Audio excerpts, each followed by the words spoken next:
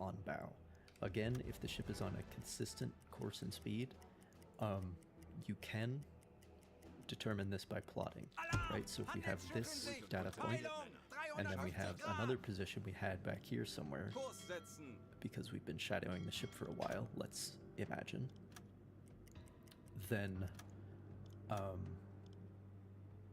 quite simply, you take the protractor from your boat to the current observed position to the previous position of the target, and then this line is the target's course, and this line is from you to the target, and so you get 133.5. Subtract that from 108. So this gives you 6.5 degrees for an angle on bow. Now, if you're playing with context visualization turned off, you can also just cheat with the protractor. You can just start at your boat, go to the target, and then do your best estimation of the target's course. And then the angle here, 50.1 degrees, that is the angle on bow. But again, that's basically cheating because you're using information that you shouldn't have. Here in the angle on bow, we put in 50, it's probably a little more than that.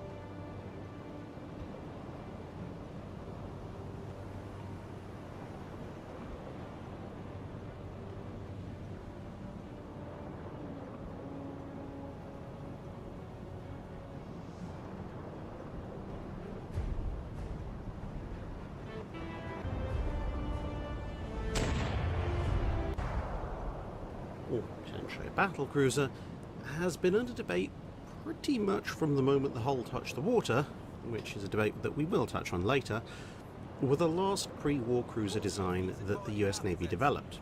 And they also represented the third tranche of design types that the US had worked on in the 1930s.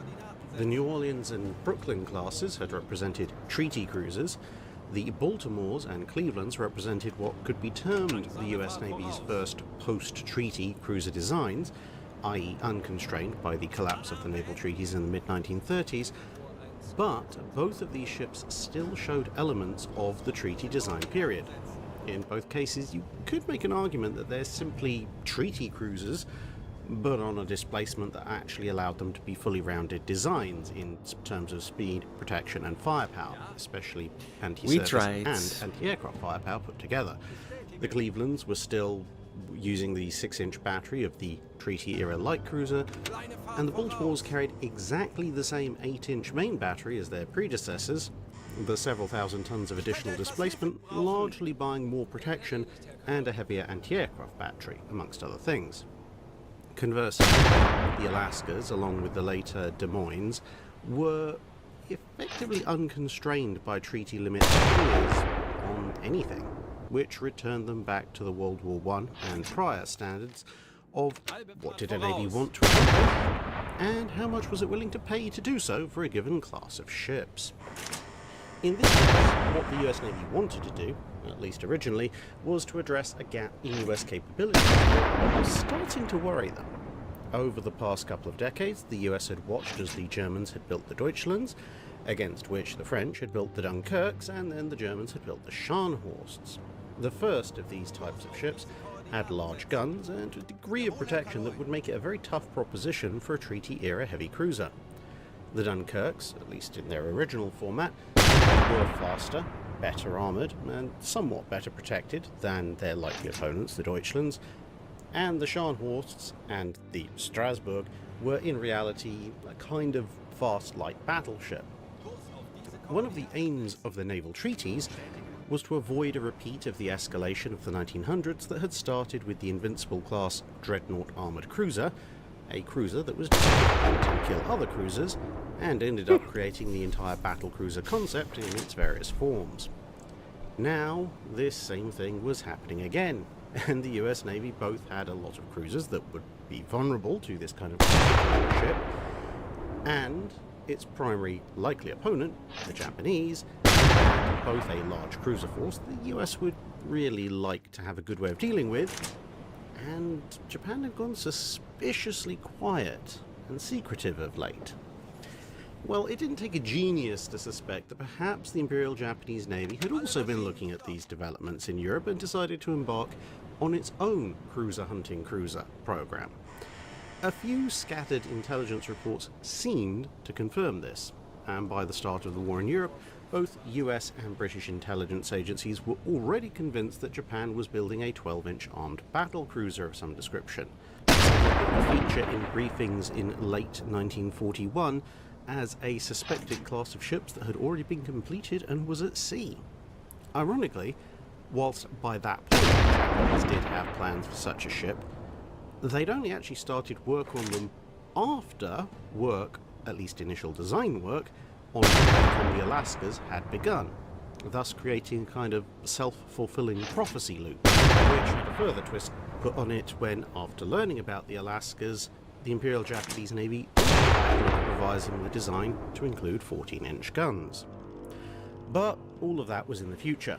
Beyond hunting enemy cruisers and defending against enemy cruiser hunters in general, it was also felt that such a ship would specifically be a very good carrier escort. It could carry a lot of anti-aircraft guns, its size would make it I mean, A for effort, no? range, its speed would allow it to keep up with the carriers, and its anti-surface firepower would allow it to take out incoming enemy cruisers. In the late 1930s, these were viewed as the main threat to fleet carriers, and this would all work regardless of the enemy cruiser's size or armament within reasonable limits. This heavy escort for carriers scratched an itch that What's had up, already Nesgood? seen a number of rather odd design specs forwarded as part of the battleship program, including a 30-knot alternative for the North Carolinas, and some early studies of what would eventually become the Iowas that more closely resembled the second coming of the Lexington class of the early 1920s. The latter role, that of carrier escort, greatly appealed to Admiral King, who was of course a carrier enthusiast and would become a champion of the Alaska class during its development. As the 1930s turned into the 1940s, it seemed to make a lot of sense, bearing in mind that the Iowas had not yet at that point even had their keels laid, and the Japanese Navy's cruiser force was still intact. The loss of HMS Glorious in June 1940 would also seem to still further confirm the US Navy's desire for some kind of fast cruiser hunter. The ship would also allow the more sane US Navy officers to head off some rather questionable ideas that some of their fellows were putting forward, like rearming some of the existing heavy cruisers with twin 10-inch guns. Sounds like someone had a good time. 8-inch guns, by simply allowing them to point to the bigger and better Chillin'. solution that was in the design process. Blowing shit up. Winding the clock back a little bit, serious discussion about what would eventually become the Alaska class started in 1938, with the idea for a ship that was armed with 3 twin 10-inch gun turrets. But this was not well received. The 10-inch gun lay in the awkward middle I didn't even ground use a of being torpedo. just about the smallest caliber for which the rate of fire Yeah, I don't was really care more about Resident Evil. battleship-like than cruiser-like, on account of the weight of the shell and the accompanying charges. But due to being the smallest caliber of this category, it also had the least penetration and killing power. The last time the US Navy had a 10-inch gun in service, although its shell and its bursting charge weight were about twice as much as the corresponding 8-inch weapon of the time, it had only offered about a 30 to 40% Yeah. better penetration That at too. expected battle ranges of the time, whereas the contemporary 12-inch had offered just over double the penetration of the 8-inch. If one assumed that the same approximate rule of thumb held true compared to a modern 8-inch gun as found on current US heavy cruisers, a 10-inch shell would probably just about be viable at most angles against the better armoured treaty cruisers at the now expected battle ranges, but it might struggle at the upper end of this band against the better protected heavy cruisers. For example, if any of the new Japanese cruisers were protected to anything like the same degree as a Zara class of the Italian Navy or I saw USS that, Wichita, for yeah. example. Right? And a 10-inch shell would likely What can you therefore do? be marginally effective or perhaps completely ineffective at the same ranges against an enemy cruiser killer, which would in theory be a little bit better protected. As it turned out, this supposition would actually have been correct. People are kinda against dumb. the B-65s, who would have been relatively immune to belt hits from a 10-inch gun at 20,000 yards and upwards, assuming that the general rule of thumb that was being considered held true. Instead, it was felt that the better options were simply to just go with more 8-inch guns using the new super heavy 8-inch shell, 4 triple turrets worth of them to be exact, or to escalate directly to a modern 12-inch gun which should have plenty of penetration power and the bonus of an additional range capability, and the shells would of course be more destructive per shot, which was pretty much the same rationale that had led to the development of the Invincibles in the 1900s. A parallel which you might notice a few more times in this account. These two options were then progressed to sketch designs, with 4 designs resulting from the process. They all shared a number of features: 35 knot top speed, 15,000 nautical mile range at 15 knots, 7 twin 5-inch 38 mounts, and, in a departure from previous US Navy cruiser designs of the interwar period, a pair of triple torpedo launchers, since these ships were designed for true detached operations. The designs came in pairs, each one representing what the designers Started thought at was Kiel an this ideal time around. version. The 12-inch Normally I option start in had Wilhelmshaven. 4 inches of belt armor, which was calculated as I wanna giving see if it's any immunity different. to 12-inch gunfire in a 6,000-yard band that was centered roughly on 20,000 yards, and the 8-inch option, with a slightly thinner belt, had a 4,000-yard immunity zone centered at just over 21,000 yards.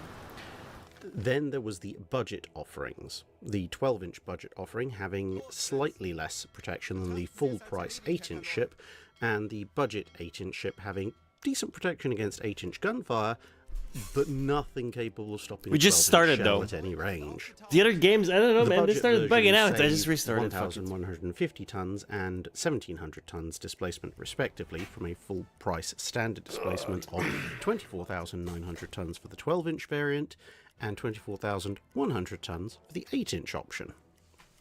Given the worry that a number of other nations might be building big gun cruiser killers, it was felt that the 12-inch option would be the only viable candidate, and it was also realised that the displacement increase resulting from a shift from 3 twin to 3 triple turrets would give a 50% increase in firepower at a marginal increase in displacement and cost. And so the next round of quick designs showed a pair of ships with this revised main battery, one of 25,100 ton standard displacement and another of 26,200 ton standard displacement, both of them based on the full-price 12-inch variant from the last round of designs, with the displacement difference being that one of them needed 165,000 shaft horsepower to reach 34 knots, whilst the other required 206,000 shaft horsepower to reach 35 knots, well illustrating the absolutely absurd increases in shaft horsepower that you need just for an extra knot of speed at this kind of speed regimen. The faster option was preferred, but the whole program now entered a kind of stasis. It was April 1938, and the focus was switching to battleships and the work that was needed for the upcoming Iowas. The next major mention of the class in any serious context came almost a year and a half later, in November 1939, when the ship, which was now termed CA-2, with CA-1 being the design that would ultimately lead to the Baltimore class, was circulated for opinion on how many of the CA-2 type the fleet should have. As the months went on and discussion circulated, German ships like Graf Spee and Deutschland, later Lützow, menaced British shipping, and the cruiser hunter looked like a better and better bet. And then someone did the math and realised if they were going to assign a pair of heavy cruisers to escort each aircraft carrier, which was what Doctrine said they should do, then with their current building plans, they would have 7 fleet carriers once Hornet was commissioned, which would in turn need 14 heavy cruisers for protection, which would leave them with exactly 2 heavy cruisers to fulfill all other duties, as Wichita was having issues at the time and wasn't counted as fully commissioned. Whoa. Early 1940 rolled on, and with authorization for 3 more carriers, which would be the first 3 of the Essex class, 6 more cruisers would be needed, and the debate now circulated as to whether to simply build more of the normal heavy cruisers a mix of regular and supercruisers, or some regular cruisers and some other type, such as a souped-up Atlanta, nicknamed CLD, or a battle carrier cruiser. Neither of these latter two options won any kind of widespread support. There were two main concerns, however, with CA2. Firstly, the design was close enough to a capital ship that it might take resources away from the capital ship program, especially in terms of machinery and large gun foundry production time. And secondly, there was a concern that the ship might spark off another Dreadnought-style arms race where the new ship might have an advantage for a year or two, only for someone else to come that along has with a something lot even of bigger to beat it, which escorts. is exactly what the design actually forced to happen when the Imperial Japanese Navy revised its B-65 program.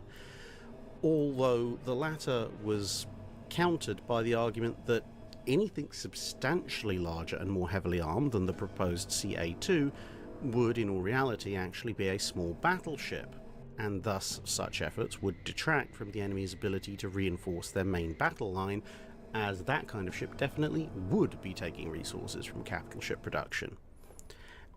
And any small, fast capital ship that was produced, if an enemy chose to go down that particular route, would still be very easy prey for the fast battleships that were the Iowas, which were about to be ordered. A confluence of inputs now occurred, however. Intelligence somewhat overestimated Japan's capital ship building program, thinking that they had 4 ships completed, 4 on the stocks, and were about to build 4 more, which resulted in the US Navy's own estimates of what battleships it might be able to spare from its own battle line for detached operations being reduced drastically. It was also considered possible that the UK might lose the war to Germany and thus leave the US to deal with the Pacific entirely alone, or, worst case scenario, possibly also having to fight the Germans in the Atlantic as well. And further reports from Japan spoke of a supercruiser program under construction. This had flared up again. It was the same rumours we talked about previously, just wearing a slightly different skin. They now specified, however, that these ships were soft, i.e. they were fast and they were well armed, but they had sacrificed protection in order to achieve this. A ship like CA2, it was argued, could defeat such vessels, since it would have some protection against the enemy's guns, but the reverse would not be true. CA2 could be built in greater numbers than additional Iowas could, and CA2 types detached from the fleet to pursue enemy raiders, whether they be cruisers or supercruisers, would not manifest the effect of the main battle line strength of the US Navy. And thus, in July 1940, Admiral King was able to preside over a meeting which was listed as to determine not whether there should be cruisers with 12-inch guns, but if cruisers with 12-inch guns are to be built, what their characteristics will be. Some arguments continued back and forth, and a few further 8-inch gun concepts were produced as well, mainly for comparison's sake. The Bureau of Ordnance, having already started work on a 12-inch gun, did create something of a binary choice in any case between continuing with existing 8-inch weapons or going with Buord's new 12-inch, since any other caliber would need to be developed from scratch, and along with the machinery itself, guns were some of the longest lead items for any ship. There was, however, one major change from the original CA2 sketch. The power plant that would be needed for the ship to achieve 35 knots would fill the hull from port to starboard with nothing but simple hull plating standing between the machinery spaces and a torpedo. The need for at least some form of anti-torpedo defense meant that the ship's top speed would have to drop to around 33 knots. This slightly upsetting news was offset by the news coming out of the Bureau of Ordnance, which for once was actually positive. The stars and the planets had aligned, and the new 12-inch gun was showing some truly remarkable armor penetration characteristics. At medium ranges, it could punch through many existing battleships' protection almost as well, or in some cases just as well, as some of the 14-inch guns equipped on actual US battleships. And thus, any supercruiser that was built to truly counter CA2 would thus need a minimum of modern battleship scale protection, which would make them ruinously expensive and once again detract from an enemy's capital ship building program. The only cloud to this extensive silver lining was that any real idea of armouring CA2 against her own guns across a wide margin of range I don't understand the would fucking have to be manual shit, abandoned dude. It in doesn't work favour ever. of extensive protection against 8-inch gunfire, unless either the existing proposed belt thickness was massively upgraded, or some clever trick could be found to improve the belt's performance. Or maybe both. 4 designs were made to look at the issue, CA2A through CA2D, starting with only protection against 8-inch fire and gradually stepping up the immune zone to 12-inch gunfire, eventually ending up with a ship, CA2D, which had an inch more armour than an Iowa-class battleship, displaced 38,700 tons, i.e. more than an actual treaty-era battleship, and was armed with 12 guns in 4 triple turrets, largely because the hull had grown to a size where, well, why not stick in a 4th turret? Slightly alarmed by this, another proposal looked at what was basically a Baltimore with twin 12-inch swapped in to replace the triple 8-inch, and another concept looked at a 12-gun 8-inch armed concept, as well as some designs that were, in theory, able to swap between triple 8-inch and twin 12-inch at will. Something akin to an overgrown version of what the Japanese had done with the Megamis. And there were some other variants that looked at reducing the main battery to 7 or 8 guns to try and save a bit of weight. The summer of 1940 would now see a long string of design options which have rightly been described as tortuous. It started with Admiral King issuing a general design specification for a 20 to 24,000 ton ship with 8 guns, now protected against 11-inch gunfire, i.e. what German commerce raiders were carrying. This would then be changed to have protection against the ship's own 12-inch guns, but the protection scheme would now be based on cruiser rather than battleship spec as it had been before. For US battleships, the immune zone against incoming fire was calculated assuming that the armour would meet the incoming shell at 90 degrees, the least favourable angle for the armour and the best favourable angle for the shell. But for cruisers, it was assumed that the shell would be incoming at 60 degrees. This meant that less armour was needed to meet the requirement because the armour would be artificially sloped by the ship's angle and thus increase its apparent thickness, the logic being that a cruiser would be aiming to approach or disengage at some kind of angle, or just manoeuvring generally, rather than simply sailing broadside to broadside and slugging it out with an opponent. But trying to balance this effort at surface gunfire protection and reasonable underwater protection requirements first saw the number of guns dropped down to 7, and then down to 6, all in an effort to save weight, and then when it was clear that this was far too little firepower, especially aft, where only 2 guns could be brought to bear, the displacement started going up. Then machinery space armour was reduced so that only the 12-inch magazines met the protection standard even in its revised format, but this then needed an internal bulkhead added to stop angled fire coming in via the machinery spaces punching into the magazines anyway, and so most of that weight saving was negated. Underwater protection, which had originally been designed to battleship spec with numerous liquid and void spaces, even if the total resistance wasn't quite as good as a full-scale battleship's, was completely eliminated to save weight, and then brought back again in a reduced form more akin to cruiser spec, i.e. multiple layers of hull plating, Coin flip. as no anti-torpedo protection at all was understandably seen as a little bit unwise.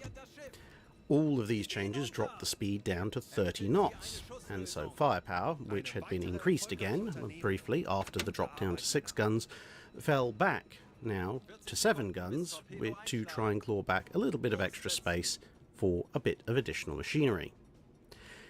Eventually, another meeting was held, and whilst many involved ended up voting for CA2B, a 32,500-ton ship with 9 guns and heavy armour, the final decision was made to continue with the development of CA2G, a 27,500-ton version with slightly less armour and 1 less gun. Specifically, the super firing turret forward was a twin instead of a triple. Most of the fittings would be cruiser-like, and a profile would show a very strong resemblance to existing US cruisers. This included having the aircraft hangar amidships, as was standard for US cruisers at the time, as opposed to mounting the aircraft on the fantail as was done with US battleships of the period. The amidships mounting was thought to improve the aircraft's operational capabilities as it could be launched in rougher seas, and in theory would make the aircraft somewhat more durable and survivable in most combat circumstances. You fucking serious right now? Blast-proofed and the aircraft could be stored in them. The wartime lessons of Guadalcanal, which showed that this was generally speaking a bad idea, at least the way that it was laid out on things like the New Orleans class cruisers, were at this point still some years in the future. The exception to this cruiser-like, except scaled up, nature was the primary fire control, Bro, which was 60%, what the hell? The greater range of the How can I 12-inch not guns to attack? be taken advantage of, something that had been missed in most of the previous design versions. The original armour scheme was supposed to be at 10.1 inches of vertical belt armour over the magazines and 7.7 inches over the machinery. But someone cleverly suggested that if one inclined the belt by 10 degrees, this would allow for a uniform 9.5 inch thick belt, which would increase the machinery protection as well as the protection for the 5-inch magazines, without compromising overall magazine safety, as the resistance of the angled 9.5 inch belt would be as good or slightly better, depending on the range and angle, as a 10.1 inch vertical belt. However, torpedo protection at this point consisted only of several layers of plating and an awful lot of subdivision, which was still further increased as the designers began to get increasingly nervous about the potential of torpedo and mine impacts. The full-scale protection as found in battleships having been abandoned, as mentioned earlier, because it simply took up too much space and weight. Turret armour was also varied. The turret faces would still be the thickest part, but the sides, roof and back would now be almost uniform, instead of the thinnest armour being at the back of the turret. It was felt that the Battle of the River Plate had showed that a supercruiser might have to fight multiple enemies from many angles at once, and so the back of the turret would need to be thicker than normal. And it was felt that there was precious little point in making the turret roof thick enough for extreme range engagements when the deck armour wasn't going to be thick enough for those engagements. And so the roof armour could be thinned down to give the same kind of immune zone as the deck armour did. The number of 5-inch guns had been reduced to 6 twin mountings, but by superfiring a mounting each over the fore and aft main battery guns, with 2 remaining mounts per side, this meant that the overall heavy anti-aircraft broadside that had been planned, 8 guns, would be maintained. At this point, a check revealed that the ship was now actually a fraction under its target weight, and so the 9th gun was restored, with the superfiring forward turret going back up from a twin to a triple. For the most part, the ship now pretty much resembled an upscaled cruiser in the layout, if not the thickness of the protection, and the degree of underwater protective features, albeit with a few battleship-influenced style changes shown by the more extensive coverage of the belt, duplicated fire control system functions, and other things like the elevated fire control position mentioned earlier.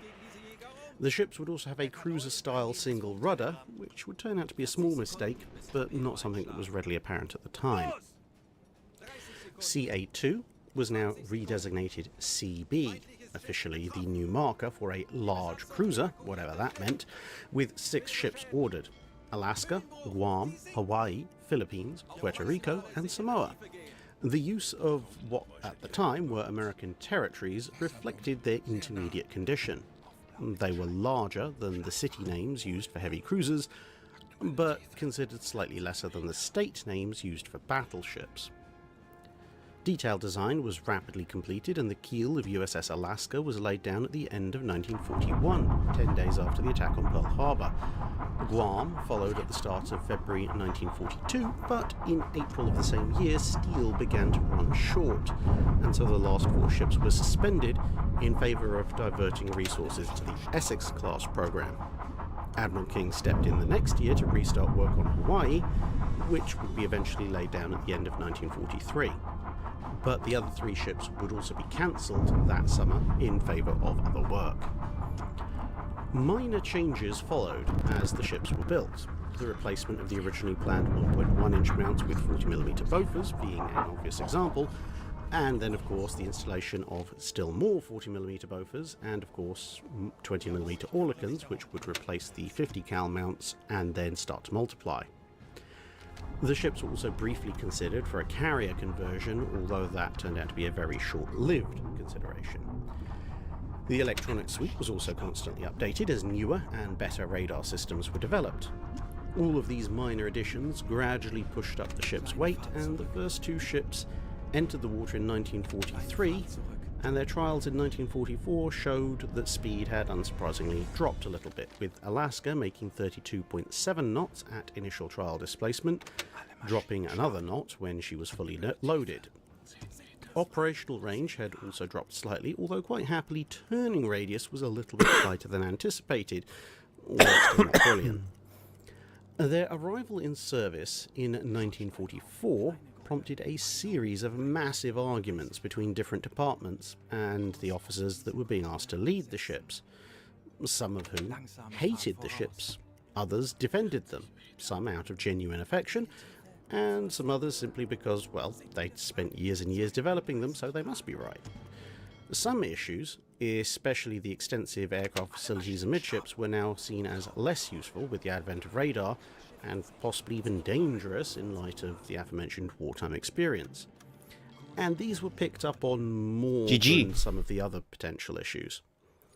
Eventually, it was proposed that these aircraft facilities would be removed, and there would be a simpler aft-mounted solution as found in battleships, which, along with replacing the heavy conning tower with a lighter splinter-proof only option, would allow all the remaining 40mm guns, as some would have been lost putting the aircraft catapults aft, along with 22 automatic 3-inch guns in twin mountings and a plethora of directors and radars, all to be installed.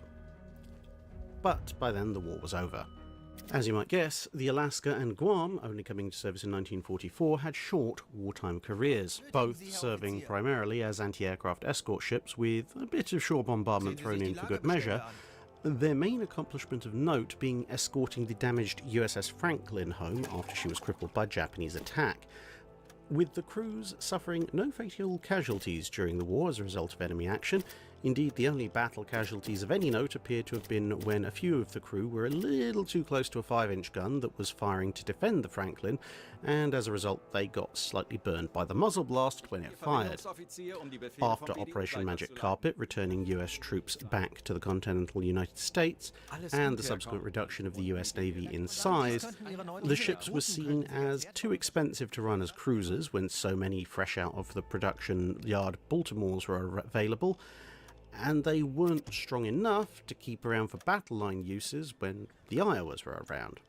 And so they were sent into reserve in 1946, shortly joined by the Hawaii, which had been launched in 1945 and had slowly been fitting out until early 1947 when this work was stopped, with the main battery having been installed but none of the lesser guns having been placed. Whilst the first 2 ships were then kept in reserve in case they were needed, the partially finished Hawaii was subject to a wide range of possible ideas for conversion. This included a bizarre hybrid which installed a short flight deck with catapults forward for questionably uncertain use, but possibly to launch Loon missiles, which was an American derivation of the German V1, amongst other things. XPM SAMs were to be installed on the wing 5-inch mounting pits, and new larger pits would be sunk aft for a number of modified V2 short-range ballistic missiles, along with various new guidance radars to point all these new weapons in their various appropriate directions. Other missile systems were also proposed in order to turn the vessel into a test ship, and then it was also proposed to fit multiple 3-inch automatic gun mountings, which would make it into something of a hybrid test missile vessel, but also a front-line warship. But the XPM missile launcher had a rate of fire that would have made even an 1880s ironclad laugh. A maximum of 1 round every 10 minutes. and that was on a good day. Initial tests had one round every half hour. And the modified V2s would require vast amounts of liquid rocket fuel to be stored aboard, which no sane US Navy officer was in any way, shape or form happy about. As a result, the only thing that the program actually resulted in was the removal of the 12-inch turrets from the Hawaii. In the early 1950s, another role was thought to be possible: a command cruiser festooned with radar and communications equipment to assist the carrier groups. This version, at first, called for the originally planned anti-aircraft suite to be fitted, i.e. 40mm guns and 5-inch 38s, but with the main turrets left off to save weight for the electronics. This evolved somewhat, eventually calling for every gun mount on the ship, whether that be the main barbette or one of the 5-inch 38 barbettes, to instead carry a single 5-inch 54 gun, plus a few more scattered around where space allowed, plus a hangar aft, and a landing pad for helicopters. You mind? This was then changed further to 8 twin 5-inch 54 gun mounts and 10 twin 3-inch automatic gun mounts, and no hangar. But whilst waiting for results on an experimental radar that was also to be fitted and had initially been fitted to the USS Northampton, the budget for the conversion of Hawaii was diverted to other things. And then finally, in later 1956, a proposal was made to turn the ship into a pure surface-to-air missile vessel with Talos launchers fore and aft, plus the ASROC ASW weapon and 4 shorter-range Tartar missile launchers. Alternatives to this were proposed, which included either 4 Regulus nuclear cruise missile launchers or 20 Polaris intercontinental ballistic missiles in a silo farm installed where the aft turret and barbette originally had been installed. And, well, these were proposed with a varying number of Talos and Terrier missiles for the ship's defence. In theory, she would be the lead ship for such conversion, whichever option was selected, and the Alaska and Guam would then follow with similar conversions, which would be based on any lessons Fuck, why do I not know you are here? However, these also came to nothing, largely on cost grounds, as the slim cruiser-like hull form didn't afford all that much more volume compared to converting the slightly smaller and much cheaper regular heavy cruisers that were still around. And so at the end of the 1950s, the 3 ships were listed for disposal and sold for scrap over the next couple of years, with Guam being the last to reach the breaker's yard in 1961. Well, now you've heard the history, what about the controversy? Are they really large cruisers, super cruisers, whatever you want to call them, or are they battle cruisers?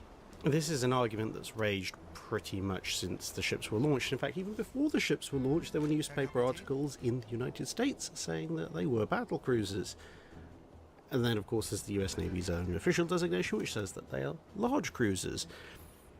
And so let's have a look at the various potential solutions to this argument. Now, first of all, yes, I know some people are going to say, well, the US Navy calls them cruisers, and therefore they're cruisers, to which I would say, whilst in general it's a good idea to follow what the Navy says it has, on the other hand, especially when it comes to battle cruisers in particular, navies can be very twitchy about it.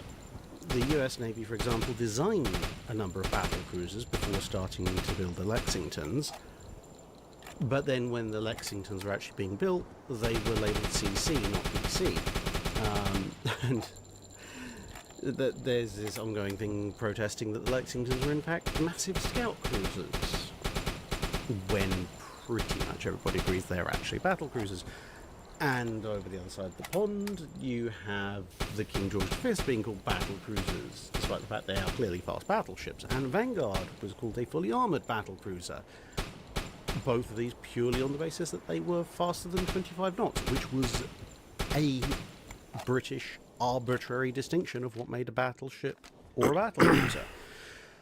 So, yes, whilst navies do have a fair degree of authority over what they call their ships, whether or not what they call their ships reflects reality is not necessarily always 100% correlation. Nevertheless, let's look at some of the arguments surrounding it, as mentioned, and see what we can come up with. Some of this will also apply in a future video when I talk about Hood and Iowa, but that's for another time. Let's look at the purpose of the ships. Is their purpose that of a heavy cruiser, a large cruiser, super cruiser, or a battle cruiser? Well, as mentioned, as well as the carrier escort role, the other purpose, and indeed the main initial design purpose of the Alaskas, as well as a good chunk of their purpose when even they're doing the carrier escort mission, was to hunt and kill enemy cruisers that were lesser than it. This is exactly the same purpose as the Invincible class were designed for, as dreadnought armoured cruisers. So you could make an argument that they are battle cruisers because they share the same design purpose as the original battle cruisers, although you get into the whole argument of the fact that, as mentioned, the Invincibles weren't called battle cruisers at first, they were called dreadnought armoured cruisers, and the term battle cruiser was retroactively applied to them. However, the other World War I battle cruiser types, pretty much the entirety of German production and British production from the Lions onwards, were also designed not just to kill enemy cruisers, but to engage with, or at least have the capability to engage with, others of their type, and in the German case to supplement the battle line. The Alaskas were not specifically designed to be able to supplement the US battle line, but they were, at least in theory, designed to be able to fight enemy supercruisers, battle cruisers, whatever you want to call them. So the Alaskas are in a slightly odd spot of sharing both a primary design purpose, which is in common with the original battle cruiser, but also have an additional expanded design role, not including the carrier escort, which wasn't part of World War I for obvious reasons, that is shared by all later battle cruisers up to the ones that were built in wartime, like Hood. So that would seem to indicate perhaps they are battle cruisers. Okay, well, let's look at the method of build. I've never done this, I They think. are, as discussed, largely taken from cruiser design principles and scaled up, with the exception of their armament. This is, again, very similar to the Invincibles, which, when you look at the hull form, are very similar to the Minotaur class armoured cruisers, just with bigger guns and scaled up slightly. So, in terms of, is a battle cruiser a scaled up cruiser with some heavier guns? Well, that would fit the early battle cruisers, and it would also fit the Alaska class. But we do have a slight departure here, because the later battle cruisers, Lion, Princess Royal, Queen Mary, Tiger, and the German production line in general, starting from Von der Tann, tended to take more influence from the battleships and slightly play around with the figures in terms of protection versus firepower versus speed, more so than they evolved from the old armoured cruisers and indeed the first generations of battle cruiser, which I suppose technically you could count Blucher in if you really stretch it a little bit. So there is some difference showing up there. Then you get onto the larger differences. Now, admittedly, some of this is a little bit arbitrary, because you can come up with numerous definitions of battle cruiser. You can come up with a definition of battle cruiser by role, which is what we discussed earlier with the Invincibles. You can come up with a definition of battle cruiser by build type, which we just discussed as well. You can come up with a definition of battle cruiser by speed, which is what the British did for a while. You can come up with a definition of battle cruiser that's based on its protection and firepower relative to contemporary battleships, and all sorts of other things. But let's look at the Alaskas in particular, and how that relates to various colloquial definitions of battle cruiser. Well, the size of its guns. Now, one of the things that is near enough uniformly true across all battle cruiser types, at least those that were built, and most of those that were designed with the notable exception of the G3s, is that their guns are of the same caliber as contemporary battleships. They might carry fewer of them, potentially, not necessarily true in the case of the Amagis, but they are usually the same. So the Invincibles and the Indefatigables are built with 12-inch guns at a time when the British battleships have 12-inch guns, And when the British move up to the Orion-class super dreadnoughts with 13.5-inch guns, the Lion-class move up to 13.5-inch guns as well. Tiger rounds that off, and then the British move on in battleship terms to the Queen Elizabeth's own Revengers with 15-inch guns, and subsequent British battlecruisers, Renown, Repulse and Hood, all have 15-inch guns. The Germans similarly. Von der Tann is built when the Nassaus are around, 11-inch armed. There's a little bit of lag with the Germans with the Moltke class and Seydlitz still having 11-inch guns, and then only moving up to 12-inch guns with the Der Flingers, when from the Helgolands onwards the German battleships had 12-inch guns, but you know the Nassaus were just entering service, so near enough. What is going on, man? And when the Americans were contemplating battle cruisers, when they looked Why at is the the game version of always the this Wyoming retarded class, shit? it was armed What are with these 12-inch guys doing? guns, They same just as did the this? Wyomings. And when they were designing the Lexington class, it was armed with 16-inch guns, the same as the South Dakota 1920 types. Japanese, the Amagis and the Tosas both had 16-inch guns, and as we mentioned earlier, the only exception to this rule was the G3s, really, which were built with 16-inch guns, or were to be built with 16-inch guns, when the N3s had 18-inch. Now you look at the Alaskas, well, what is the current gun size of US battleships in the late 1930s and early 1940s? It's the 16-inch, whether it's the 16-inch 45 on the North Carolinas and the South Dakotas, or the 16-inch 50 on the Iowas.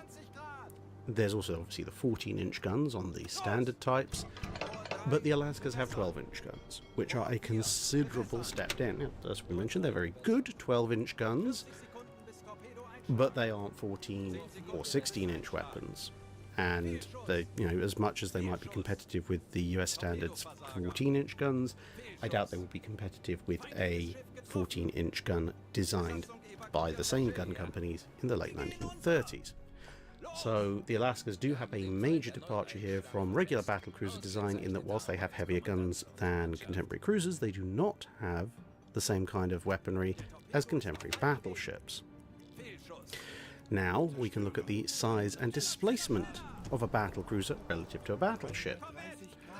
This starts off obviously with Invincible and Dreadnought, where their displacement is not that far apart, and as things go on, the battlecruiser generally tends to get larger and larger, so battlecruisers tend, certainly by World War I, to have more displacement than the contemporary battleship. Now, with the Alaskas, this is obviously not the case. The Alaskas, despite one or two designs that would have actually pushed them above the North Carolinas and South Dakotas in displacement, as built, were many thousands of tons lighter than the North Carolinas and South Dakotas, and of course they were built at a time when the Iowas were the latest and greatest US battleships, and they came into service at a time when the Montanas might, if the build process had continued, to have just about been launching. And the Alaskas are much, much, much, much lighter ships than either the Iowas or the Montanas. So they break with the old battlecruiser tradition in this way as well. They're much smaller vessels. Speed relative to battleships. Now, battlecruisers have, in the past, always been faster than battleships. That is pretty much an unbroken rule. The Invincibles and Indefatigable are faster than Dreadnought. The Lions are faster than the Orions, and Hood, Renown and Repulse are faster than the QEs and Repulse. The same applies for the Germans, the same applies for the American designs that weren't completed, especially the Lexingtons, and the same also applies for the Japanese with the Congos, and obviously the Amagis when they were planned as battlecruisers.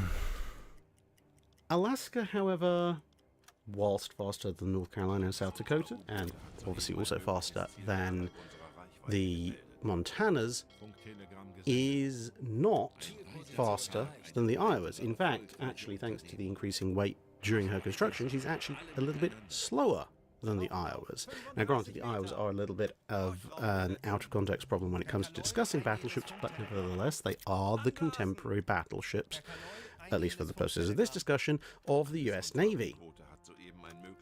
And the Alaskas are not faster than them. So another break with the tradition of the battlecruiser having a significant speed advantage over the battleship. So it would seem that there are actually quite a substantial number of differences between the battlecruiser design paradigm as established in the 1900s and 1910s, and early 1920s for that matter, and the Alaskas, which would tend towards them being viewed as more accurately, yes, large cruiser, super cruiser, cruiser killer, whatever it is you want to call it, but not battle cruiser. Then the argument becomes, well, what would a period battle cruiser look like? What would the Alaskas have to have if they were going to be contemporary battle cruisers? Well, there's two approximate ways of looking at it, again based off of the World War I design runs. You can either look at it very crudely in terms of needs to be faster than a contemporary battleship, but would have similar caliber weaponry, but less of it, and obviously would also have less protection. So that's an easy rule of thumb which you can use to describe most battle cruisers of the 1900s and 1910s era.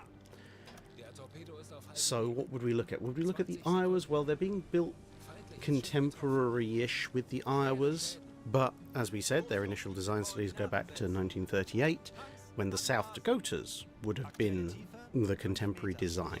So if they hadn't had that year and a half pause, they would have been probably designed against the South Dakotas.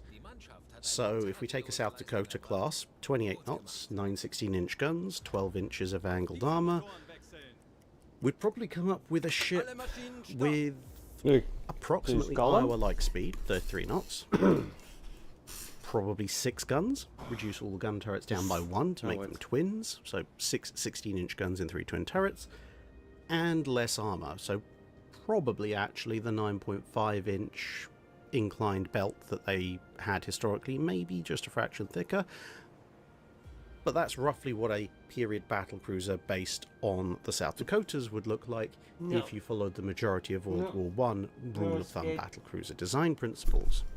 And the Alaskas very blatantly are not that. The other thing you could do is look at the last battle cruisers to be built, or last battle cruiser specifically, Hood, unless you start to get into arguments about the Dunkirks and so forth, but we'll leave that aside for the minute. And again, assuming that Hood is a battle cruiser, which is another argument as mentioned, we'll be having another video in the future. Well, what was Hood's design spec? Hood's design spec was same armor protection as the contemporary battleship class, the Queen Elizabeths. Same firepower, 8 15-inch guns, just much faster. And so you ended up with Hood. The armor being 12 inches of angled armor instead of 13 and a bit inches of vertical armor, but protection spec is pretty much the same. So if we compare that with the South Dakota and go, okay, well, we want the same armament, we want the same protection, but we want things to be just faster. Well, ironically enough, that's how you end up with USS Iowa.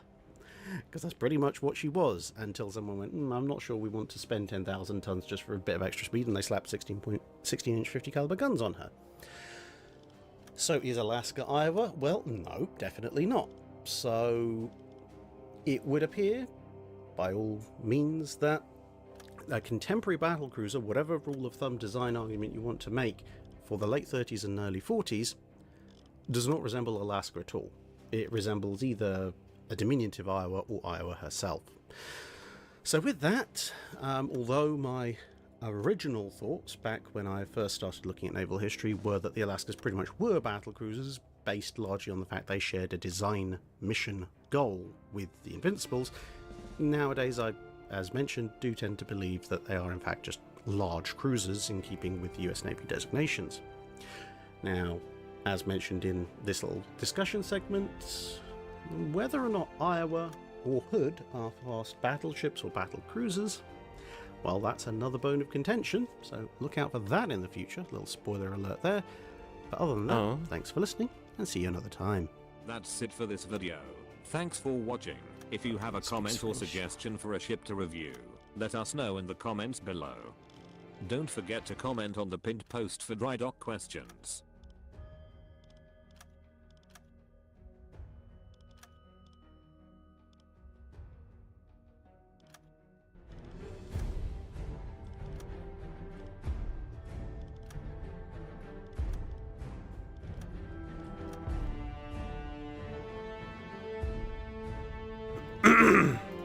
Verbindungsoffizier, um die Befehle vom BDU weiterzuleiten. Wie kann ich Ihnen behilflich sein?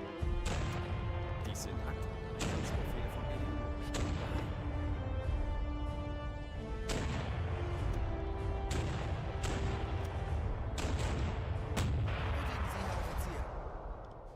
Sehen Sie sich die Lagerbestände an. USS Marblehead started life without any especially great expectations.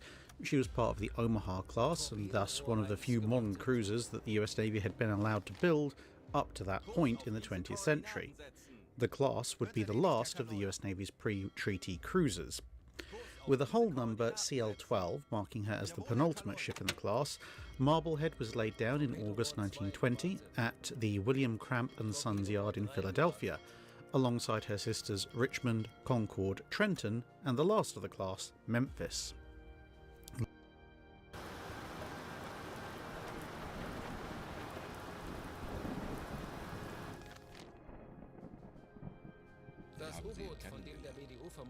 I hate that it takes away the fucking plot. Ich hoffe, er ist rausgekommen. Er kommt aus demselben Dorf wie ich. Wir haben den Kontakt verloren, nachdem er es verlassen hatte, um zu studieren. Vor ein paar Monaten habe ich erfahren, dass er auch der Kriegsmarine beigetreten ist, nachdem der Krieg ausgebrochen ist.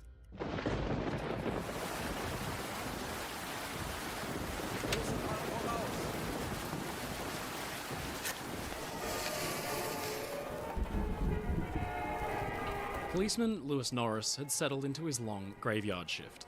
The midnight to 8 a.m. stretch was usually very quiet, but that September morning, the wind and the rain howled. Then, there came a phone call.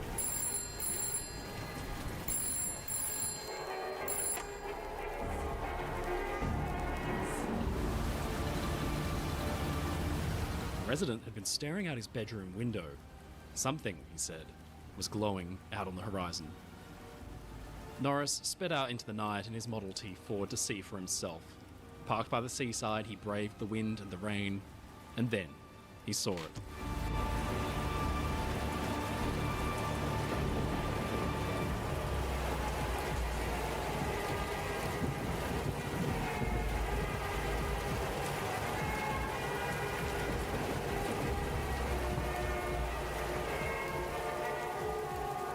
I'm confused. Oh. Herr Kapitän?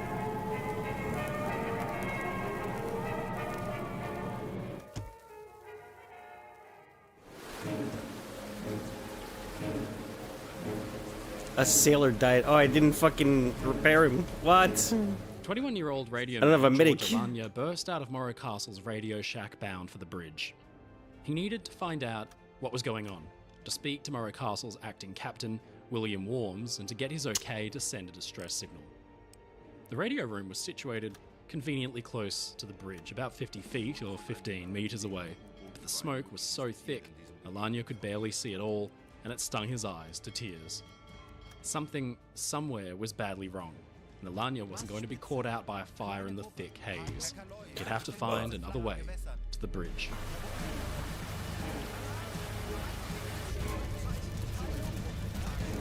Two decks below his feet, stewards fought desperately to keep the flames at bay. They threw bucket after bucket of water onto the roaring fire, but the water simply fizzled into steam. Like an unstoppable tsunami of fire, it spread across the floor of the lounge and, crucially, the walls. Morrow Castle, like all ships of her era, made heavy use of ornate wood panelling.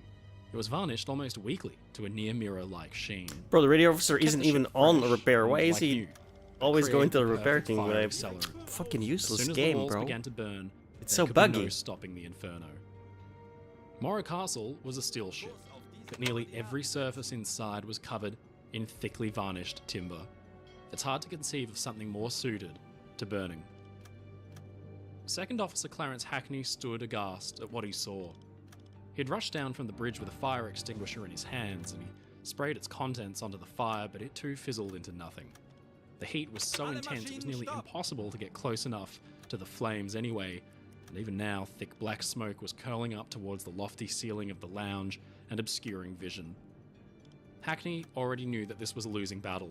He turned and ran for the bridge in a panic, desperate to report the dire situation to acting Captain Worms.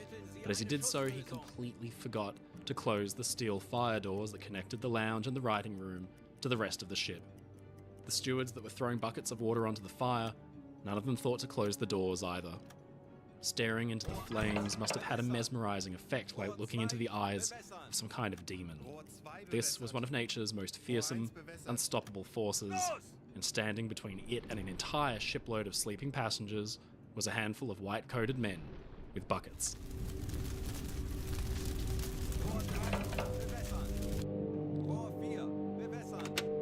Throughout the ship, passengers still slept, but those closer to the burning writing room were roused by commotion or smoke.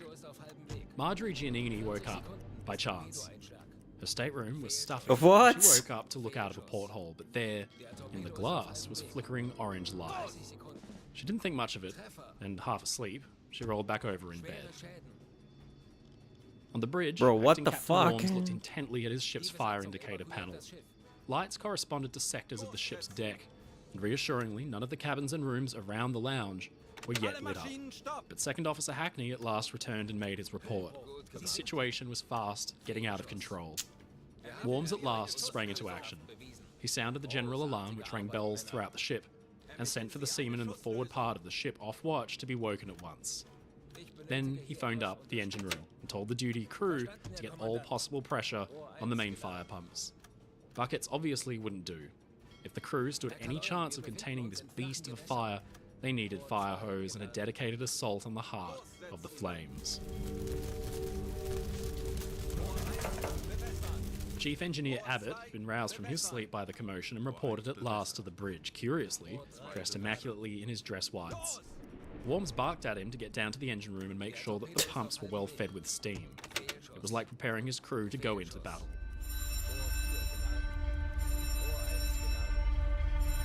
Marjorie Giannini had drifted off to sleep again, but something, maybe the fire alarm which rang weakly out in the corridor, woke her up again. This time, she could definitely smell smoke. She bolted out of bed and woke her husband, Paul, with a start. Even though they hadn't been through an emergency drill, they grabbed their life jackets and put wet towels over their faces. The Brooklyn couple was as ready as they could be to face whatever was out in the hallway. They opened the door to take a look. Fire alarm rang bells in corridors and rooms throughout the ship, but it rang so softly, most slept peacefully through it. Up on A deck, in cabins directly above where the fire raged, passengers slept soundly through the alarms too. The Sains family in their luxury suites probably never heard it at all. Just beneath their beds, crewmen were fighting a desperate struggle to bring the fire under control.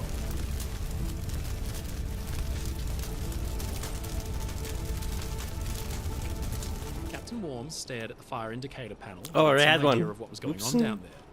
If his crew could keep water pressure up, then the ship's fire suppression system, fed by 42 hydrants, should be able to keep the worst of it at bay.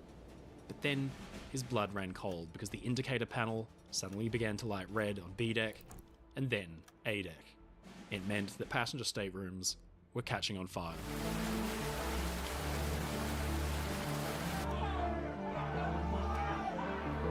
At last, Worm's efforts to rouse the rest of the crew were seeing effects. They came in teams, banging pots and pans, rapping their knuckles bloody on doors to wake everybody up that they could. In panic, dressed in their pajamas and dressing gowns, people stumbled out into the smoky corridors without the foggiest idea of what was happening. They grabbed their life jackets and rushed for the boat deck, and slowly a crowd of people began to gather by the boats. But those on the bridge watched in horror as fire unexpectedly burst onto the deck where the boats were swung poised for launch. It nefariously licked at them until boats 2 and 4, closest to the source of the blaze below, began to buckle from the heat, their paint bubbled and peeled. Worms must have had a million thoughts flood his mind. They'd been so close to making it home. To others, he seemed dazed, mentally removed from what was happening around him. But then he was snapped out of his shock by a huge boom and a ball of furious flame that erupted from the side of the ship.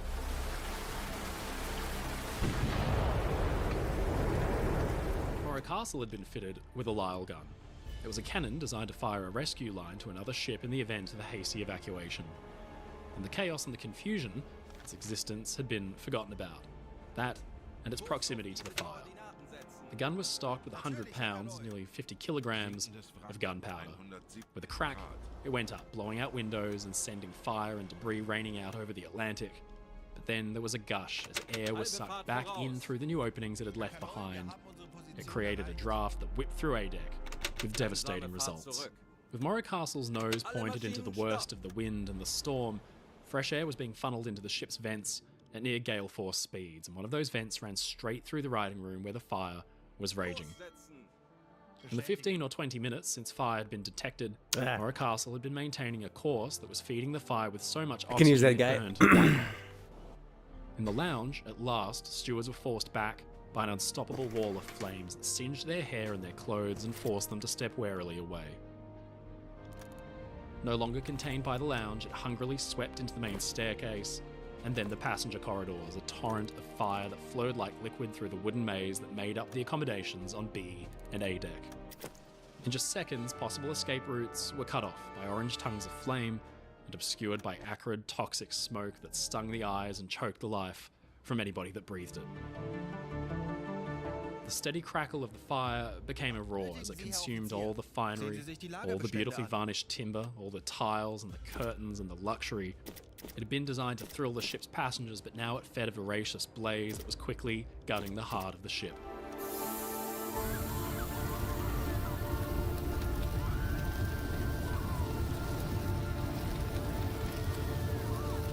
Worms watched from the bridge in frozen terror as fire burst onto the boat deck and rolled forward, while below it the promenade deck began to burn as well.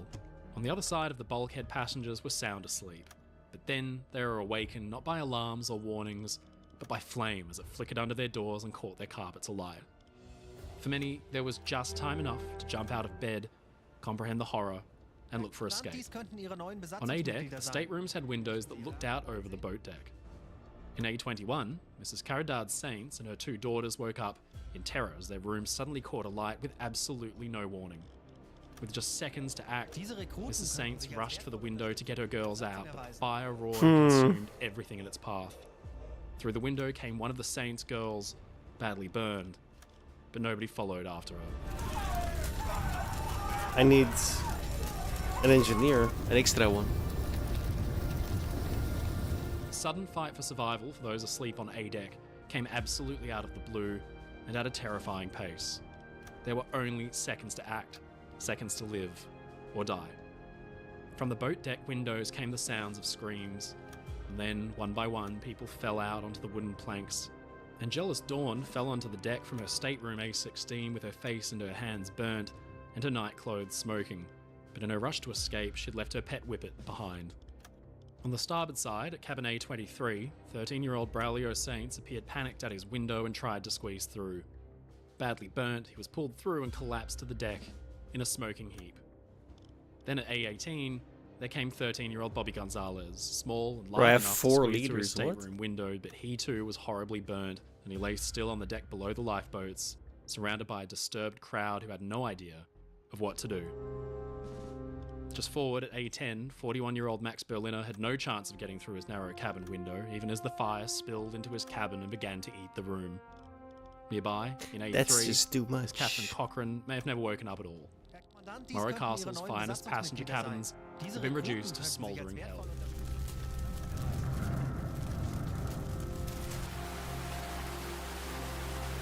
Across the ship, passengers began to wake and gather in small groups, while just feet away from them, the fire raged. Beneath their feet, the deck began to radiate an intense heat. In the radio room, Chief Operator George Rogers sat awaiting orders. But even then, his inaction seemed odd. Smoke had poured into the little room, and then tongues of flame began to lick at the open porthole and turn the white paint around it black. He'd maintained that a distress signal could only be sent on direct orders from the captain. Okay, that's the easy one. Radio operator George Alanya had struggled to find his way to the bridge through the thick smoke. Alanya, for his part, had at last made it to the ship's control center and found acting Captain Worms in a frozen daze. He ran to him and reported that Rogers had sent him for orders. Worms seemed to stare through him. "All right," he said before walking off into a cloud of smoke. Then Alanya noticed that the helmsman was struggling with the ship's wheel to keep her nose into the wind, began frantically to spin the wheel with absolutely no feedback whatsoever. The steering wasn't responding, and the lines that ran the telemotor down to the steering engine and rudder had been eaten through by the fire. And then, with a snap, the lights on the bridge and throughout the ship cut out for good, and Morrow Castle was enveloped in darkness. Oops. No, I forgot something. Oh, and I need to sell the... Sehen Sie sich die Lagerbestände an. Down in the engine room, Chief Engineer Abbott and his men struggled with their machinery. The fire pump had steam on it, sure enough, but pressure was dropping alarmingly. Morrow Castle had been designed with what was, for the time, an impressive fire suppression system. Aside from the steel doors, there were some 42 hydrants and thousands of feet of fire hoses that could reach anywhere in the ship. But her designers had figured that a serious fire would require no more than 6 hydrants at a time, and the pumps had been designed accordingly. Now, with a fire fanned by storm winds and flames ripping through 3 decks of ornate passenger cabins and public rooms, the crew were forced to fight sporadic battles with their hoses wherever they could. With more than double the amount of hydrants in action that was designed, the pressure across the entire system died virtually to a trickle. Crews, their faces blackened with soot and their skin peeled by the heat, felt the pressure go. The most crucial weapon the men could use to contain the blaze was dying out, and the fire would be able to consume the ship without mercy. Nobody could stop it. Okay. Mine laying. This'll be interesting. Worms, frozen into some kind of inaction on the bridge, at last realised his error. That keeping Morrow Castle on her course into the wind had supercharged the fire into a kind of burning hurricane.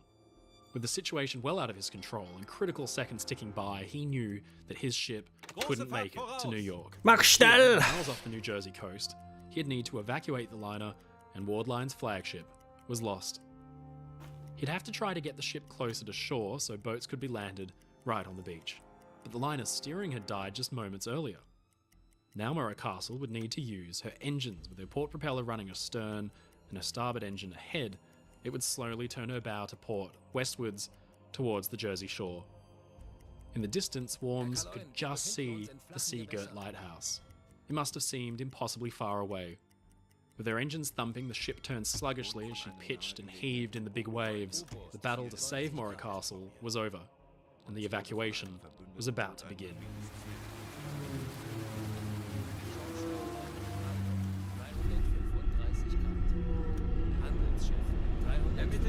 2 decks down from the fire, Charles Filzer, 27, was asleep in his stateroom next to his wife Selma. The pair had been married just a week and a half earlier. Their honeymoon to Cuba had been short but sweet. They'd been photographed there. It's Norwegian, in all white, but chic, happy, their whole there's lives other ahead. ships with it. But in the middle of the night, as the ship around him gently rocked and swayed in the big sea, Charles's eyes blinked open in the dark because he could smell smoke. Oh, that depends. Bolted out of bed, stuck his head out of the cabin door into the hallway. If it's being escorted by alarmingly, the Brits, I can still water on sink the it. floor. Something was definitely wrong, so he shook his wife gently awake and reached for the life jackets. In other corridors, passengers and crew ran through, banging on doors and dragging people out. The Gianninis had come out with their mouths covered by wet towels to protect against the smoke, and they did their best to rouse their friends and their shipmates from their slumber. For those that stumbled out, Also, what's up? bleary-eyed into the corridors, the ship's Welcome. layout and the fire's location presented a simple, brutal problem. The fire had started in the very center of the ship. It had burnt fiercely up into A deck where the lifeboats were kept. It was so hot that boats 2 and 4 had buckled, caught alight, and then completely fallen off their davits into the ocean below. With the center of the ship a white-hot inferno, and all connecting corridors and hallways thick with choking smoke, Okay, it's there was not simply being no way for escorted. anybody aft of or behind the lounge to get to A deck where the lifeboats were stored. These guys are Boats were going designed other to be lowered places. from A deck and boarded by passengers on the deck below I'm the going promenade. to surface. Captain Wilmot had so hated lifeboat drills and the inconvenience they caused for passengers. Now his Wanna have a passengers, who look-see. certainly had enjoyed their cruise thanks to Wilmot's consideration, gathered in confused groups towards the stern, their escape routes cut off by fire, and their progress through unburnt areas checked by eye-watering, lung-stinging smoke. Cruise director Bob Smith had been a popular organiser of glitzy gala dinners and fun, sun-drenched deck games, but now he sprang into action as an organiser of terrified, confused people with nowhere to go. He ran through the corridors, some flooded by the fire hoses, banging on doors and getting as many topside as he could. But when he realized paths to A deck were impassable, he gathered over 100 Oh, people on C deck. I never went down. The stern. He would have made for B deck, but the fire began Never mind. to eat the aft main staircase and blocked his tattered group of people from the upper decks. With the flames eating the ship from the center out, Bob knew the stern, one of the extremities of the ship, would be the last to burn. In Morrow Castle's radio room, George Rogers sat in darkness, his wireless set's emergency batteries in action, providing the ship with her last tenuous connection to the outside world. As the ship's engines drove her closer to the Jersey shore, the radio waves began to come alive with strange reports of a ship burning somewhere out there on the ocean. But Rogers did not respond, and no distress call was sent. He was adamant he had to wait for orders from the bridge, and Alanya, his assistant, had spent the last half hour I don't have running anyone back that and speaks forth trying to find Norwegian. the captain and I'll get bring the your Frenchie orders he needed along. out of him. At last, Alanya arrived, coughing and choking from the Myself, smoke, 'cause I'm breathless from his tough. efforts. Worms That's had fine. finally given his permission. Rogers turned to see Alanya, who gave the okay, and he sprang into action, tapping out Morrow Castle's position and an SOS. But then there was a thud and a puff of smoke. The emergency batteries had exploded from the heat. It was 3:24 a.m. Morrow Castle's one and only distress call had just been sent. The radio operators had no idea if it had been received or not.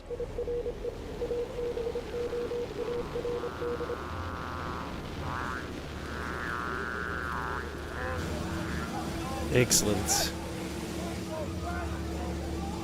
On the boat deck, Engineer Abbott, his once pristine white uniform now dotted with embers and stained with black soot, hoarsely shouted for Lifeboat 3 to be swung out and loaded. A small crowd of people, mostly crew, stood and watched as the boat dropped painfully slowly down to deck level. Abbott had been down in the engine room, overseeing his men's efforts before smoke had driven I want to him know where he's into a coming panic. from, though. He left them behind as he ran for the bridge to get more orders, but Worms was annoyed by his sudden presence. Instead of sending him back down to the engines, Worms told him to oversee lowering the ship's boat, so now Abbott found himself at the boat deck, but Boat 3 had become stuck. Abbott bawled at the crew to kick the This is pelican that was this is gonna steering take to longer deck than I 3, expected. but it wouldn't budge. He and the small crowd of crewmen lost their patience. They left the boat behind and moved up to Boat 1 instead. But then, as that boat swung out, there was a sudden commotion. A young woman appeared at her suite's window, one of those that looked out over the boat deck. The crew smashed the glass and pulled her through just in time as the cabin was consumed by the flames behind her. She was tossed into Lifeboat 1 with You're 3 good. other passengers and 27 crew, and sitting among them was Chief Engineer Abbott. The boat lowered away into the pitching, broiling sea, and it left the burning ship behind.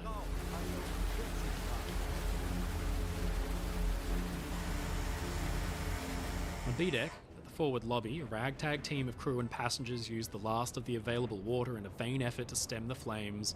Now Fire that's roared up the elevator shaft, held by an Oh, it's a immense warship. draft. Clearly, Wonderful. it had spread to the decks below their feet. The intensity of the blaze meant by around 3:25, the forward and the aft main staircases were impassable. Is it On the bridge, stationary? Captain Worms coughed as the smoke swirled and wheeled. The portside boats were nearly totally but there wouldn't be engulfed smoke. in flames, with 2, 4, 6, and 8 burning and buckling. Boat 10 was being struggled with by a small group of crew. It freed and rattled down the hull before plopping into the water with just 2 people aboard. But they couldn't free it from the lines. With Morrow Castle still moving through the sea, it was dragged along like a toy, battered and bashed against the steel Please hull don't with notice, every please. big wave. Then, at last, the 2 men got the hooks off and the boat fell behind and disappeared into the darkness. Cruise director Bob Smith had done his duty well. He'd gathered passengers into groups and taken them to the stern of the ship where they stood shivering and drenched from the rain. But with no path through to the boats on the decks above, he was at a loss on what to do with them. He'd stumbled across a life jacket for himself but gave it to another passenger instead. He knew what the passengers didn't, that the fire was consuming the ship from the middle out. It was inching closer towards them with every second, and soon they may be forced to do the unthinkable, to dive overboard into the heaving white-capped abyss below. But as he tortured over the predicament, there came shouts as young Braulio Saints, horribly burnt from his escape from A-deck, was carried to the group by crew members who placed him on the deck, mortified when his skin slipped off in their hands.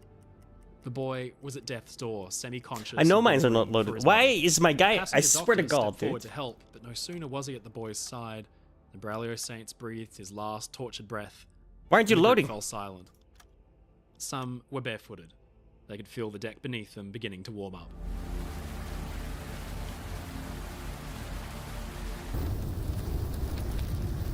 Back at the boat deck, the bulkhead separating A-deck starboard cabins from the boats managed to contain the fire, so crewmen could struggle with the lifeboat's falls and try to get some away. Boat 3 had got stuck when another party came across it and finally managed to free the Do lines your to get job. away. On the other side, crew struggled with Boat 12. They could plainly see the flames as they ate the deck ahead of them. Night watchman William Torres, 35, did his best to free the lines securing the boat to the davits, but the fire was too quick for him. If he stayed any longer, he'd burn with the boat. He abandoned it and quickly ran for the other side of the ship. No other boats on the port side Again, he made just it off, went back to sleep, you and they burned where they motherfucker. sat.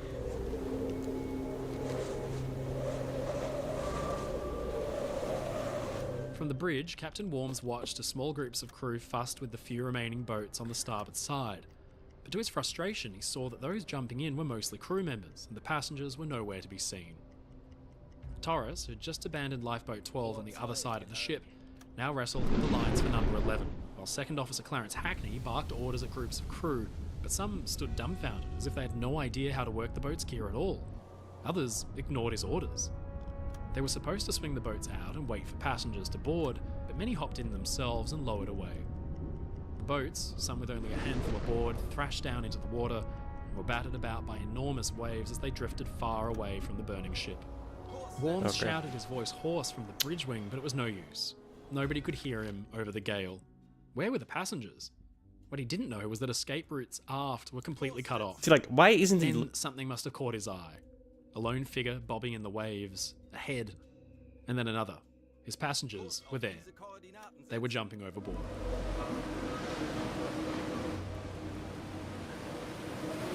At the stern rail, cruise director Bob Smith knew that the end had come, and passengers were taking it upon themselves to leap into the raging ocean without his direction. He pleaded with them to dive headfirst, but in the blind panic, many ignored him. Life jackets are designed to keep the wearer floating at all costs. They're extremely buoyant. Jumping from a height with a life jacket on could have dire unintended consequences. Morro Castle's passengers climbed over the railings, their shoe soles melting to the deck beneath their feet, and dropped 2 or 3 stories into the black waves. But as many hit the water, their life jackets shot up, clipped them on the chin, and broke their necks, or knocked them unconscious. Standing among the crowd was the Filtzers. For less than half an hour since waking up to the smell of smoke, they'd agonised on what to do, but with the fire now at the group's heels, they realised there was only one option. They climbed the rail together, held hands, See, and like, leapt over the no, side. no, not the into fucking... darkness. and now it lets the wrong thing. You Joined fuck. by fellow honeymooners Marjorie and Paul Giannini. Marjorie noticed, to her horror, the ship still seemed to be moving. The propellers were churning a path as they still slowly span with the ship's dying steam supply. Encouraged by Bob Smith, who did his best to warn the group of the danger below, the Gianninis took the plunge. Marjorie was only wearing a negligee and a chemise with a life preserver on, and the cold must have been stunning. In a constant stream, people jumped together or alone, a living trail of terrified holidaymakers, newlyweds, businessmen, and families who tried their best to cling together for survival in the darkness. I left the torpedo Young in, right? stenographer Alma Hill had only graduated high school Oh, thank 2 God. years It's not prior maintained, but... and had taken the holiday to Cuba on her own. Now she faced a life or death choice. She glanced at her silver Elgin watch and steeled herself. Beside her was Father Raymond Egan from New York. The handsome 6'4" reverend had suffered that night with his eyes badly swollen from the smoke.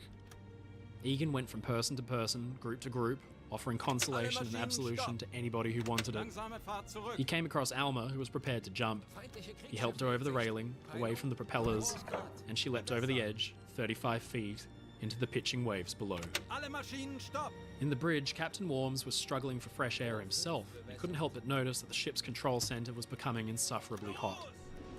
With the remaining lifeboats burning at their davits and his ship blacked out, there was little he could do. He was now nearly as helpless as the burning ship around him. But he did have one final plan, one act that could help save lives.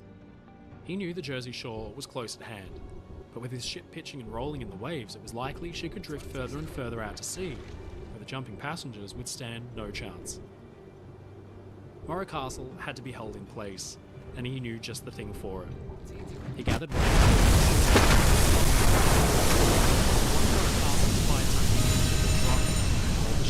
just long enough for any kind of rescue. With the lashings quickly ripped off and the clutch disengaged, Time to the go. anchor simply dropped by virtue of gravity. Its chain clattered and roared out of the hawser, and the whole thing disappeared into the black. Below Morro Castle's bow, the flukes dug deep into the soft sea floor and the chain gathered in a thick, heavy pile. The ship was arrested, and now she swung with the wind and the waves.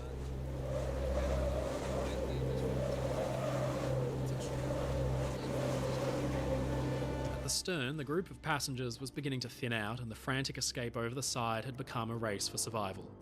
Some had been trampled and injured as those around them panicked and made for the railings. In the near distance, they could see small white blurs, the ship's lifeboats, but they were in no position to come to their rescue. The crew in the boats were struggling just not to be capsized by the waves themselves. They disappeared into the night. Some had the bright idea to rig lines down from the ship's stern so those fit enough could lower themselves into the water instead of jumping, but it did little to quell the panic. One tall man stood frozen at the railing, blocking those behind him from going over. They tugged at his shirt, but he wouldn't move. Finally, a woman, in desperation and on the verge of suffocation, bit him, and he reeled away in pain. People stumbled, fell, I mean, they're stationary. I toppled can't have to over go the check. railing over one another in a desperate bid for life. But they're Only a few stationary. hundred feet forward, Captain William Worms realised that the end had truly come. If he and his men stayed on the bridge any longer, then the flames would cut off their escape and burn them alive. He ordered a final evacuation, and that the remaining crew and officers should rush forward for the forecastle, the ship's very bow. They staggered, blinded by the acrid, poisonous smoke as it bit their nostrils and flooded their lungs. There were the radio men too, Alanya and Rogers, who had waited at their stations to the last, even though the radio set had died nearly half an hour earlier. Morro Castle's command centre was at last empty, and flames licked and swirled around the machinery that had once commanded her proudly through the waves. The shining brass telegraphs, the big wooden wheel, was all reduced to charred and twisted ruin as the fire hissed and hungrily consumed.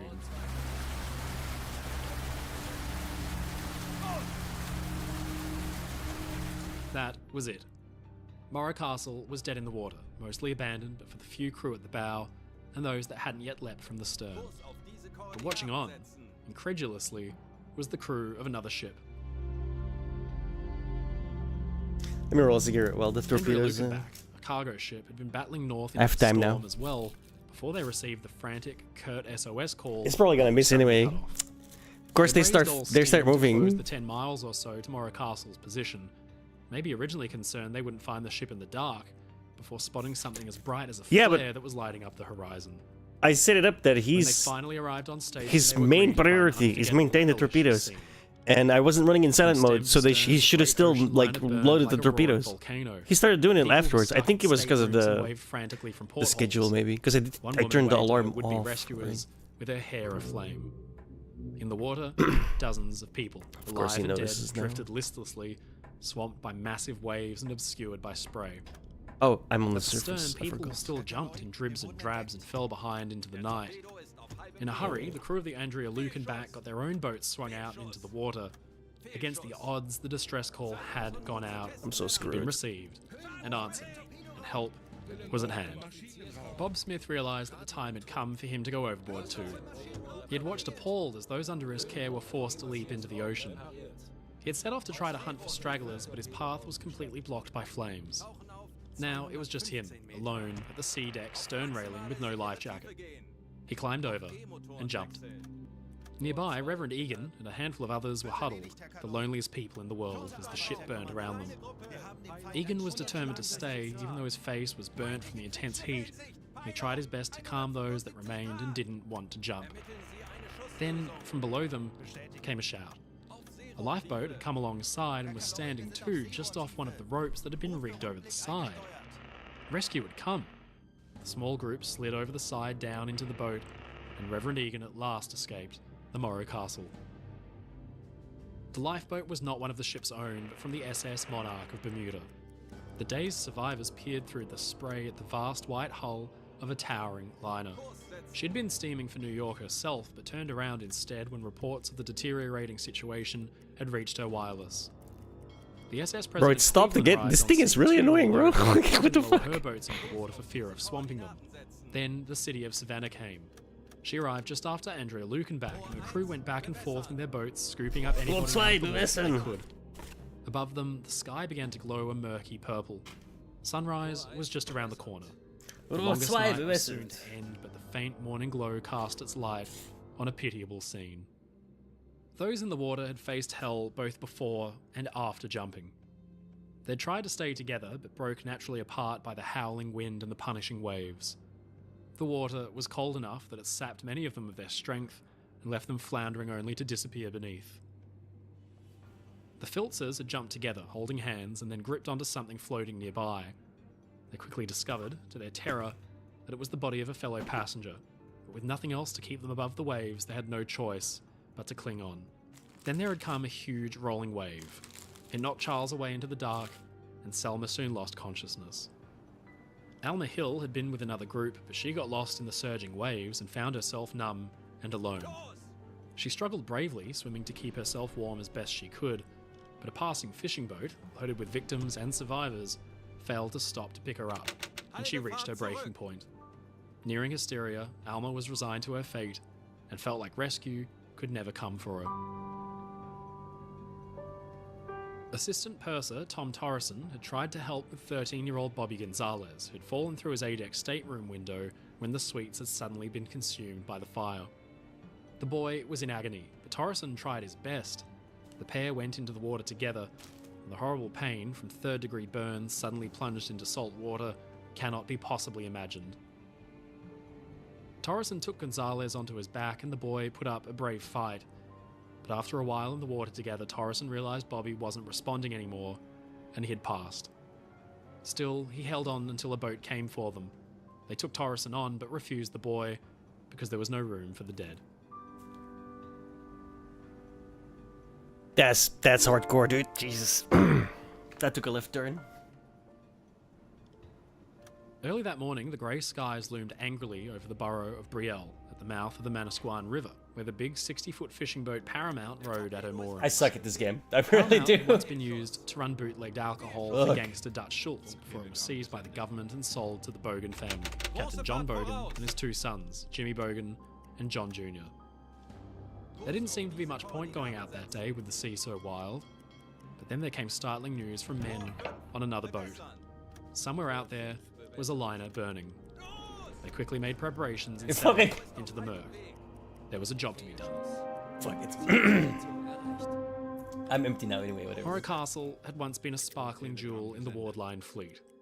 She'd been designed and built at a time of great national difficulty, and she became something of a symbol for American technological prowess. But now she lay smouldering, twisted, and destroyed. Within the span of 2 hours, the ship had been completely consumed and hundreds had been set adrift in the vast Atlantic. She'd been just hours from home.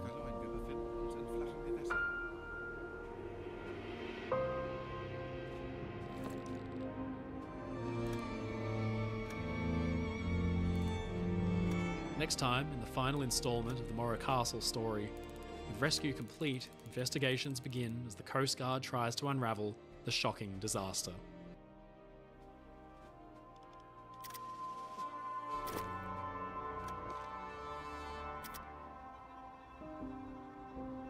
Just a few miles north of Seagirt, New Jersey, at its red brick lighthouse, We have to do lies Asbury Park. this thing.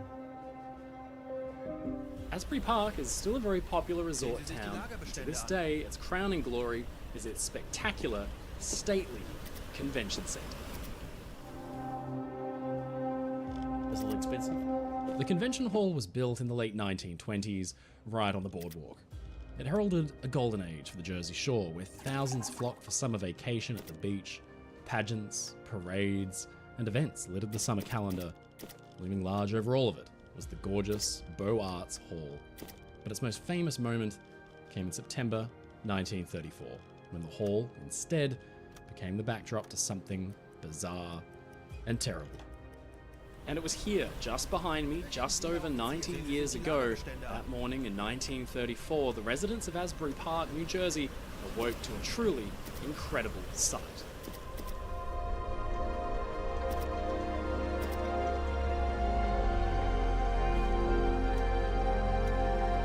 There, grounded firmly on the sandy bottom, was the charred hulk of a once proud ocean liner. In full view of thousands of curious onlookers were all the buckled hull plates, row upon row of twisted and shattered portholes, the tough paint peeled and torn off. Disturbingly, in the davits sat boats designed to save human lives. Instead, they'd burned with the ship. One had even broken in half. The entire smoking palace of destruction had come to rest just off the convention hall's walkway. It was practically within touching distance.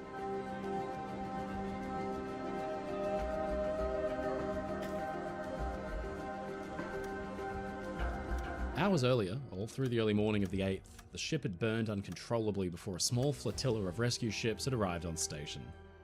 Most I notable really among need an the fleet engineer. I was think the I'm just gonna promote somebody. Her brave crew had surged out into the chop in their boat, darting back and forth in a desperate attempt to pull as many people out of the water that they could. It was tough work. They were driven on by the ragged and weary survivors they came across, some just clinging to life. They were guided at times by an airplane with New Jersey Governor A. Harry Moore aboard. The pilot would dip his wing over the position of a body in the water. The Bogan family toiled hard for hours and eventually gathered around 67 people, dodging bodies in the water so they wouldn't damage them. The effort was heroic, but it made the Coast Guards look poor by contrast. For starters, the US Coast Guard didn't pick up the Morro Castle's distress call themselves. It had been relayed to them some time afterward, and it put them on the back foot right away. At 4:30 a.m., the cutter Tampa, moored at Staten Island, prepared to get underway, but she didn't make it to the scene. Why can't I until not nearly get 8 Scappa a.m., floated? At the same time as the cutter. Do I have to do it randomly? Even then, I swear there's she a took up mission for it, station right? to windward of the ship, away from where passengers might have been blown and I've drifted. done it. Other Coast Guard ships weren't made aware of the unfolding disaster until the morning wore on. Fact was that there was no love lost between the fishermen of the Jersey coast and the Coast Guard themselves, who regularly searched their boats, and tensions ran high. The fishermen were quick to blame the Coast Guard and accuse them of cowardice and bungling, and the Coast Guard reports laid out fantastical timing that took most of the credit for the rescue. Eventually, all that could be done had been done. Survivors had been fished out of the water, sodden and miserable. Among them was Alma Hill. When a first fishing boat had passed her by, she almost gave up. But a half hour later, another came and dragged her aboard. She'd been in the water for hours, and her silver Elgin watch had stopped at around 4 a.m. forever. After 8 hours in the water herself, Selma Filzer was found by the Paramount, but her new husband, Charles, was nowhere to be seen. This is the kind of tragic human drama that played out over hours as the little rescue boats did all they could. Some survivors were missed. They had to make it ashore by themselves. The Gianninis had jumped off the stern at the last possible moment and been surrounded by darkness. But just piercing the suffocating black was a light. It was the sea-girt lighthouse, 12 or 13 miles away, and with a raging sea before it. But it gave the Gianninis hope. They swam and swam with all their might. When they got tired, they just stopped and floated together. Against all the odds, and for somewhere between 12 and 16 hours, this newlywed couple battled against the waves until they were bodily washed ashore on the beach in front of a group of spectators so dazed they didn't even react to help. Meanwhile, still aboard the ship was Captain William Worms and a small group of crew, including the radioman, Alanya, and Rogers. They'd seen 2 passengers off and then waited for rescue themselves, but the question soon arose of what to do about the massive ship. Worms stood on the bow after 24 punishing hours awake trying to negotiate a tow with a tugboat when the cutter Tampa had arrived on scene and offered the tow instead. Worms agreed and signalled in Morse code with a flashlight that he and his men would stay there until a line could be got aboard. Eventually, they did it after considerable fuss and fighting. A 12-inch thick line was passed up to the men on the Morro Castle's bow so the ship, what was left of it, could be towed to safety. But now the men ran into a frustrating problem. Morro Castle's anchor had been dropped while the ship had drifted through the night. To raise it would require the use of the massive motorized windlass, except the ship now lay dead in the water, completely powerless. There was just one thing for it. Through the morning and the early afternoon, the remaining crew worked in shifts to saw through the 3-inch thick steel links with a hand hacksaw. The Tampa waited patiently. But then they got a horrifying report over the radio. that other Coast Guard vessels, like small lifeboats, had still been patrolling and plucking people out of the water. Yo, Sammy, while what's up? Tampa had set the anchor on the wrong side of the Slow. It's going slow. ship. As the anchor lines were cut through, people still washed Going very ashore all slow. up and down the Jersey coast, alive but haggard. Through the surf, they appeared like ghosts in tattered night clothes. Locals rushed to help and drag them ashore wherever they could before rushing them off to hospital in police cars, ambulances, and even private vehicles. Others opened up their homes to these unexpected, tragic guests and warmed them with blankets and hot coffee. The lifeboats came ashore in the thunderous surf too, tragically underloaded. A few of the lost rescue boats made a landing as well. Back in New York, crowds of people stood around, frustrated. They'd been waiting for their friends and loved ones to come back from the holiday of a lifetime at the Wardlines Pier, but no ship had materialized at 7 a.m. as planned. First one. Morro Castle, it seemed, was missing. Unless it's Norwegian. In fact, Morro Castle was not missing. The anchor had finally been let go around noon, and the chain roared and rattled out the hawser, freeing the ship. With the 600-foot-long cable attached and Paramount ready to begin towing the massive hulk, Worms and his men at last abandoned the vessel, clambering over the side in a rope ladder. But the boat they stepped into was draped with bodies of passengers who'd been fished dead from the sea. Worms was the last to leave. He'd tried to stay, but he'd been forced off, legend says, by a Coast Guardsman at gunpoint. As the boat pulled away, the Yo, group it's a looked on U-boat? in unbelieving horror at the it's ruined not. ship they'd left still smoking behind them. The tiny cutter, Tampa, struggled forward with Morro Castle in tow, but it was like pulling an obstinate elephant with a golf cart. The seas took the big liner heaving this way and that, and for hours the sad convoy battled the worsening conditions. But by early afternoon, the search and rescue Well, it is mission had been Norwegian. suspended by the Coast Guard because the weather was just too severe. But meanwhile, Tampa was in a David and Goliath fight to bring the big liner in, but it was losing the fight. I wonder why it's going the wrong way. I was Early confused. evening, the Morro Castle was beginning to drag Tampa in closer and closer to shore. In an effort to get the big ship back out to deeper water, Tampa throttled up hard, but the strain was too much. With a thunderous crack, like a cannon shot, the 12-inch Okay, line parted with you enormous force. The you- cutter's engines died, and her skipper rushed to drop an anchor You so get she the would gun, wash ashore. you get the hat. The Tampa came to a halt, but Morro Castle was now left to the winds and the currents. So it was that Morro Castle came to rest directly out the front of Asbury Wait, I have Park's someone who speaks convention English, hall. no? Oh, it's Felix. It was supposed to be the end of the summer season. Oh, it Time was the one of city's the- attractions eased, shops and businesses began Is to it one of shut the their sailors? doors. Fuck. Instead, from miles around, thousands flocked to come see this incredible, terrible sight. A charred ocean liner resting just feet from the shoreline in one of America's seaside playgrounds. The restaurants opened once again and advertised the best views of the ship. The Ferris wheel turned, packed with sightseers. Disaster tourism was in full swing. With the Morro Castle beached high and dry, and hundreds of thousands of people watching on incredulously, naturally, the question began to arise in the minds of the public and officials alike. Some What dude had called happened? Felix. One of the first steps for the investigation was to step aboard the ship and explore her ruined remains. Apparently this guy Aboard can speak was not a English. simple task. A breeches buoy was run between ship and shore, connected to the handily placed exhibition. I should have. hall. The party could haul themselves aboard safely and I should have step brought onto him the steel along. skeleton that was still hot to the touch. Next time. Once aboard, crews were greeted with a shocking sight.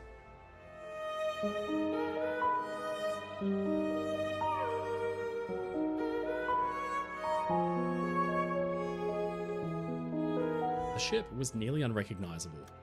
The elegant interior spaces had been completely gutted. The fire was so hot it melted bulkheads and beams and bent them into abstract shapes. Virtually every inch of deckwood had been consumed, leaving behind exposed deck beams with bolts that once would have secured the planks. It's almost impossible to imagine a way Morro Castle could have been more destroyed. But the same inferno that had bent steel like it was soggy paper had also spared haunting touches of humanity.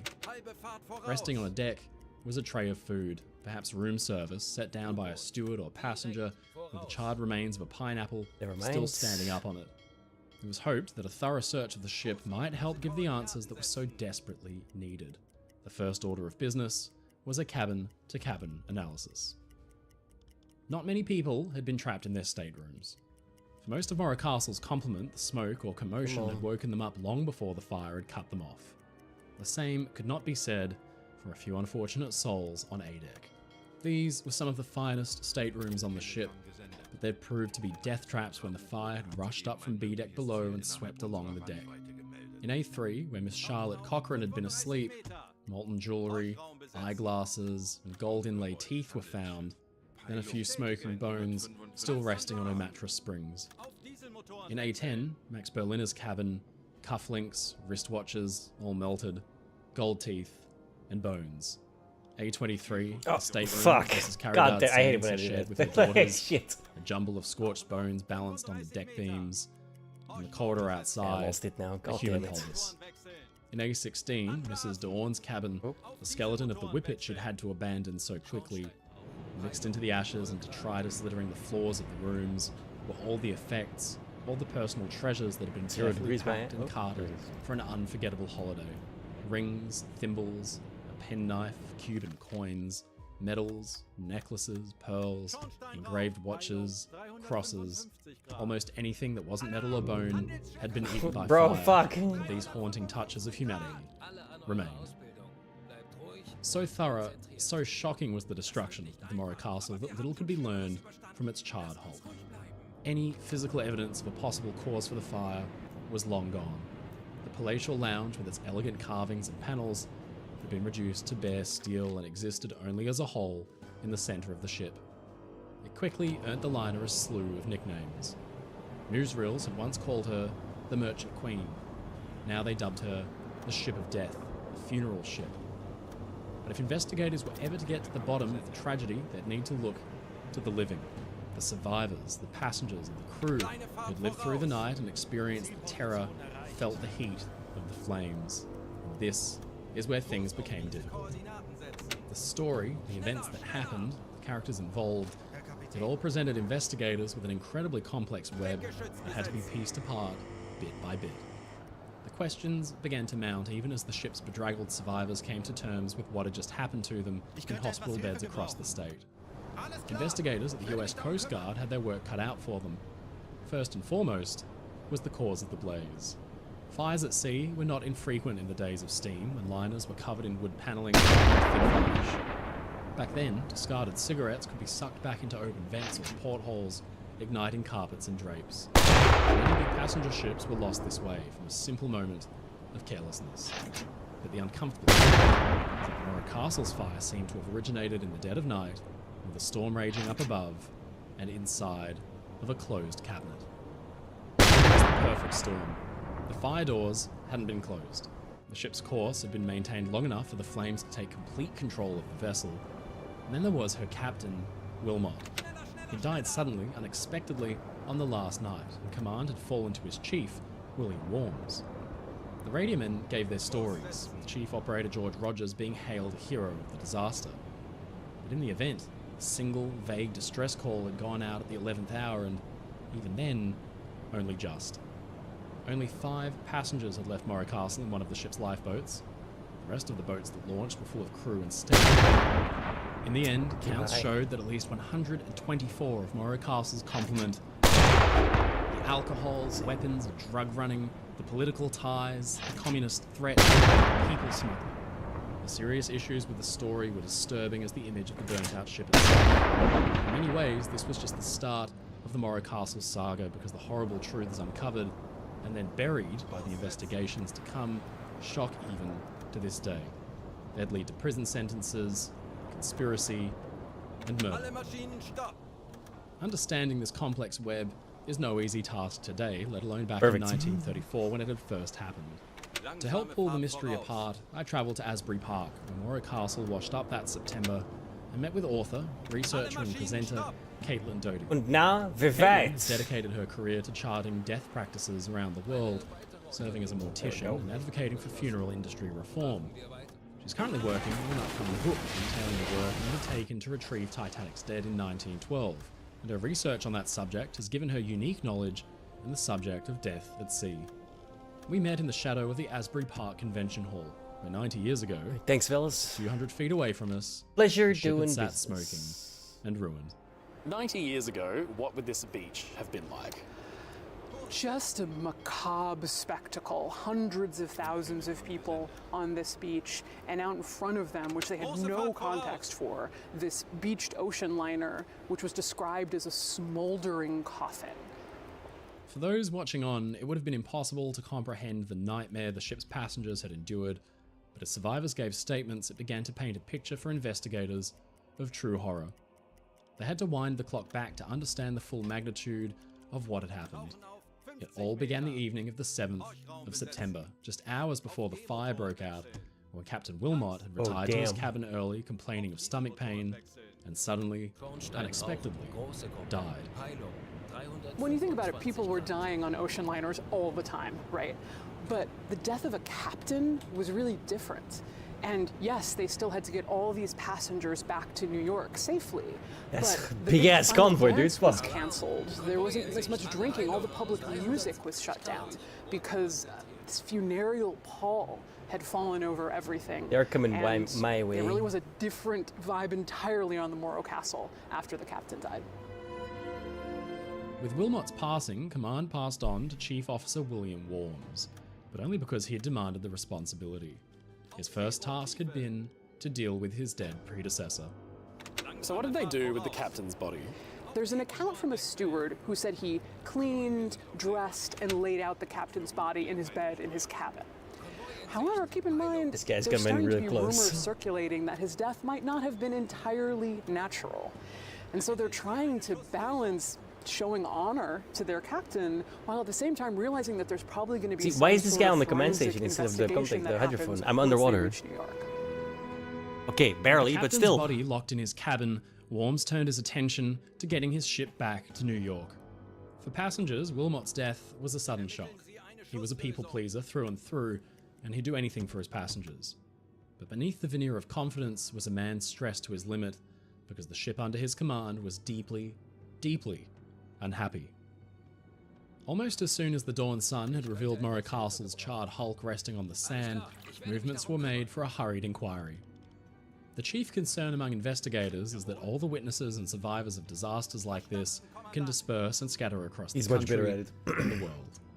They had to move quickly to get the truth out of them. Just 2 days after the fire, September 10th, 1934, it began. A panel was put together made of experts.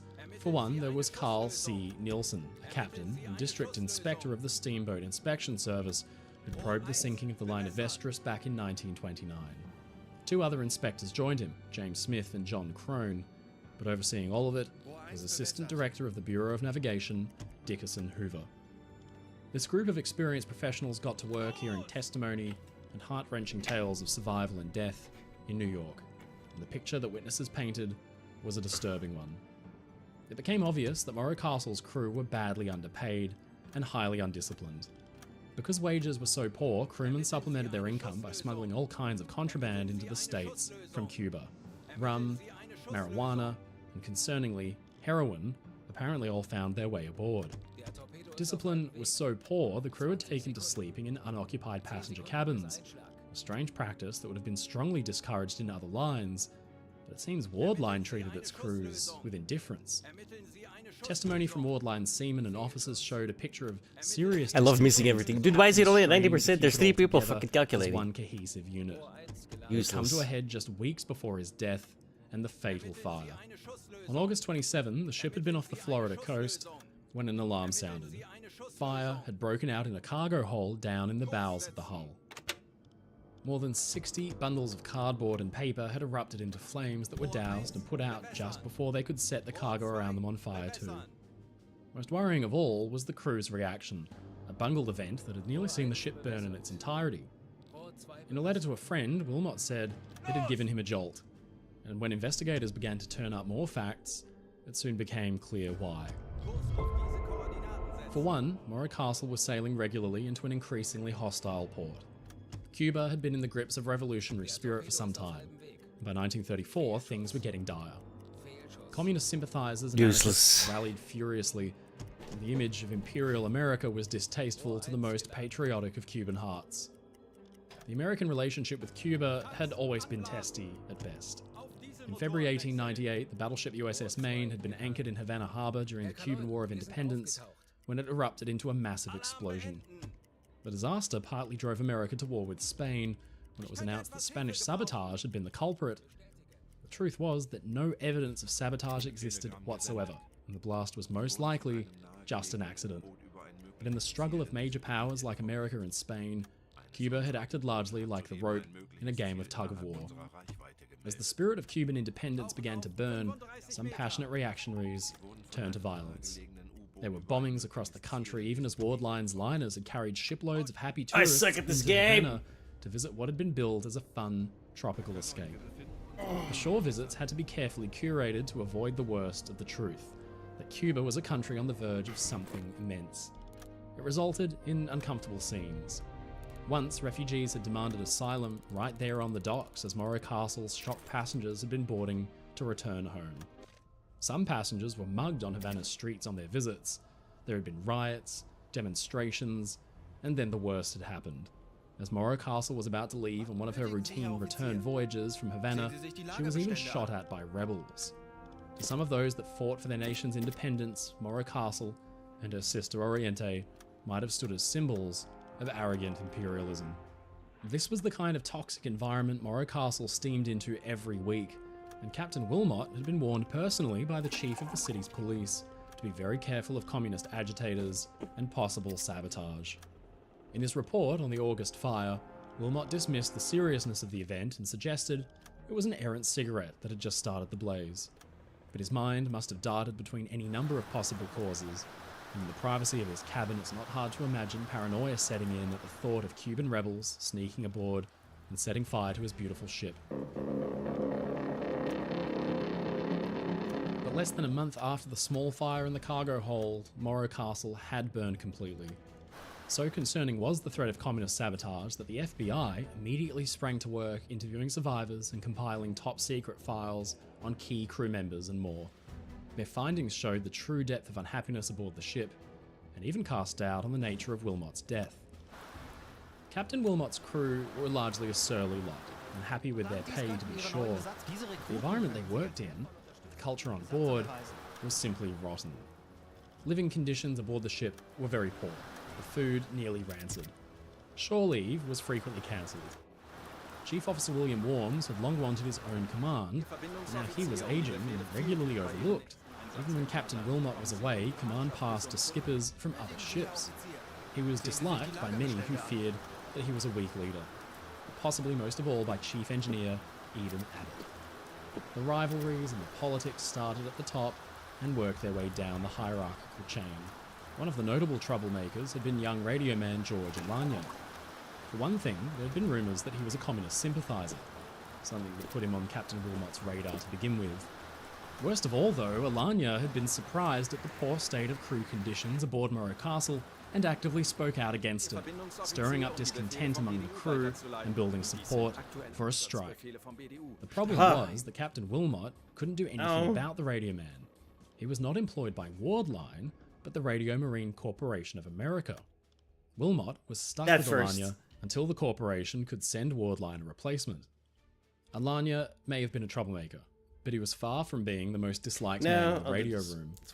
Working alongside him was the chief operator, George Rogers.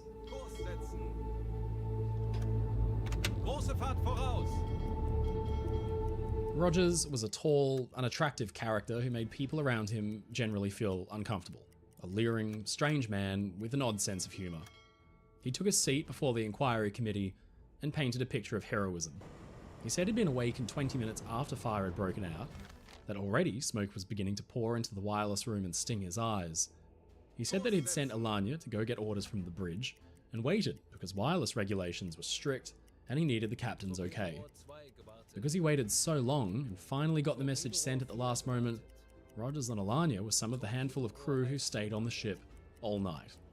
Rogers said he'd even tried to jump into the ocean to save a female passenger, but he was stopped by Captain Worms, who feared for his safety. In his own testimony, Rogers called Alanya, his assistant, a troublemaker who tried to stage the strike over bad conditions on board. In fact, Rogers began to paint Alanya out to be a possible suspect. He told the committee that well before the fire, Captain Wilmot had conferred with Rogers and asked, "What's the matter with Alanya? Is he crazy? I don't trust that man." Rogers had written letters accusing Alanya of staging walkouts and agitation that bordered on a kind of communist mutiny. He even said he had found questionable material in Alanya's locker, components to make a kind of chemical bomb. It was a compelling story, one the press ran with. The picture of the dashing radio man urgently sending out a distress call was one the public was used to and enjoyed. They'd seen heroes like this emerge from the Titanic, the Empress of Ireland, Lusitania, and other disasters. But Rogers' distress call had been anything but urgent. The truth was that George Rogers was far from being the long-suffering hero of the Moray Castle that the media painted him out to be. The ship's crew were badly disciplined, but What's Rogers going on here? was something else. He was a troublemaker, somebody who toys with people for his own pleasure.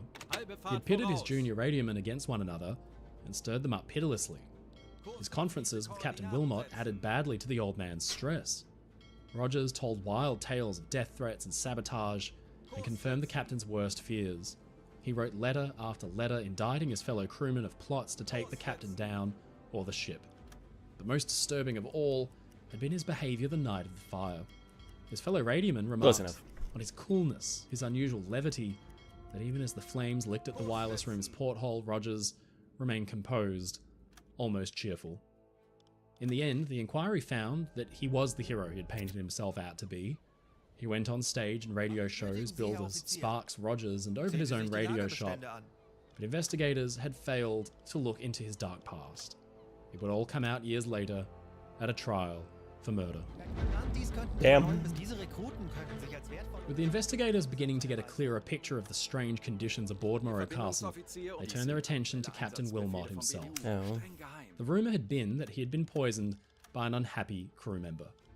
The night of the fire, Wilmot had retired early to his cabin, complained of stomach pain, and then suddenly died. The ship's doctor, Van Zyl, had concluded it was a heart attack. So had 3 passenger doctors aboard too. But Van Zyl could never give his testimony because he'd died in the disaster that followed. To get to the bottom of it, all eyes turned to the mangled wreck of the still smoking ship, because aboard her, somewhere, was what remained of her once beloved captain, and the critical evidence that might prove if his death, and the resulting fire, had been an intentional act. There's an incredible account from the Asbury Park Chief of Fire of finding Captain Wilmot's body, and it was in his cabin, but the fire and the heat was so intense that the legs of his bed had actually melted and his body has slid down. And body is a bit of a strong term here. It was essentially a set of charred bones and ashes. Well then, given what was left behind, were they even able to determine if there had been foul play involved? They really thought there was a chance that they could, which is why, even though the body was in the state that it was in, they decided to collect it and bring it in and have it autopsied, believing that either chemists or toxicologists might be able to see if there was, for instance, poison in his system. They didn't find any poison in his system. What they did find was traces of lead and copper because of the high heat and metals in his cabin. So is this any conclusive proof that he was? No disrespect the word superior officers, motherfucker. Here's the thing. We can't say that with 100% Unacceptable. certainty. We discovered in our research that the man who actually performed the toxicology tests was a man named Alexander Gettler, who was the guy in this field. He was the father of forensic toxicology. But when you have someone at the cutting edge of this technology, there's still so much more to go and more to learn and tests to devise and technology to develop. So in the 1930s, did they have what was needed to test for the poison that was in his system? That's unclear. We can never really know with complete certainty if he was poisoned or not. Wilmot's death was one thing. The fire that engulfed his ship was another thing entirely. Even as the inquiry committee met day by day through September, victims of the ship washed up ashore. As stories from passengers got minds and crew that can't do began to anything to these clarify the guys. frantic, sudden events of the night, the discovery at the stern of the ship told of a tragic fight for survival. There, scattered on the after decks, were clothes, belts, trousers, shoes, all hastily discarded as passengers made the decision to stay behind or leap into the unknown. It sounds like the passengers and crew of the Moray Castle who were left on board had very few choices available. I think a steward said that for passengers, the choice was burn or jump. meaning there was this inferno of fire behind you. It's actually very similar to what I think people experienced during 9/11 in the towers, where behind you is a wall of fire and in front of you is a jump that will very likely lead to your death. So it's sort of choosing between two deaths. And this existential option was so intense for some passengers that they waited a very long time. And there are accounts of women waiting so long on the deck of Morro Castle that they inhaled smoke to the point that when they finally jumped into the water, they didn't have the strength to survive the time they needed to spend there. The rescue efforts had been ragtag but dedicated, with volunteers coming from far and wide to help where they could. Notable among them were the Bogan family aboard their boat, Paramount. There's a story of a family who brought their fishing boat out to rescue people, just of their own volition, and they did. They rescued 67 people. But they describe again and again coming upon these clumps of people in the water, and one of the family members has died. And they're telling the living people, you have to let this person go, let them float away, someone else will pick them up. There's only room for living people in this boat. But it was so difficult for them to give up the corpse of their family member, to just leave it behind in the water. And you can understand that. I don't know what I would do if I was in that same situation. For those who made it off the ship but died in the water, what happened to these people? The bodies in the water scattered all the way down this beach. Some of them washed up on shore, half dead, half alive, and they worked on them with these machines called pulmotors, which were some early respiratory machines that pumped oxygen into their lungs, and some people could be saved that way. Because of the current, bodies washed south of here, and there was a 10-mile stretch that they were washing up, and one policeman said that you could not go a mile in this stretch without finding one or two bodies of the victims. And because of the grim nature of this tragedy, sometimes burned body parts of the victims. With dozens of bodies to contend with, the overwhelmed constabulary rushed to catalogue and house the dead. The bodies that they recovered, they took to several temporary morgues, the largest of which was the Seagirt National Guard Training Center. The families would come and walk into these large rooms lined with identical cots, bodies under identical white sheets. And you would walk along and the body would be revealed to you. And it was absolutely horrifying to think of finding your dead loved one, but at a certain point it became even worse to think that you wouldn't find your dead loved one, because that would mean they were missing. In these temporary morgues, they would also embalm the bodies, which was extremely important to preserve the dead bodies after the level of fire and the time in the water that they experienced, in order to transport them either within the country or out of the country for burial. There were over 110 victims of the fire recovered. Among them was the honeymooner Charles Filter. His wife Selma had been pulled alive from the water, but the handsome businessman had been washed away. They'd only been married 8 days. Dr. Joseph Bregstein had taken his young son Mervyn on the voyage to soften the blow that he intended to marry again following the death of his wife, Mervyn's mother. Then had come the fire. Father and son had rushed up on deck and leapt over the side with sisters Gladys and Ethel Knight. The heavy seas had driven the little group apart. Joseph was picked up by a boat from Monarch of Bermuda, but he had no news of the sisters or his son. Eventually, he found Ethel and Gladys, but learned they'd lost Mervyn in the swell. The lad had been taken by the ocean, and he was never found. Franz de Besch was a 6'4" Cuban swimmer, just 18 years old. He'd given his life jacket away and leapt over the side of the burning ship. If anybody stood a chance at surviving the night, then it was him. That's brave, but really stupid. Last seen speaking with a woman in the water, he was pulled out to sea and never seen again. Nearly 10 other victims of the disaster were never found. In the end, the inquiry found that the disaster had been the result of negligence. That all but one deck officer and 2 of her senior engineers had handled the ship poorly and failed to coordinate an effective evacuation. The ship's construction, design, and fire prevention technology was found to be modern and completely satisfactory, but that the alarm itself was ineffective and the escapes had not been properly marked out. The report stated officers had waited too long to send the SOS, that the fire, which had broken out inside of a closed cupboard, was of an unknown origin, an act of God, but that it should have been contained and dealt with far easier than it had been. Acting Captain Worms was indicted for negligence. So was Chief Engineer Eben Abbott and Wardline's Vice President Henry Cabot. They were all sent to prison, but in the end an appeal released them because there was a far more obvious scapegoat. Captain Wilmot was a people pleaser who'd had fire hydrants capped so passengers wouldn't slip on them. But he'd failed to act decisively following the earlier fire in the cargo hold, and he'd done a poor job of managing his almost delinquent crew. The story passed from the headlines, and the world moved on. Rogers did his stage and radio shows, and was still hailed the hero of the tragedy. It had taken a full week for the fire to die out aboard the ship, and Asbury Park had enjoyed the lucrative tourist trade. But then, many of the tourists had gone home, and all that remained was the nauseating stench of burning hides and the ghastly charred wreck.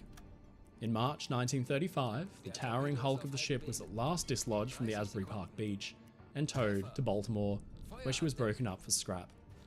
The case, it seemed, was closed.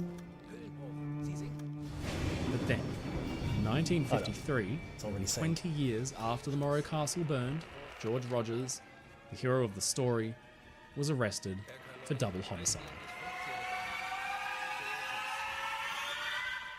Halbe Fahrt voraus. Rohr 1 geladen. Ermitteln Sie eine Schusslösung. William Hummel was a 71-year-old friend of Rogers who lived at home with his daughter, Edith. One day, after Rogers had driven him out to the bank, William and Edith had disappeared. A search of the home days later found them both dead and decomposing with horrible wounds to the head, clearly blunt force trauma. Rogers was arrested and charged with the murder, and suddenly a torrent of information came out about the man who had once worked to save the passengers and crew of Morro Castle.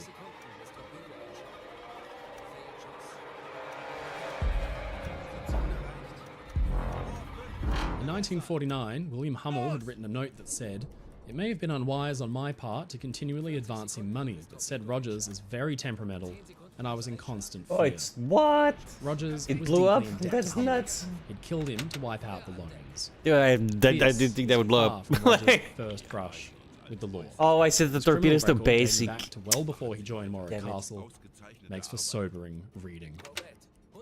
George Rogers was born in 1901 in New York, and from a young age, when he had lost both his parents, he displayed troubling behaviour. It had started with petty theft, and he was soon expelled a handful of times from various schools. Fuck. He had a penchant for starting fires, and then, at age 15, he committed a violent sexual assault. A stint in the Navy saw him learn his trade as a radioman before he was discharged and went to work with the wireless EGERT company. Soon, he quickly left the company's employ, though, because they suspected him of starting a fire. That was in 1929, just 5 years before the Morro Castle. He had married Edith Edmondson in 1923, I'm out of and once torpedoes, poisoned though. and killed her pet dog because she had attended the funeral of a cousin he had wanted her to avoid. He had faked break-ins on past employers to steal their electrical equipment. This was the man who was hired by the Radiomarine Corporation of America and placed aboard the SS Morro Castle. At the inquiry, Rogers had painted out his subordinate, George Alanya, to be a troublemaking communist and a source of antagonism on the ship. But maybe, just maybe, it had been Rogers all along, colluding with different crewmen, whispering into the captain's ear and stirring the pot to create a perpetual sense of suspicion and dread. I've one lived. For Alanya, it had been a professional death knell. The 28-year-old was unable to find any employment afterward because his name was linked inextricably with the so-called death ship. Rogers had started his own radio shop in his local Bayonne, New Jersey. That too caught fire and burnt down, never mind the fact it had been struggling to turn a profit. He was still a kind of local hero, though. He was picked up by the Bayonne Police Department to work in their radio room. He soon befriended Police Lieutenant Vincent Doyle, a proponent of radio systems and police communication. Once, the two had been casually chatting when the Morro Castle came up. Rogers outlined an unusually specific, detailed account of how he might go about setting a fire like that. That he'd fill up a fountain pen with two dangerous acids for some reason. When mixed, react violently and heat exponentially. That a small copper separating piece could be slowly dissolved and act like a kind of timer until it failed and the mixture ignited. Doyle was taken aback and began to suspect that the suggestion wasn't hypothetical at all, that he might have just heard a confession. Shortly afterward, in 1938, Doyle received a package in the post, a fish tank heater that needed repair. He was an electronics enthusiast and sometimes tinkered with broken machinery, so he opened the box, plugged the heater into the wall, and then...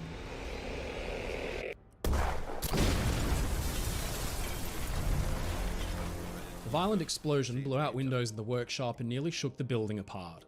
But Doyle survived, though his hand and his leg had been badly injured. He'd need to walk with a cane the rest of his life. The most shocking result of the explosion was the investigation. It found that the heater had been packed with TNT and that Rogers had set it. He was sentenced to up to 20 years for attempted murder, and at last this repeat offender was safely behind bars. But then, fate intervened, and this is where the story becomes murky. George Rogers only served a few years before his release under a program that sought to set free first-time offenders if they were willing to volunteer for service on the home front against Nazi Germany and Japan. Remarkably, his parole request was approved, and he went to work at an aircraft factory and eventually became a foreman. When the war was over, Rogers did electrical odd jobs around Bayonne and became something of a town oddity, a kind of bombastic eccentric who would waste no time in holding a listener captive and explaining his many fantastical tales. Then, in 1953, came his final arrest, the double murder of William and Edith Hummel. One of the investigators was a man who walked with a limp and leant on a cane, Lieutenant Vincent Doyle. He wrote to Edith, Rogers' wife of 30 years, saying, "You have my deepest sympathy. I have known for many years that your husband broke the hearts of both your mother and father. He alienated your brother, Bill. He killed your dog because he went to the funeral of a cousin when he told you not to. He killed the captain of the Morrow Castle before he set fire to the ship, killing 134 more people.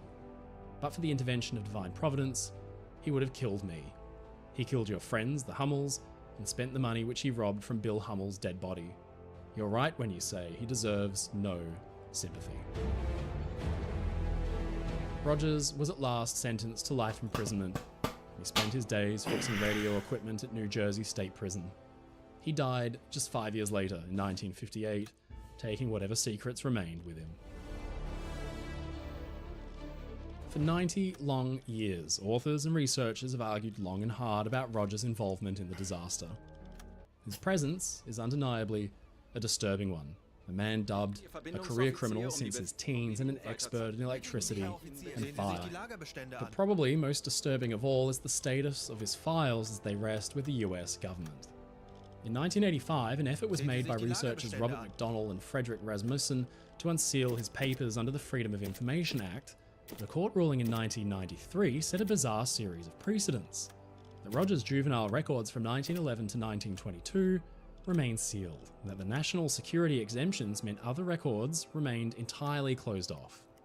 FBI files on Rogers are heavily redacted, and some are nearly illegible. The researchers found that the FBI had investigated Rogers more heavily than any other person aboard the ship that night, dedicating hundreds of man-hours, and that his past, with all of its disturbing records, had to have been known about, but that it was never acted on, and most of the FBI's findings from way back in the 1930s have remained redacted and sealed to this day. It points to an unusual possibility. Fuck me over. That Rogers might have served as an FBI informant on communist activity, or even an intelligence operative during the Second World War. The researchers' conclusions were that the US government, as far as George Rogers is concerned, is withholding something of a national embarrassment. The actual cause or reason for the fire has never been definitively explained. One theory went that the Ward Line, mired in the aftermath of the Depression and aware of the brewing troubles in Cuba, had engaged Rogers to burn the ship down on purpose to collect on the insurance.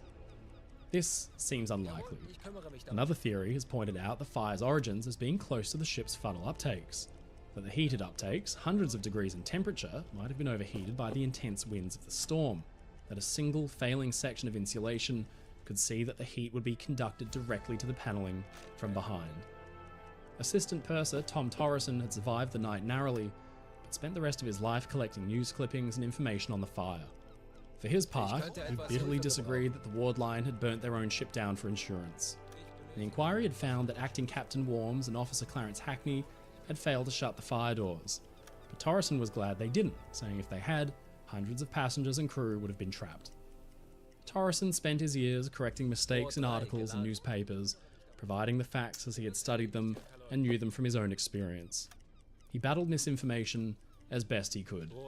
When one paper suggested Captain Wilmot had capped every fire hydrant, Torreson pointed out that only one, on the B-deck portside promenade, had been capped, purely because it leaked. Acting Captain Worms, in command when the ship caught fire, is escorted to the Board of Inquiry. Oh, this is taking forever, bro. Fuck. Perhaps, probably not. Was it lightning? No. Incendiarism? Probably. As far as you know, were all the passengers notified of the fire? Yes. Captain, how do you account for reports that of the lifeboat used, most of them contained members of the crew? The crew is assigned to the lifeboats to operate them. Were the lifeboats in workable condition? Absolutely. 9 decades since Morro Castle caught fire and washed ashore, the facts of the case have been diluted into that dreaded word, conspiracy. Rogers is indicted and held to account in the public eye, and it seems like his many crimes have finally caught up with him. That dreadful night in 1934 is still etched in the mind of New Jersey residents, even though now it's just outside of living memory. We'll probably never know what really happened the night Morro Castle burned. Even the integrity of the inquiry is called into doubt. Dickerson N. Hoover, the chief of the committee, was the brother of FBI Director J. Edgar Hoover. The inquiry found the Morro Castle's construction to be absolutely blameless, yet it failed to even call into question the heavily varnished wood panels that fed the voracious flames. At the backside of the panels featured deep channels that interconnected across virtually all of the bulkheads and meant flame could speed, unseen, from room to room without anybody even realizing. At least one person did pay attention: William Francis Gibbs, the aspiring naval architect. The image of the Morro Castle, tattered and blackened on the New Jersey beach, disturbed him so greatly that he vowed to design every ship he could to be as fireproof as practically possible. His magnum opus, the SS United States, was designed to feature no wood at all and boasted dozens and dozens of dedicated fire stations. Gibbs was dismayed to learn that the ship's piano had to be made of wood. He insisted it be made of fire-resistant mahogany, and he test housed a section of material with gasoline and set it alight to make sure it wouldn't fully burn. But even so, the piano was surrounded by bare steel, fire-resistant furniture, and sheets of concealed asbestos. The Morro Castle's legacy on ship design was palpable. Asbestos companies even used it in their advertising. But the lessons still weren't fully digested. 30 years after Morro Castle burned, the cruise ship Laconia was lost in shockingly similar circumstances. Then, so too, the Yarmouth Castle. Rules and regulations became relaxed and crews became complacent. One crewman on Laconia in 1963 remembered he was trying to combat the blaze with a fire extinguisher that was dated from when the ship had been first fitted out all the way back in 1929. Today, strict rules dictate that wood panelling, the kind found on ships like Morro Castle, cannot be used at all, and that rooms are fitted with sprinklers throughout. But just as Morro Castle's legacy can still be felt in ship design today, so too it can be felt in Cuba, the nation it had so often visited. A shocked Cuban public mourned the ship, which had been a familiar sight in Havana, all the more because she'd been carrying Cuban passengers aboard. Franz de Besch, the young swimmer, became a local hero. A stadium was built in his honor. A popular vocal group, Trio Matamoros, composed the song El Desastre de Morro Castle in 1934, and it became a popular folk song in the Latin world.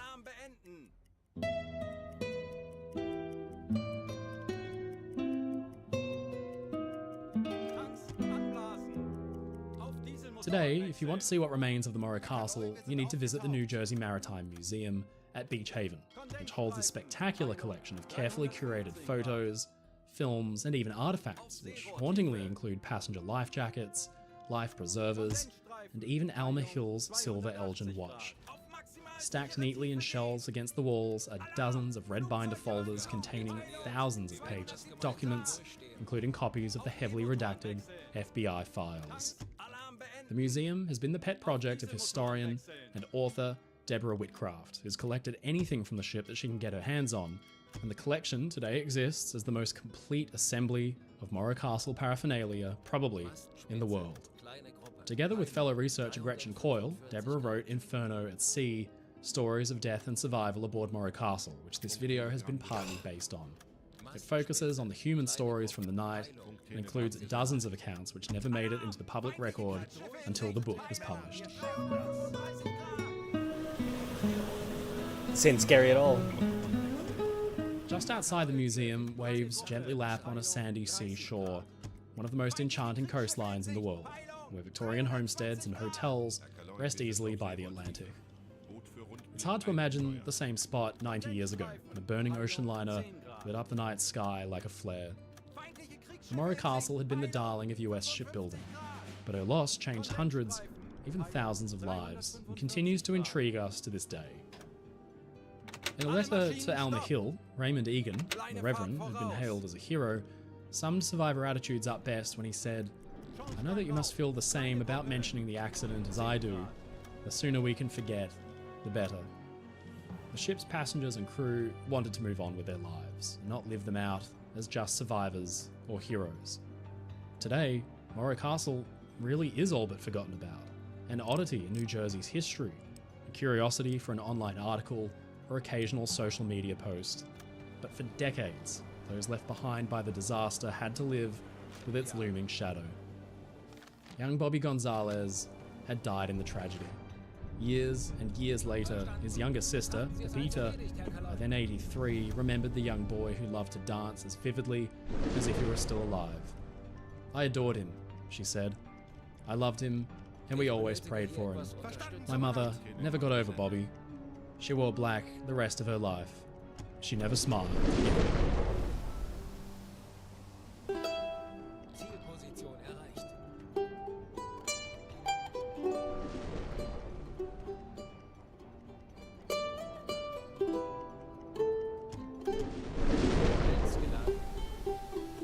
Alles klar, ich werde mich darum kümmern.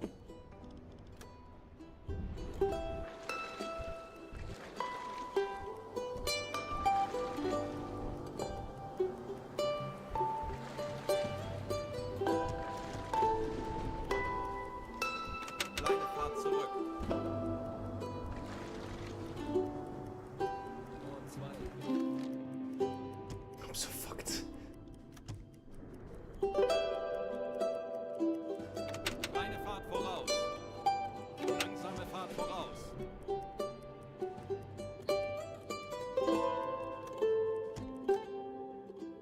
Kurs auf diese Koordinaten setzen. Alle Maschinen stopp. Feindliche Kriegsschiffe in Sicht. Peilung 205 Grad. Halbe I'm Fahrt so zurück. fucked. Feindliche Kriegsschiffe in Sicht. Peilung Herr Kaloin, 110 wir Grad. befinden uns in flachen Gewässern.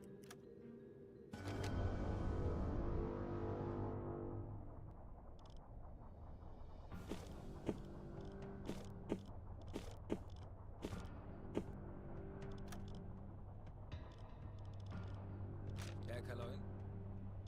Makes no sense, man. We're working. Thank you.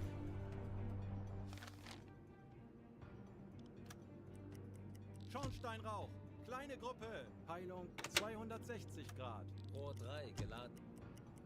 Kurs setzen. Rohr 1 geladen. Herr Kaloin, wir befinden uns in flachen Gewässern. Feindliche Kriegsschiffe in Sicht. Peilung Rohr 45 2 Grad. Funktelegramm gesendet. Rohr 4 geladen.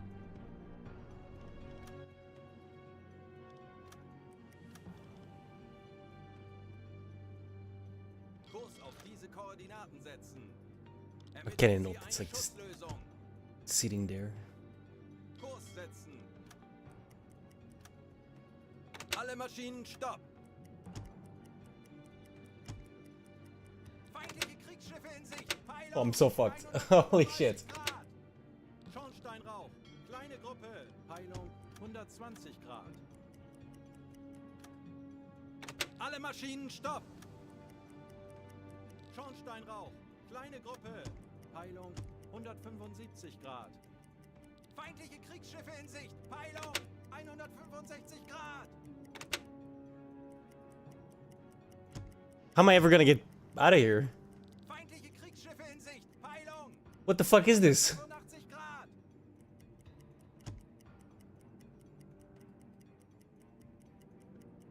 And they're gonna get stuck here? At least. What is going on? Langsame Fahrt zurück. Kurs setzen.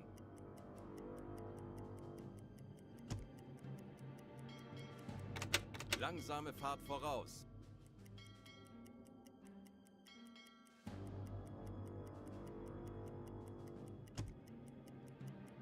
Bro, there's like 30 ships. Minimum. The devil?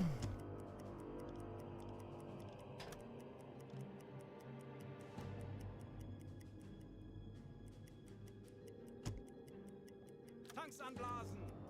Auf Dieselmotoren wechseln. Schornsteinrauch, kleine Gruppe, Peilung, 155 Grad. Herr Kaloin, wir sind aufgetaucht. Herr Kaloin, ich bin erschöpft. Ich benötige eine kurze Auszeit. Oh, sorry. Alarm beenden.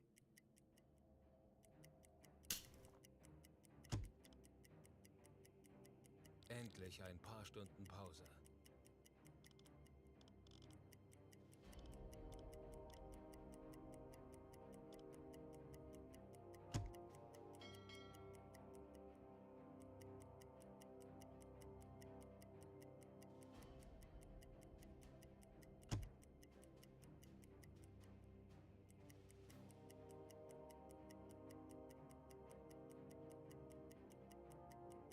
Funktelegramm gesendet. Große Fahrt voraus.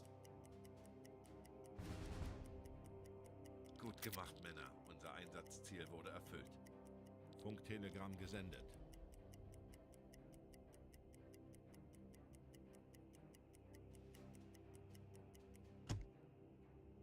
Kurs setzen.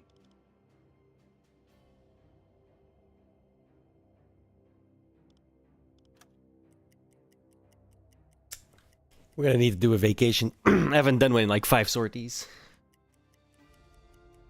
It's fine. It's fine. I believe in my boys. Herr Kaloin, wir haben unsere Position erreicht. Endlich ein paar Stunden Pause.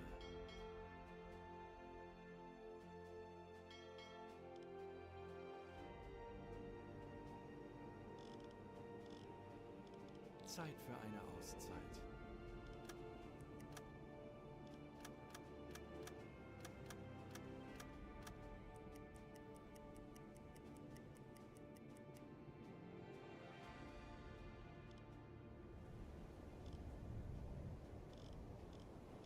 Melden Sie sich zur Wache. Alarm, Zerstörer in Sicht. Peilung, 25 Grad. Oh my god. 105 Grad. Zerstörer, 80 Grad. Wir werden es nicht überleben! Auf maximale sichere Tiefe gehen. Wir müssen das Boot auftauchen wir werden alle sterben! Well, I'm dead. Wir müssen das Boot auftauchen lassen. Das ist unsere einzige Wir werden alle Chance. sterben. Wir müssen das Boot auftauchen lassen. Das ist unsere einzige Chance. Herr Kapitän.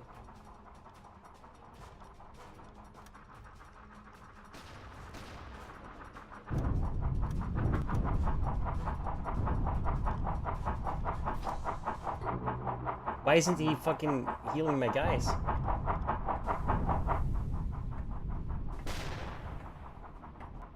Meter.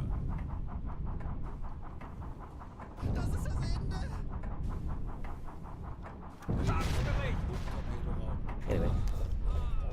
We died. When was the last load? Ugh, fuck off. Yeah. Fuck this game, bro.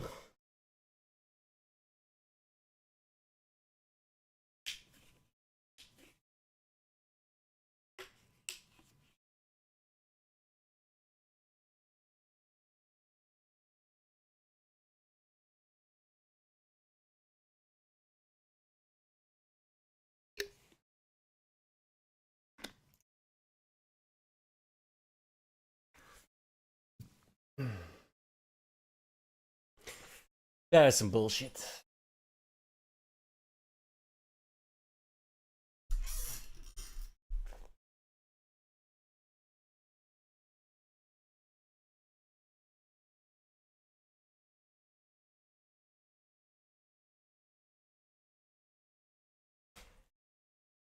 I have to beat.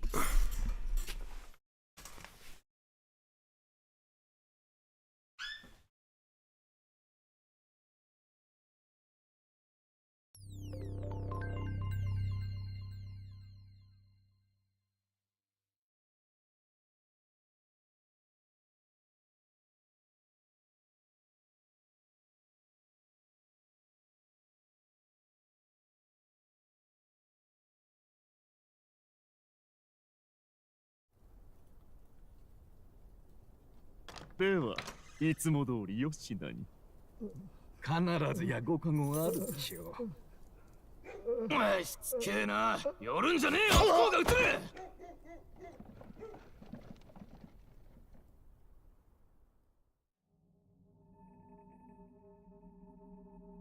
どこまでも醜いな。これが種族が一つかのごとき理想郷か。叶わぬと悟った時に滅ぶべきだったのだ。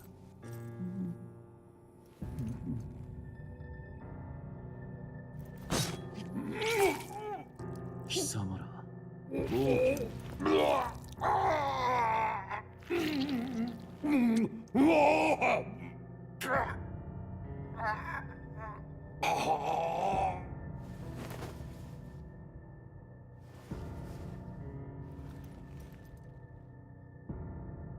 この国もな。なんということだ。陛下のお命が奪われるなど。王子殿下に続いてこのような急ぎ世継ぎを決めねば王の魔法の継承が途切れて。そうなれば他国からの侵攻が。それだけではない。我が国は連合王国。悪くすれば内戦もあろう。国難にこそ我らは結束せねば。王殿下か。誰がこのような。王の寝所に入れるものなど限られています。ですが。いや、陛下は王の魔法を継ぐ希代の魔導士。心臓を一突きなど並大抵のものでは。王子殿下を襲った賊も突然城に現れた。神をも恐れの王族殺し。できる者がいるとすれば。ルイ。さて、困りましたな。王子殿下はすでに創生。他に王位継承権のある方々には、王の魔法をなす王爵を告げるほど素養ある御人はおられないようだ。こうなると、果たして誰が次の王か。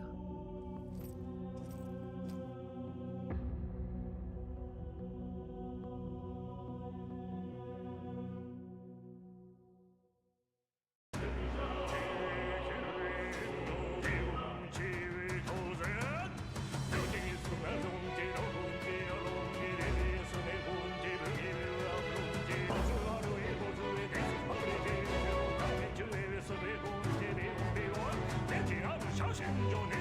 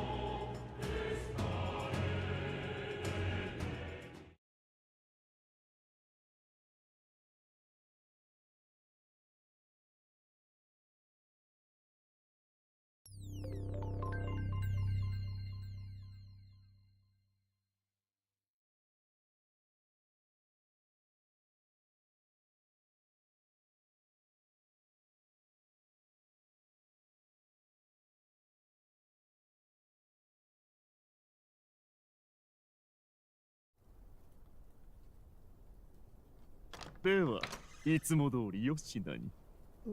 必ずやご加護あるでしょう。お前しつけえな。寄るんじゃねえよ。向こうが映れ。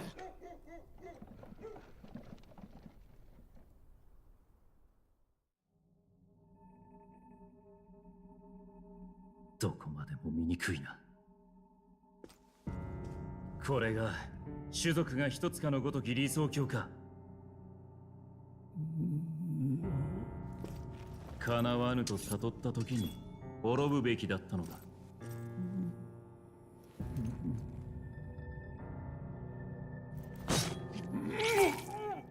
貴様ら王家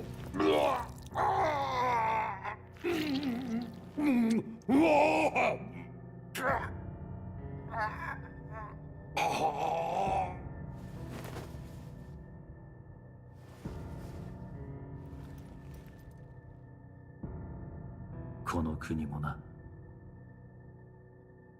なんということだ。陛下のお命が奪われるなど。王子殿下に続いてこのような急ぎお次を決めねば王の魔法の継承が途切れて。そうなれば他国からの侵攻が。それだけではない。我が国は連合王国。悪くすれば内戦もあろう。国難にこそ我らは結束せねば。王殿下か。誰がこのような。王の寝所に入れるものなど限られています。ですが。いや、陛下は王の魔法を継ぐ希代の魔導士。心臓一突きなど並大抵のものでは。王子殿下を襲った賊も突然城に現れた。神をも恐れぬ王族殺し。できる者がいるとすれば。ルイ。さて困りましたな。王子殿下はすでに創生。他に王位継承権のある方々には王の魔法をなす王爵を告げるほど素養ある御人はおられないようだ。Yo, B, what's up? How you doing, sir? What's going on?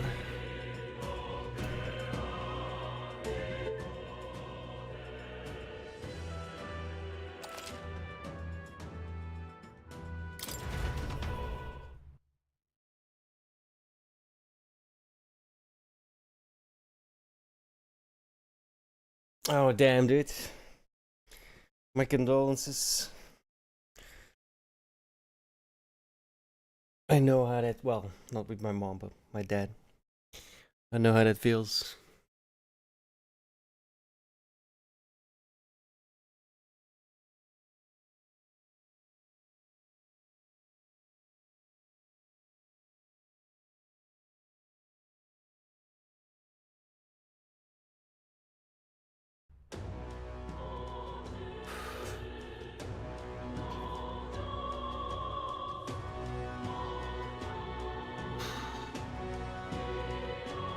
What's up? なんてこと。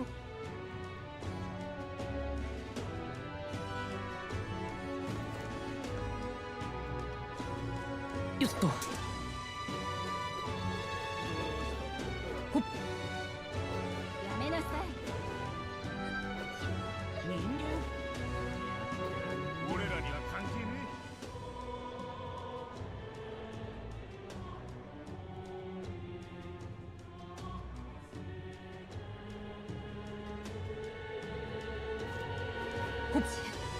何の真似だ。おお。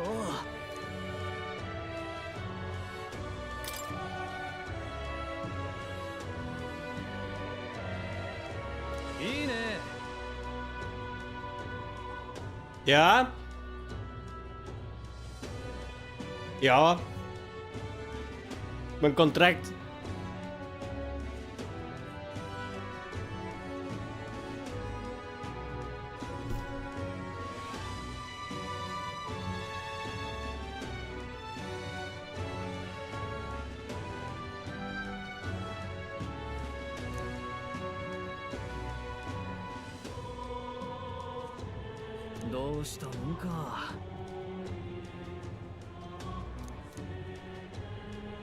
Sorry. Mom was yelling at me.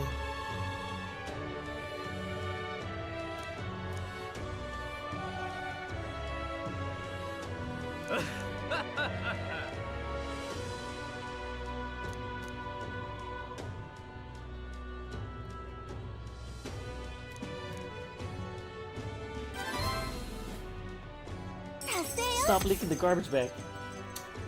Bro, I barely put it here, she's already leaking it.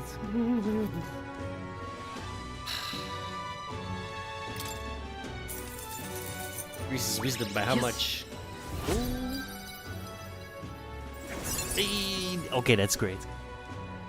Why did I need that again? I don't remember. I needed wisdom too. Oh, to talk to the lady. Oh, and purify items.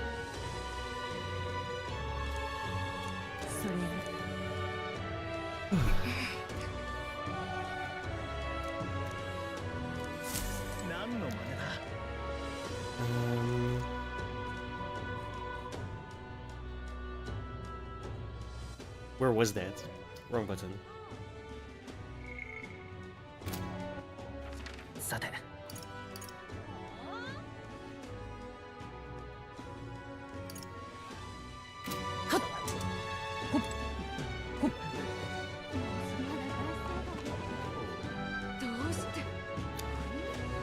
どうしようかな。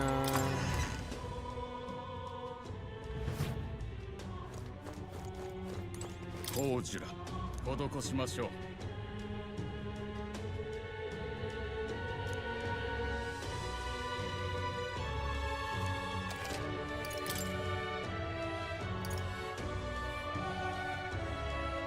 Damn.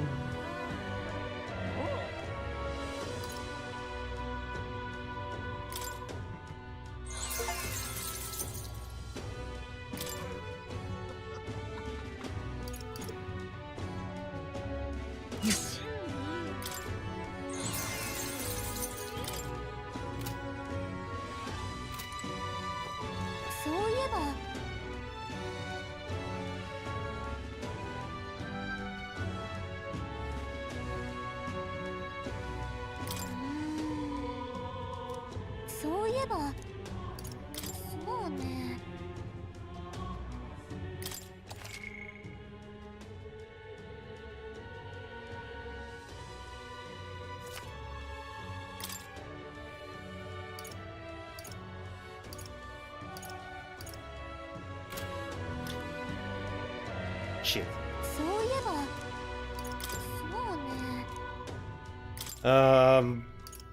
What was this?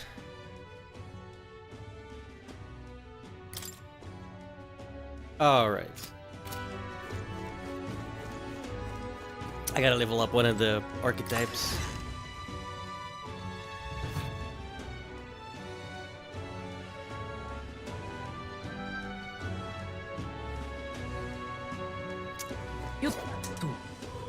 Now we can talk to this lady. Because wisdom 2.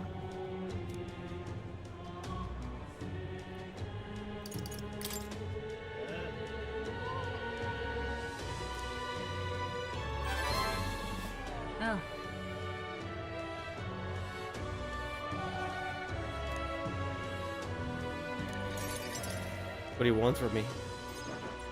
改めて、私の名はベルギッタ。この店と魔導機の商いを仕切っている。お前、グラントラドは初めてだろ。This is basically the new persona. Well, no, it is the new persona. Like, it's not basically, it is the new persona. Same guys. Way more mature. ならば魔導機をどう The place we're in? I've been playing for like a couple hours. Full of racism, murders, deaths. Like, what's going on, right? 楽なもの。ほう。便利ではなく楽。では次だ。隠し事は得意か？それは駆け引きのつもりか？ならば、お前。信じている神はいる。みんなと違う神を自分な、なら答えなくて。お前は見込みがありそうだ。怪物退治を頼むにふさわしい。Extermination。魔導機の輸送に使っている道を怪物が調べたところ近くに巣があるらしくてね。ちょっと待ってよ。そんな大事だからお前たちに頼みたいんだ。しかもそういった組織には内密にことを進めた。グライアス、そんなことまで。どうする？困ってるのは確かみたい。もちろん対価としてまとまった金を払う。店での買い物もある。それにその怪物の巣は宝が眠ると噂だ。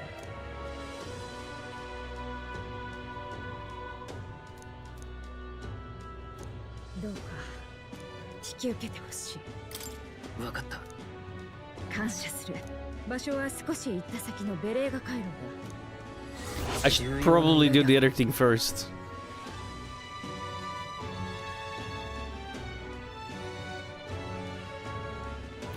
Guptauros. Stop licking the garbage bag. Go away. 7,500. That's nice. Oh yeah, we're staying here. I still have a quest in the city.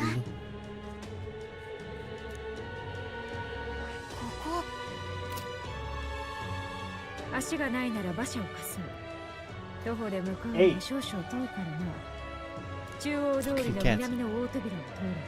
外に出られる。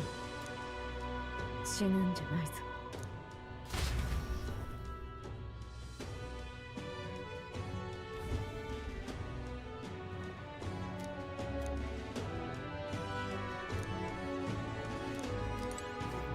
よっと。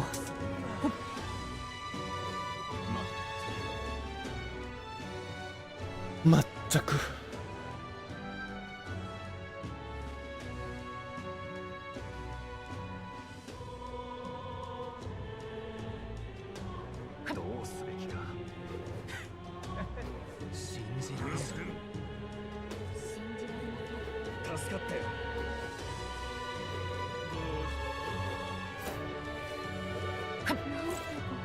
Wait. さて。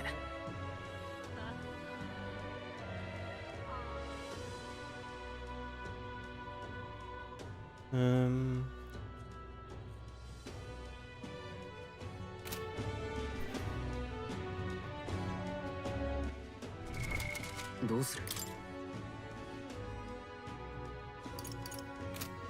Where was the guy? He was here somewhere, no? Yeah, there he is.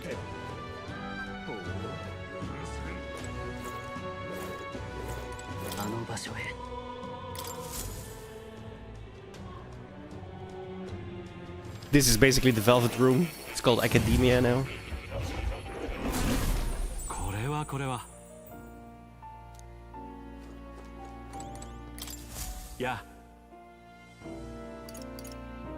That's new.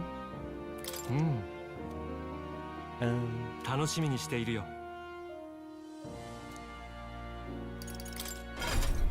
So can I upgrade a one that I already have? No, it just says change. それは。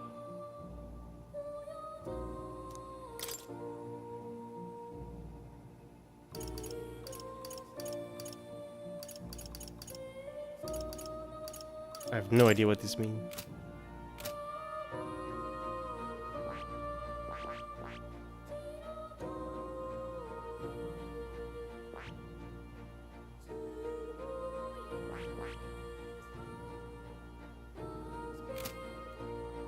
I mean, I'll just leave it, right? I have no fucking...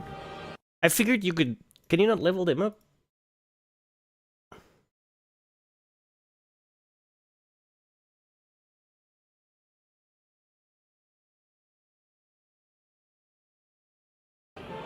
Whatever.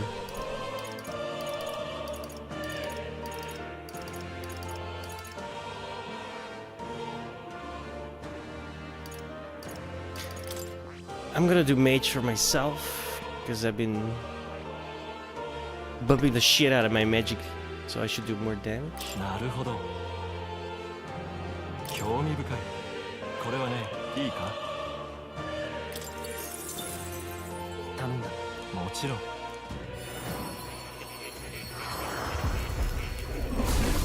Can I not skip this? Well. この技があれば。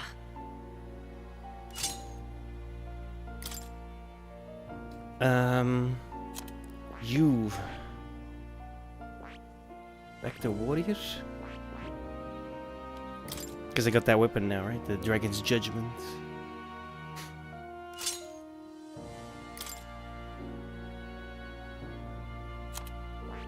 And you stay on night.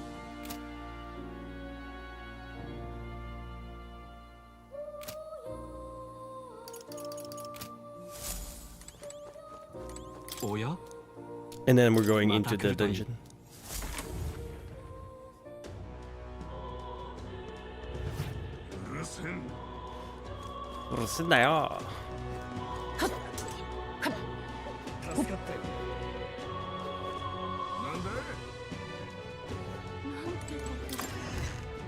Oh, I should have just talked to him, I think.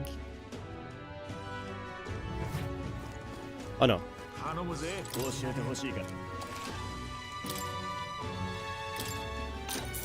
The Ox Demon.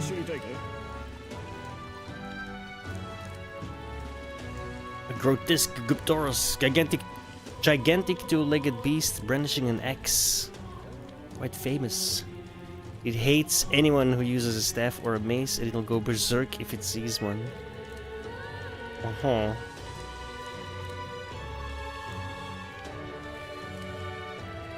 Fierce attacks with a spear.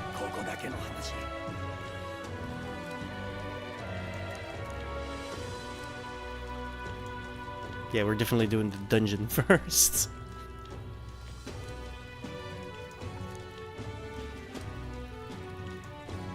Yeah, okay, he even says it. Okay. Okay. That's what I thought.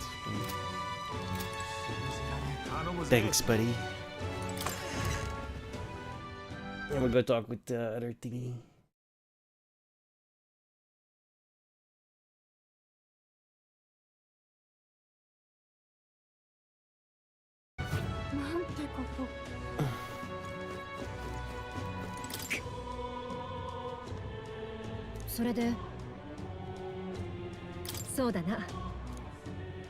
This takes the whole day, right? It's like Persona, you have to like time manage. If you stay in town during the day, you can get to do something at night during the day. If you go into the dungeon during the day, I don't think you get to do anything at night. We're about to find out, I guess. Well, after I go through the dungeon.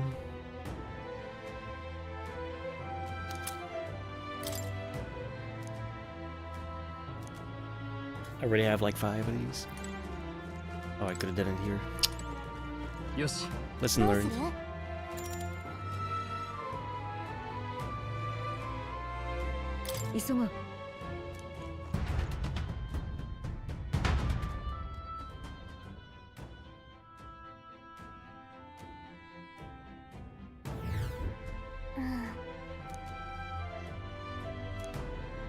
Nah.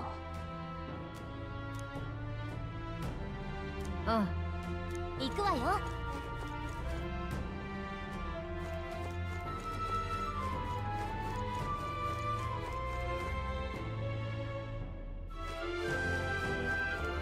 Yeah, that's right. These doors are locked.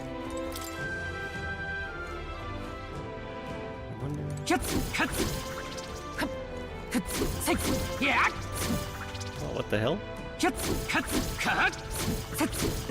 weird. So you also have like, this is the overworld, right? You have overworld fighting. Oh, fuck. Depending on how, if you're over leveled, so to speak, and you hit a monster with this, it just dies and gives you whatever you would have gotten if you fight it.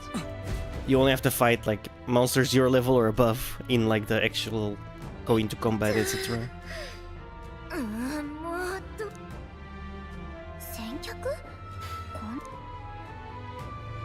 あんたたち何しに来たの？なんていうか、ここ変なんだ。警告はしたからね。待て。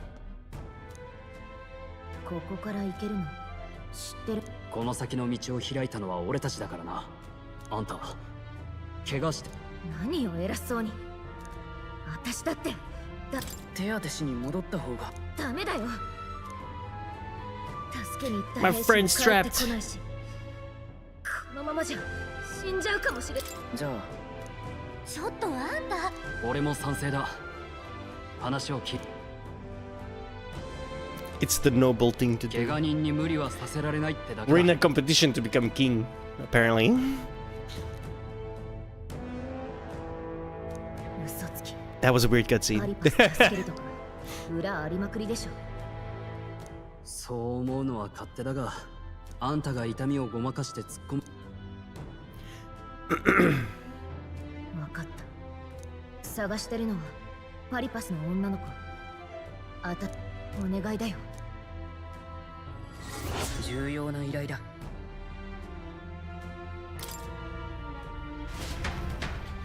I do like money. 5K sounds nice. ね So those little things in the air, that's magic. Magala. They have accumulators in the city that like suck it out of the air. But it's brand new technology, so it's still very inefficient. You know, but like in the world, obviously. 気をつけて。敵に見つかったよ。 Okay, see? These die in, they're weak, so I just get the experience and money that I would have gotten otherwise, which is basically nothing still, because they're weak.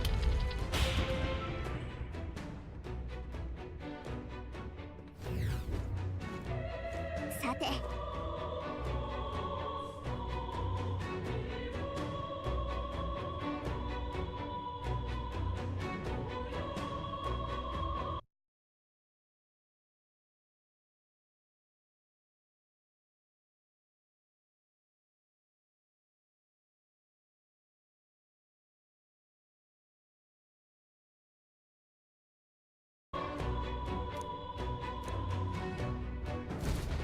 まあいい。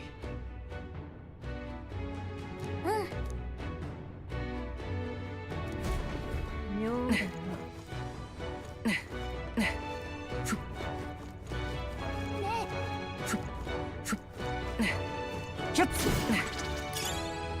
いいもの見つけたな。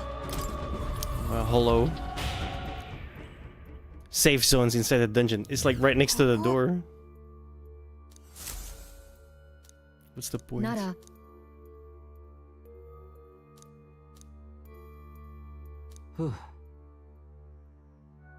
Oh, okay, you can teleport from here as well. Oh, then there's gonna be one further. I could just teleport back here and leave. Gotcha.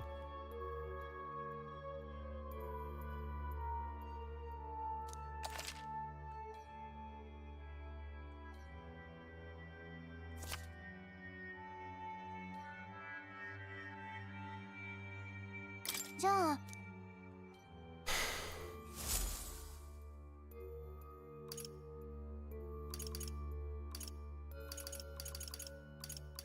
行こう。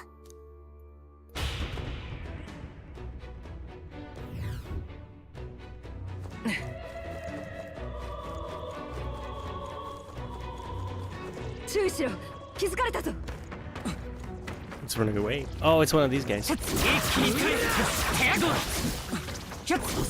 No! Okay. Fuck.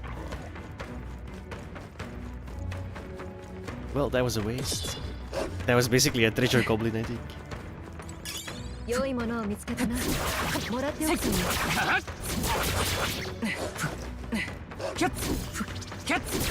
And if you can break its... There you go. 今が好機かもな。 You get a free attack. And they're stunned. 王者の魂をここに。 Yeah, look. Oh, they're weak to fire. Okay, I wouldn't have called that. 覚悟はいいか。相手をよく見るんだ。jump thrust. 力を一つに。いや違う。ふっくらえ。あと一つ。頼りに恥ずかしマジシャン。炎よ。最後の一撃すごかった。この調子でいきましょう。悪くない感覚だ。片付いたか。これで安全になった。 And if you're unscathed, oh, it's another side. It's like, you get extra damage or extra rewards.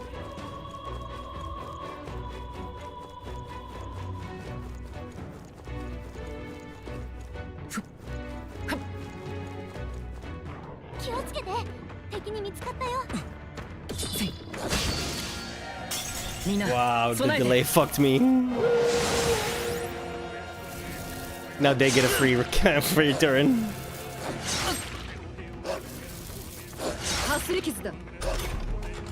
Poor shit. マジシャン。残り2つ。ファイト。みんな無事か。ふっくらえ。あと一つ。そのまま続けて。ちょっとかっこいいとどめだったね。お疲れ様。この調子でいこう。悪くないな。その技実戦で見るのが楽しみだ。Okay.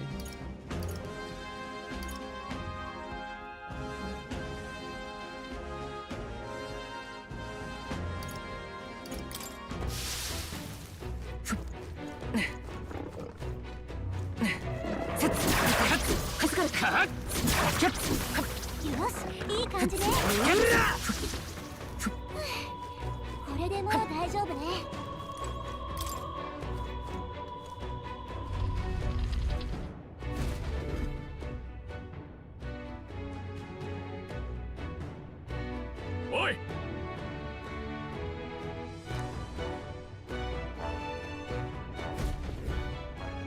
だってよ。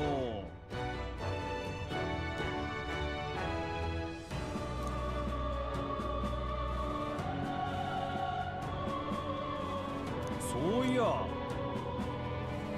っとけ。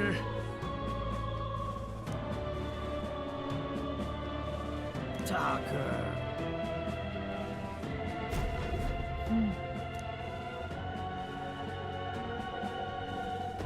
なあ。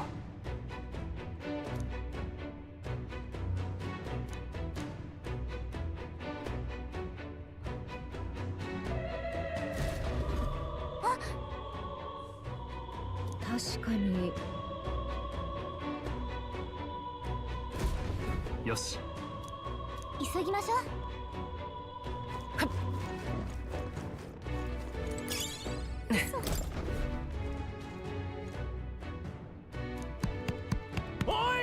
頼む。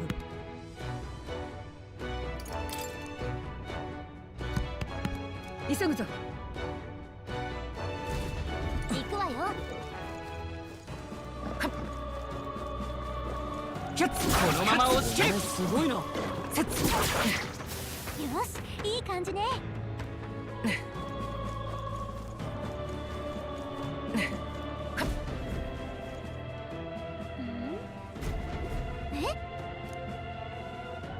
まったく。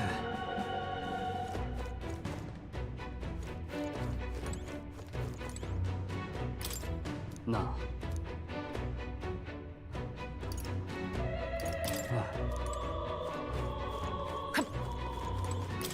やったな。行きましょう。 Oh no, my hands. I'm kind of tempted. やった。役立ちそうだ。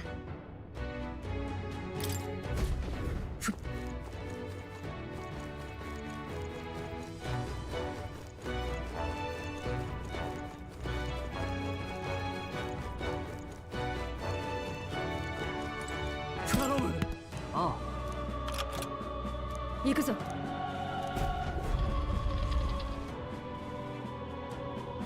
ありがとう。いや。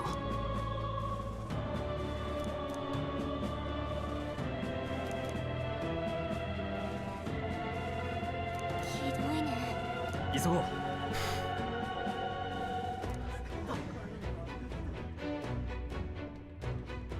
さて。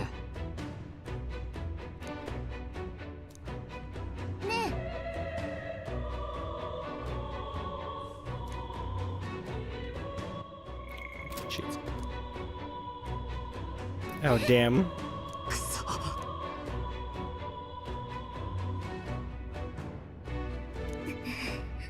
すまない。こ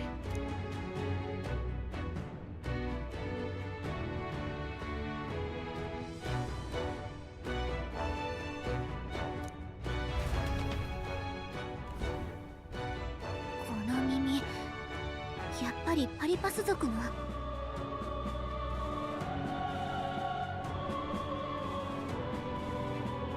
おい、待てって。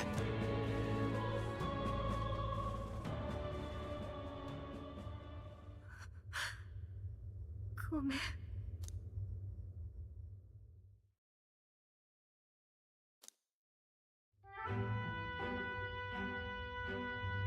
ありがとう。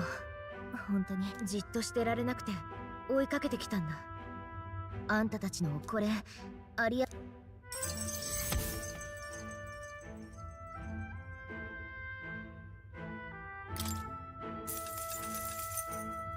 ちゃんとしたお礼は待ってもらえない？次までに賞金稼いでおくから。これで10。本気？マジで知らない？あ、見返りなしでパリパス助けるなんて変すぎない？だって困ってただろ。Yeah, everyone is super fucking racist in this game. Like, so, everyone's like, you helped me? What? What do you mean we're equal? The fuck? Fuck off. Right? It's kinda nuts. でもあの騒ぎの時、男爵怪我もしてなかったよ。パリパスもたまには役に立つなって大笑いするくらい。どいつも。だよね。私ね、そんな世界ぶち壊したいって思ってる。悲しんでる人がいるのにそのままでいいなんて絶対。同じ気持ちだ。うん。何かを切り開こうとしてる。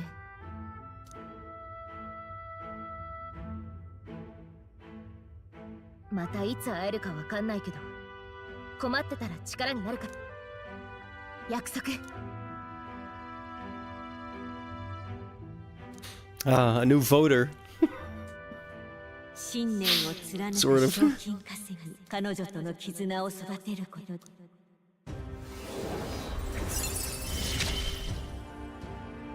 どっちが世界を変えるか。Brawler. 勝負。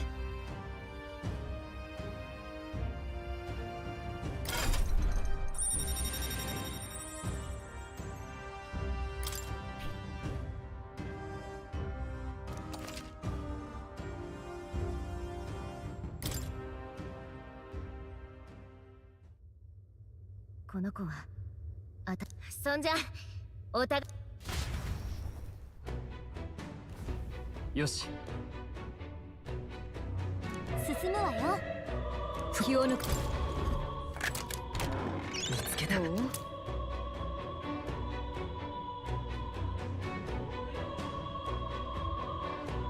Can be purified. What is this? Oh. 確か。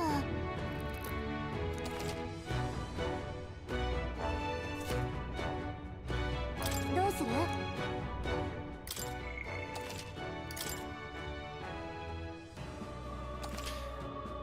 Should I don't think I should use the brawler yet.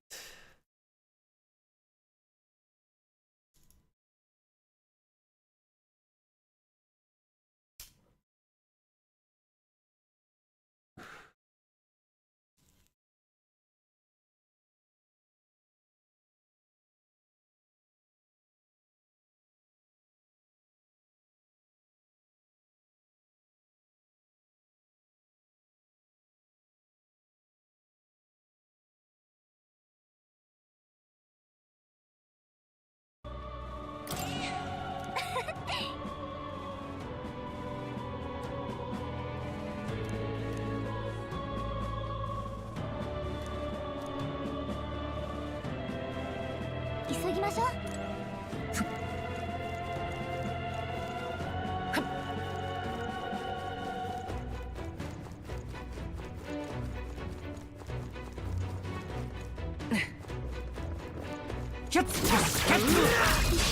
よし、受け入っていくぞ。この力で貴族としてみんな無事か。そこだ。このまま押し切れ。王者の魂をここに。最後まで油断大敵だ。Well, good. 往生際が悪い。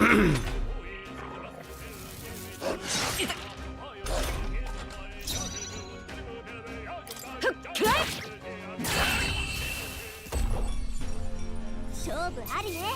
私たちの勝ちよ。いいぞ。成長したか。新たな技だ。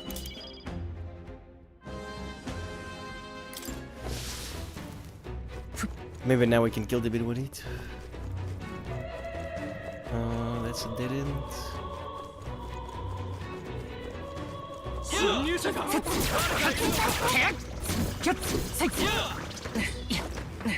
止まれ。一気に攻め。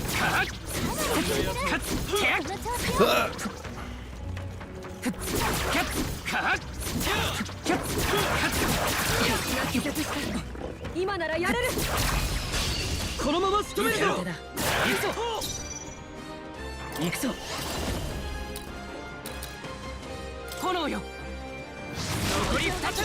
悪くないな。手加減は何だ。どう。仕上げだ。状態を確認ストロール。そこだ。勝負ありね。私たちの勝ちよ。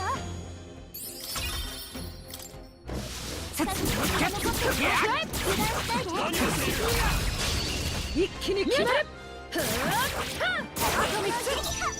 Nice. One of them died already. マジシャン燃えろ。このまま追い詰める。よし、王者の力この身に宿れ。最後だ。いいね。そこで。ヒルケンベルグの攻撃が弱点にね。Oh, I should have. Okay, we still got. Like, we got lucky because of the critical, I think. That did like near no damage. かっこいいとどめだったね。お疲れ様。こんなところで止まってられない。また強くなれたみたいだな。力を。これで終わりか。片付いたな。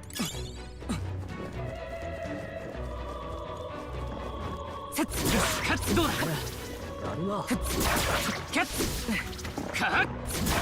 念のため体力を回復しておいたらどうだ。念のため体力を回復しておいたら。このまま押し切る。回復しておくか。一気に攻める。先制攻撃だ。先生よ。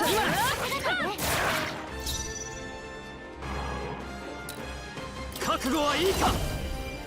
残り3つ。マジシャン炎よ。残り2つ。状況を確認。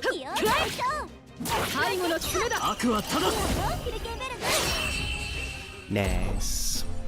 敵は全滅みたい。お疲れ様。こんなとこだな。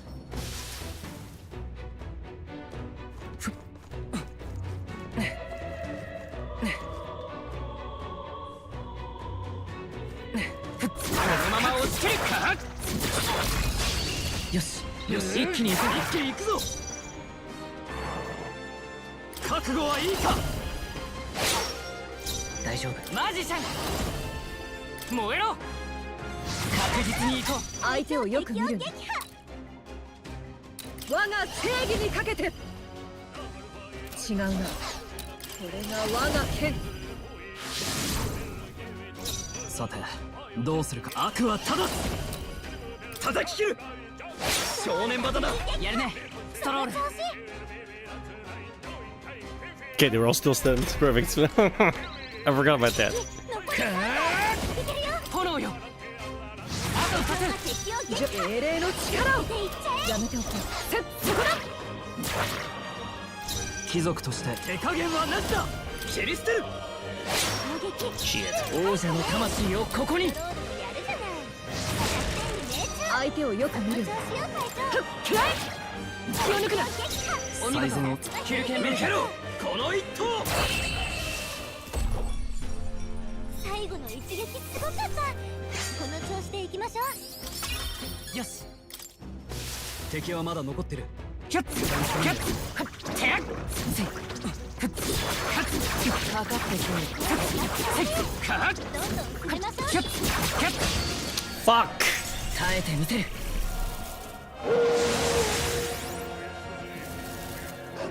こで諦めるわけには。こんなものかかすり傷だ。 Doesn't help, I really need to こん pee. なものかこれ式。かすり傷だ。隊長の体力残りわずか。ファイター。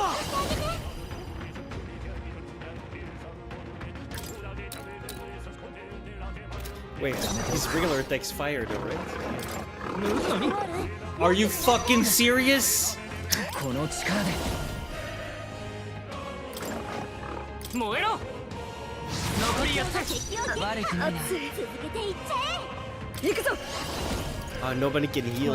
I'm so dead.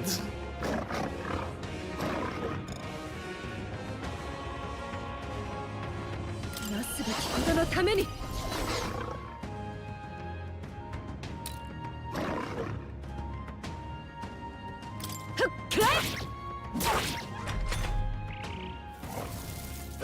簡単にどうした。私はまだ立っているぞ。そんな。キルケンベルクが倒された。手当てお願い。負けるか。キルケンベルクが倒れてる。誰か助けてあげて。 I was trying to reset.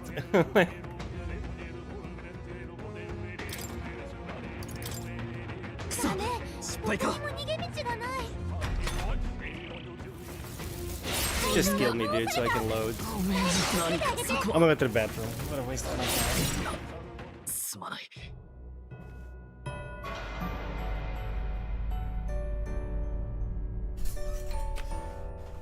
不安に向き合う者よ、立ち上がりなさい。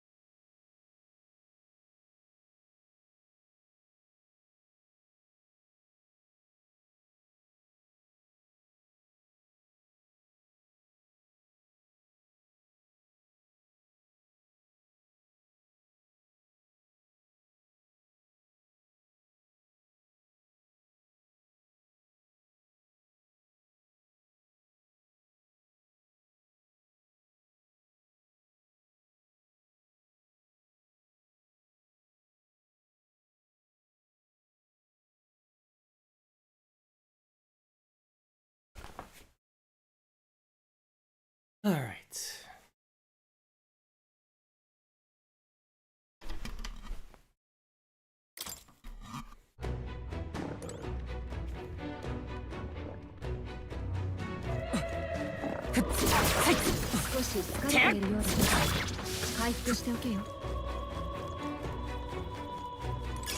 お、いいもの拾ったな。このまま押し切る。戦い方だ。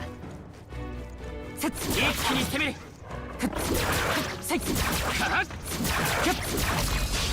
先手必勝だ。覚悟はいいか。切り捨てる。見えた。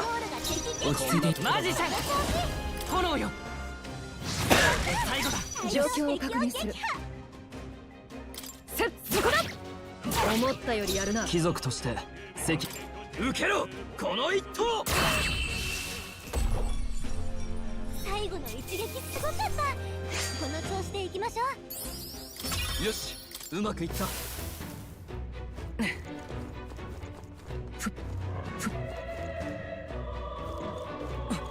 覚悟だ。一気に決まる。先手必勝だ。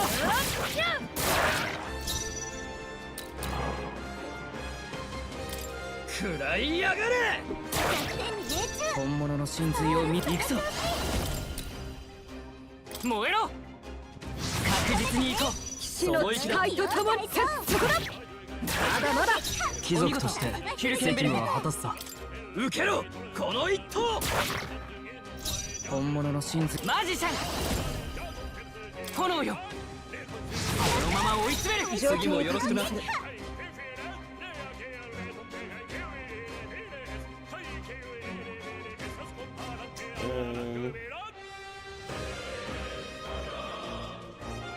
ここはひとまず。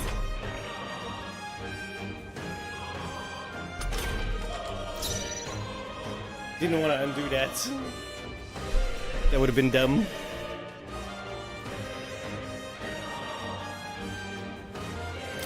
食らいやがれ。恥ずかしく。マジシャン燃えろ。最後まで油断大敵だ。よく見るんだ。続けていっちゃえ。さて受けろこの一投。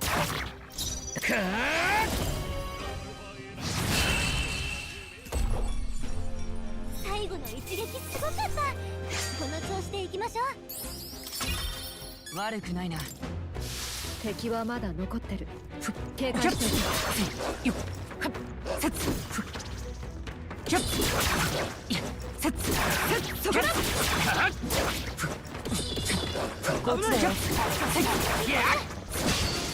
Motherfucking bullshit, man.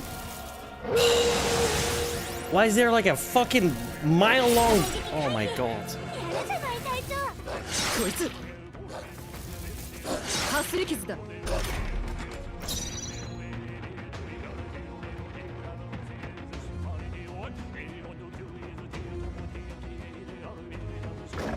悪はただ。どう思ったより耐えるんだ。恥ずかマジシャン炎よ。状況を確認する。くらい油断するな。頼もしいよ。手加減はなしだ。叩き切る。往生際が悪い。こんなものか。ストロールの体力が減ってる。誰か回復できる？ストロールがやられた。誰か手当てを。ストロールが戦闘不能。誰か回復できない？加減はしない。燃えろ。この調子で悪くないな。人のためにやめておこう。そこだ。あと2つ。この力で熱い。こ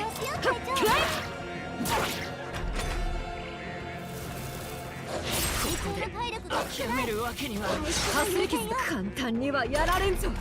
ストロールが戦闘不能。誰か炎よ。あと1つ。よし。熱い。そこだ。王者の魂をここに。誰か回復できないの？思ったよりやるな。人の体力が少ない。やれる。回復が優先よ。行くぞ、燃えろ。危なかった。でも勝ちは勝ちね。また強くなったよ。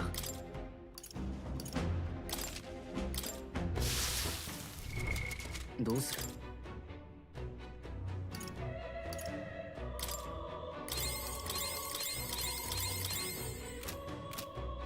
？That was expensive.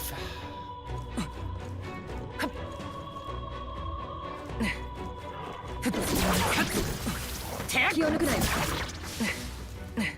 これでもう近くに敵は残ってないね。こ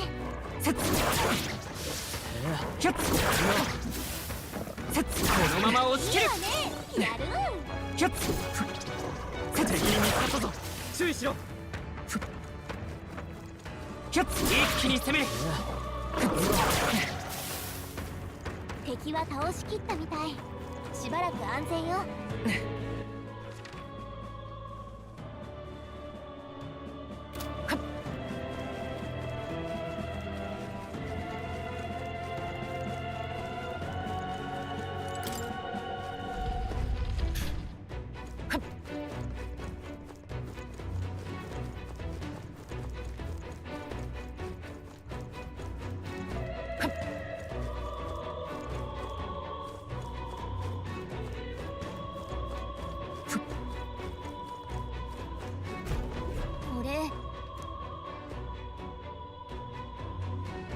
だが、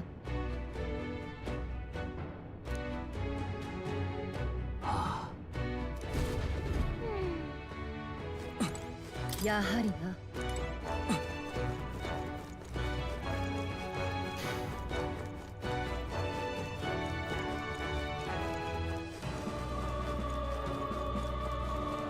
さて、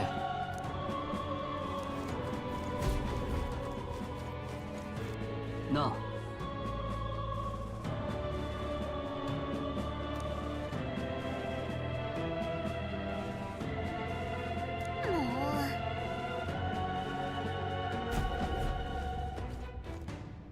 まあ、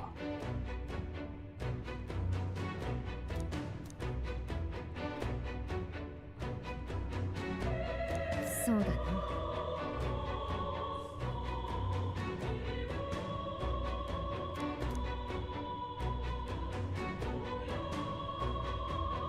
ね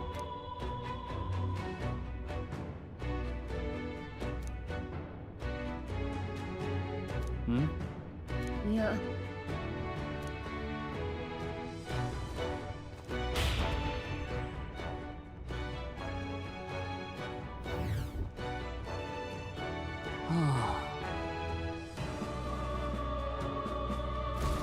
しかし、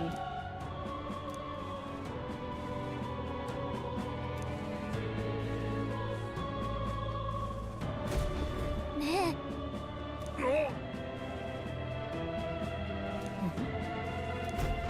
なんだ。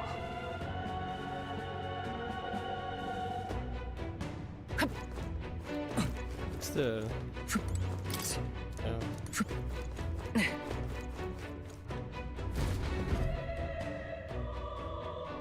なんだ？おい！やめろ！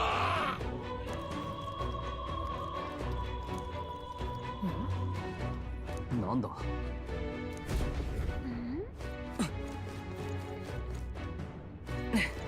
Oh, thank God. I need a healer. ここ。うん。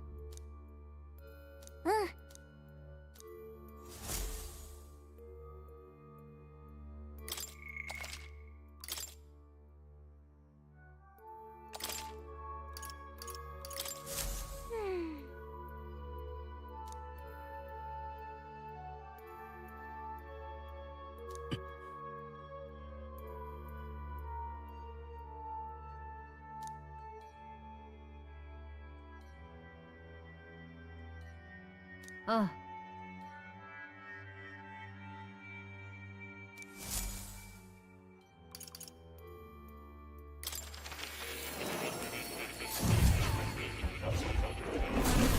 新たなアーキタイプを手に入れたのか。よく来たね。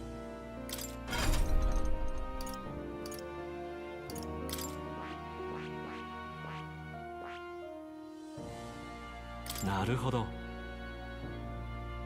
Perfect punch.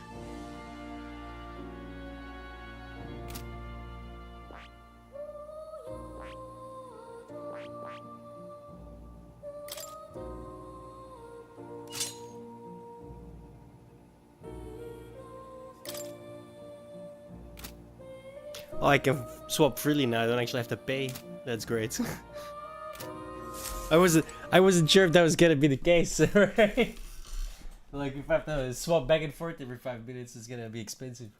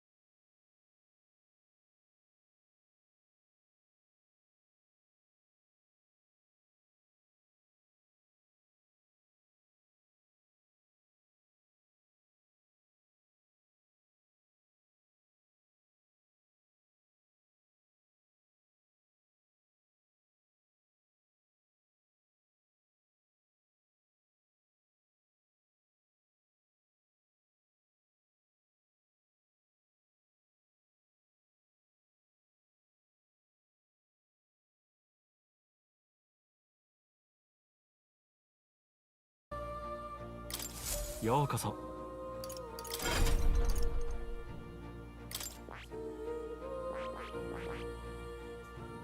なるほど。興味深い。これはね、いいか？ Well,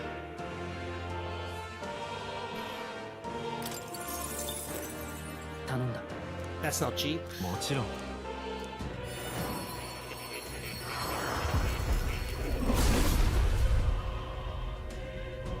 Looks cool.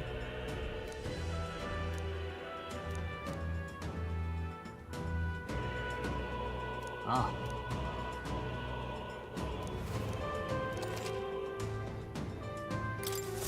Yoshi, この力なら。I can just swap them out. From the menu? おや？ Really? また来る。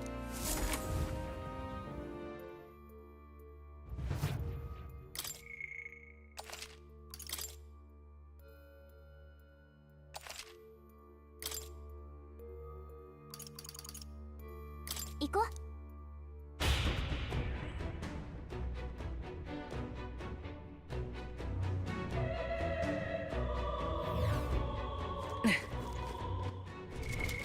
どうする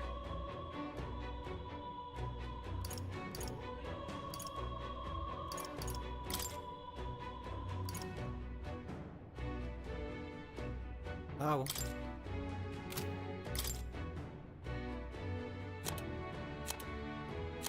Oh, wait.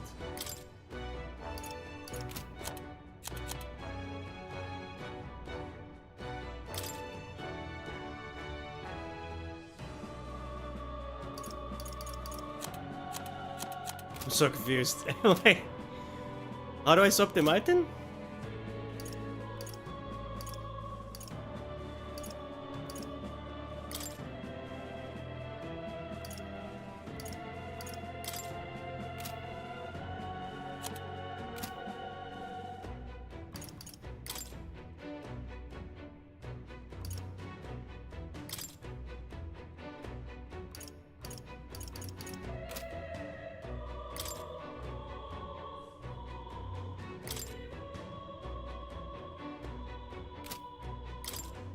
Okay.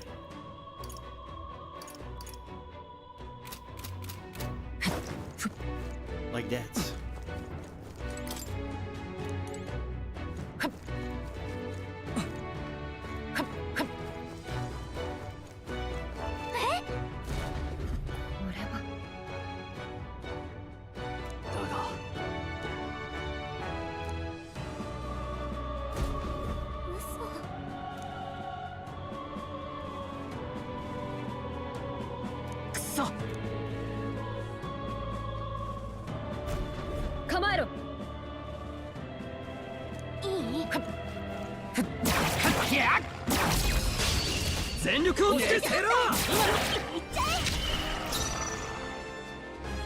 Noble?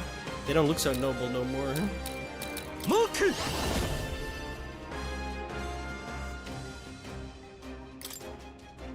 Kurae! 残り2つやるねストロールヒーラー輝け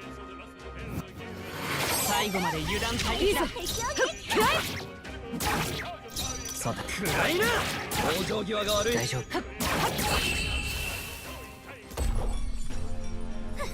見たかこの調子でいきましょう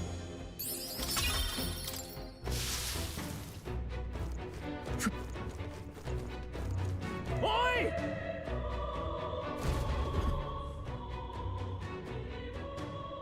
くそどうやら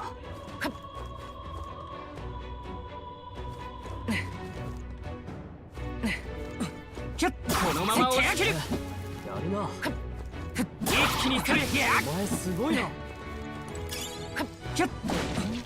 これは役に立ちそうだこのまま押し切る倒れたこのままスカメぞ覚悟はいいか食らえもう少しだ恥ずかしくない王者の魂をここに最後だ死の誓いとともにそこだ正義の拳を叩き込むモーク粉々にしてやる最後の一撃すごかったこの調子でいきましょう悪くないこれでまた一つ敵はまだ強くなる油断すんなよ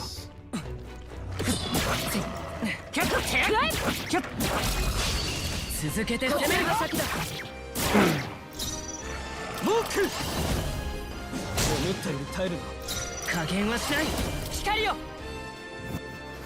あと2つ状況を確認するそこだ気を抜くな王者の力そのまま続けて身に宿れ Thankfully still stunned.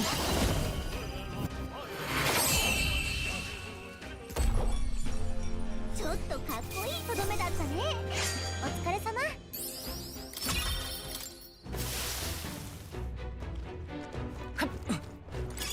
良いものを見つけたなもらっておくといい一気に攻める先制攻撃の好機かもなモーク往生際が悪い大丈夫輝け残り2つ状況を確認あと一つお見事ライルヒ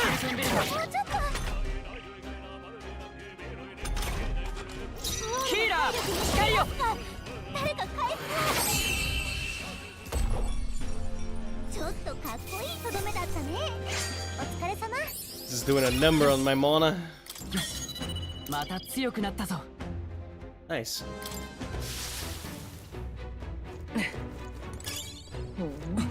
これは役に立ちそうだどうだ敵が気絶したぞこちらが先だ一気に行こうモーク誰か回復を一息か落ち着いていこうヒーラー輝けこ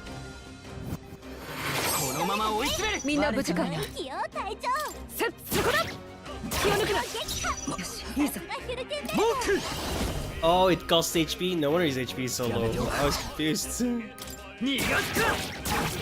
Uh-oh.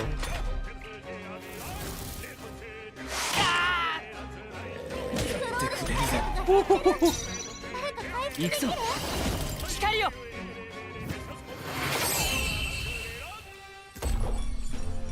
最後の一撃すごかった。この調子で行きましょう。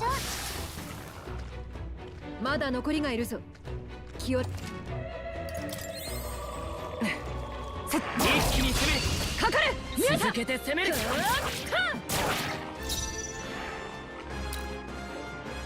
逃がすか。癒しのこの力で輝け。あと一つ。そこだよ隊長。勝負ありね。私たちの勝ちよ。これでもう近くに敵は残ってないね。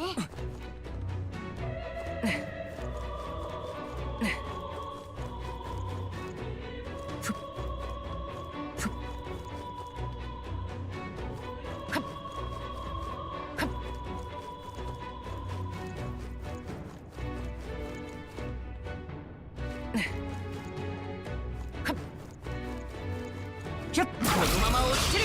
先手必勝だ。手加減はなしだ。往生際が悪い。恥ずかしく。ヒーラー光よ。最後のよし。続けていくぜ。よし、敵の増援なし。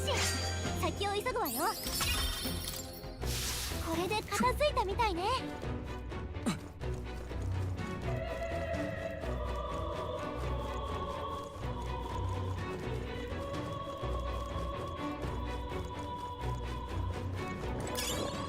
見つかったわ。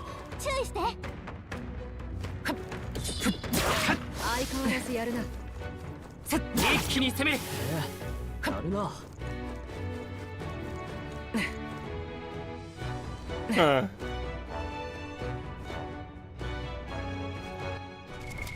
どうする。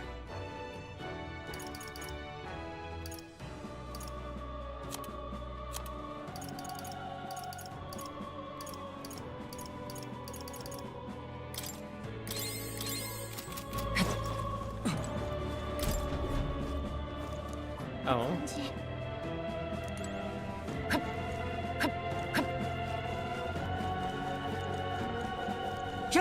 このまま押し切る。どうだ。今が好機かもな。逃がすか。往生際が悪い。大丈夫。輝け。あと一つ。そこだ。隊長。敵は全滅みたい。お疲れ様。いいぞ。これで片付いたか。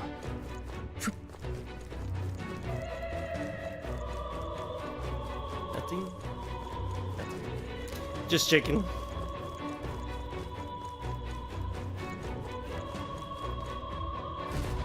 ひどいね。見ろ。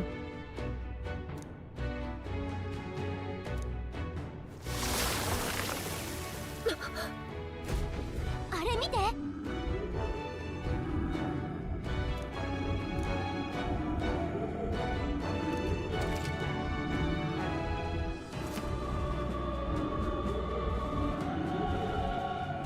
What? Yeah.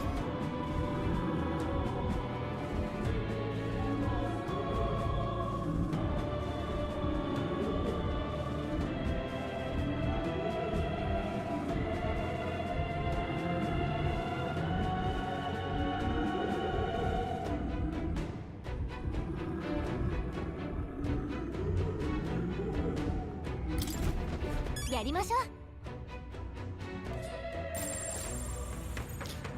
They're blue though. 君見つかったか。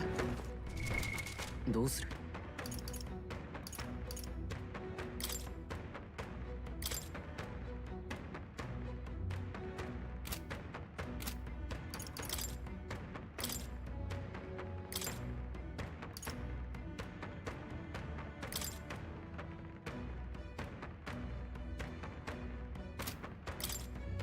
マジシャン。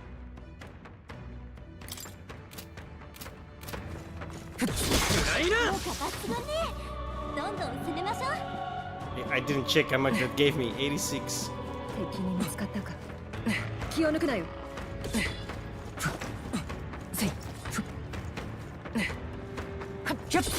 かなり効いてる。87. その調子よ。弱点に当たったわ。効いてるよ。よし、弱点をついたわ。More.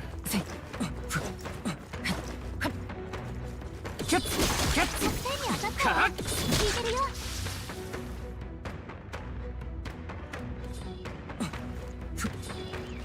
かなり効いてる。その調子よ。弱点に当たったわ。効いてるよ。This is handy. Saves me on the. Come on, 気 guys. をつけて。敵に見つかったよ。On the item usage. 弱点に当たったわ。効いてるよ。More. 敵がこっちに気づいたわ。ど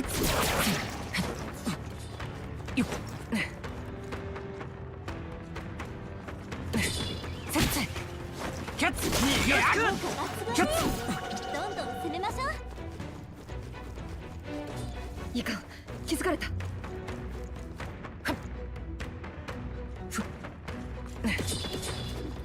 弱点をついたわ。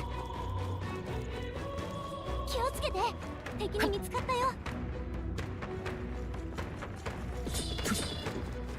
弱点に当たったわ。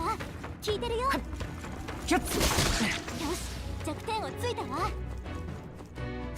敵に見つかったぞ。注意しろ。なん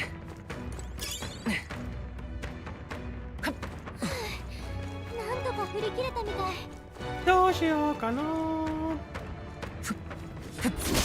能力が上がったみたいだ。やったー。能力上 Hey, level up, nice. Got a new skill, apparently. 弱点に効いてる。いけ。どうする。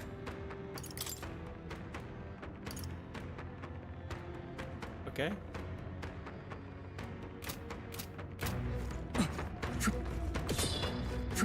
弱点に当たったわ。効いてるよ。また強くなれたみたいだな。弱点に当たったわ。効いてるよ。このまま押し切る。このまま押し切る。攻める。どうだ。終わったな。I didn't quite get full magic, but it's pretty good. I got tired.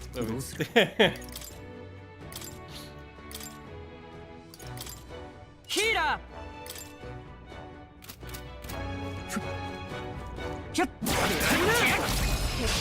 一気に切った。攻撃。さあ、覚悟しなさい。逃がすか。落ち着いて。ヒーラー、光よ。残り2つ。相手をよく見るんだ。倒しきれんか。正義のクライナー。最後だ。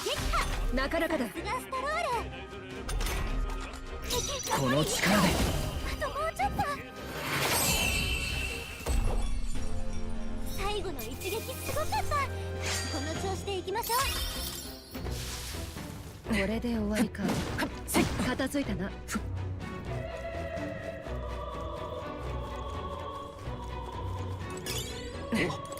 いいもの拾ったな。Does that mean we also got the key for this?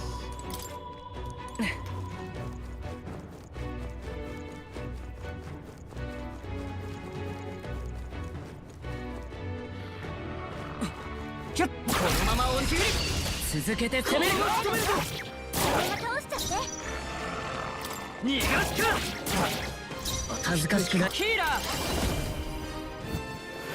このまま追い詰める。状況を確認する。そこだ。気を抜くな。さて、どうする。先に頼む。癒しの力加減はしない。輝け。 Oh, dude, Bass doesn't take away the fucking. Okay. Wow. Bro, I thought Bass was the same as Guard. It would just take your turn. It didn't take. It just passed it on to the next one. Okay. I mean, technically that makes sense, but Most games don't do that, right? So 何かの役に立つんじゃない？もらっときましょう。 I can. 注意しろ。気づかれたぞ。どうする？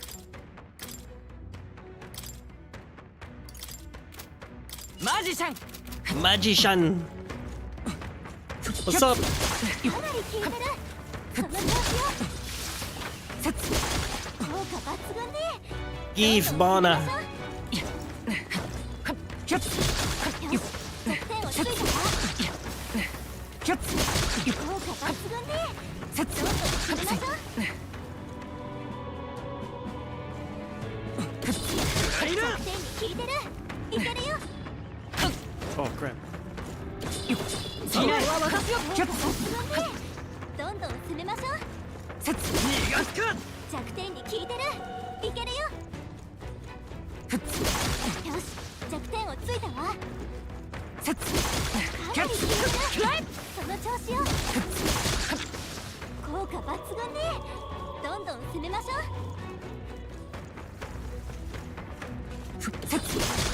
Bro, this is pretty nice. I just get my mana back this way. 弱点をついたわ。弱点に効いてる。いけるよ。効果抜群ね。決勝は片付いたわ。お疲れ様。どうする？ヒーラー。一気に攻め、このままストレート。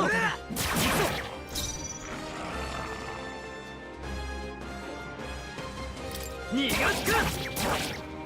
落ち着いて、この力で光よ。最後まで油断た悪くないな。誓いとともにそこだ。貴族として責務は果たす。これが最善だ。大丈夫。加減はしない。 Wish I knew that sooner. That's actually gonna help a lot. Wow. I wonder if I can do that indefinitely or if it's like only once. よし、うまくいった。敵はまだ残ってる。油断するなよ。キャッ、セキヤッ、キャッ、キャッ、キャッ、カッ、押し切った。今だ。手加減はなしだ。落ち着いていこう。輝け。相手を英霊の力を。いや、そこだ。 Oh, come on. Like, 近くにまだ敵がいるぞ。気をつけろ。 that's still hard as fuck. Gotcha. いいもの見つけたな。役に立ちそうだ。こちらが先だ。続けて攻める。く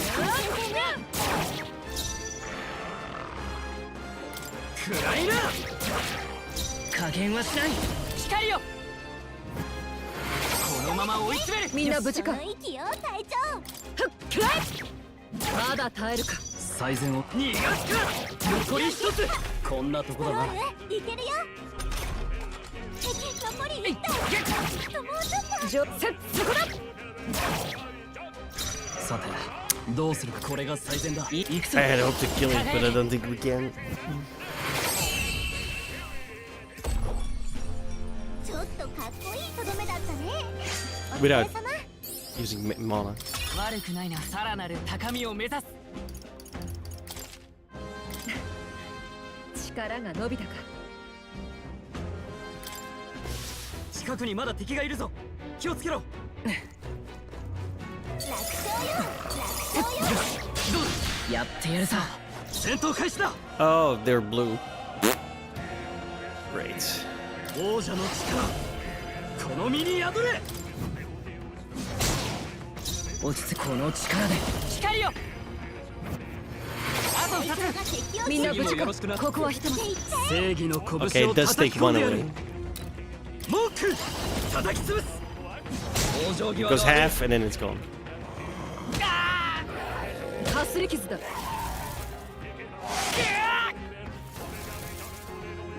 んだか体がトロールが病魔に侵されてる。能力が王者の魂をここに。最後そこだ。敵は全滅みたい。お疲れ様。体がおかしい。力も落ちてる。誰か回復してくれ。このまま落ちきる。体力を回復しておいたらどうだ。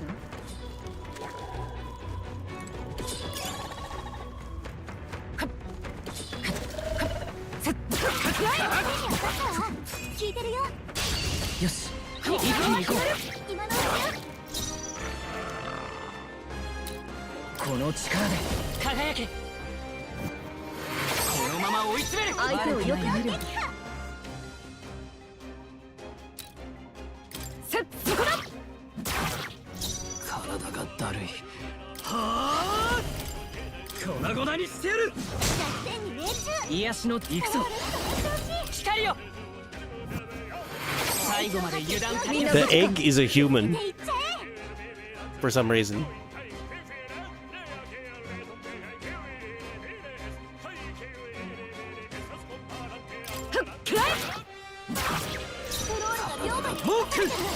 能力が低下するから危険だよ。ストロールが病魔に侵されてる。ヒーラー能力が低下するから危険だよ。状況を確認する。そこだ。体が悪は正す。恥ずかしくない戦い。王者の魂をここに。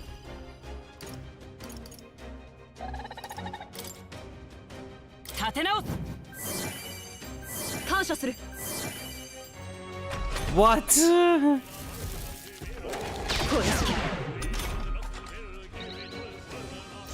Oh, was it because of the melody shit? What the fuck? Bullshit.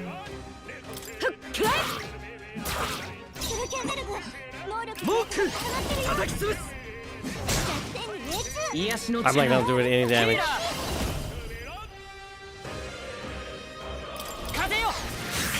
強い。みんな無事か。ライト。そうじゃない。英霊の力を。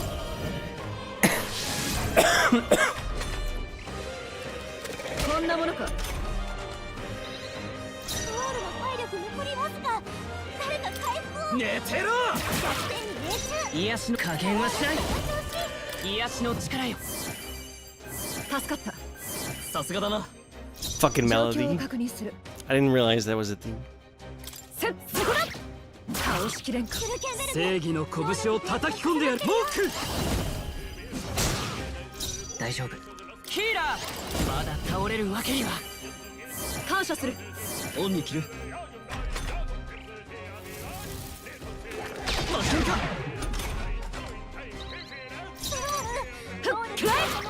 まだ耐えるか。おら。ちょっとかっこいいとどめだったね。お疲れ様。 That thing was rough. もう付近に敵はいないようだ。いいもの発見。もらっておきましょ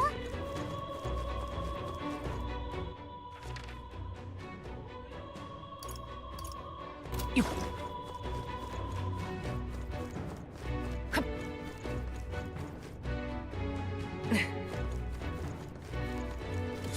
気づかれた。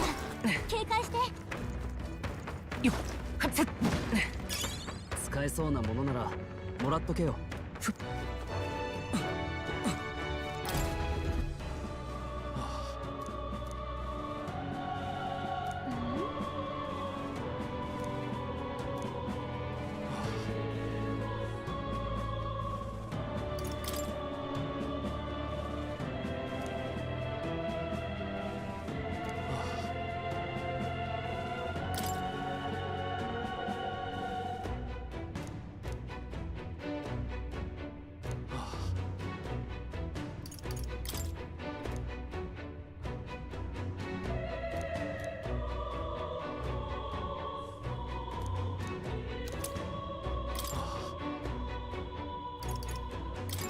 うね。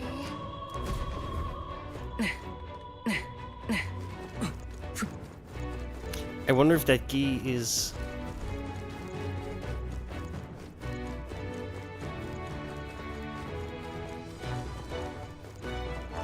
D key.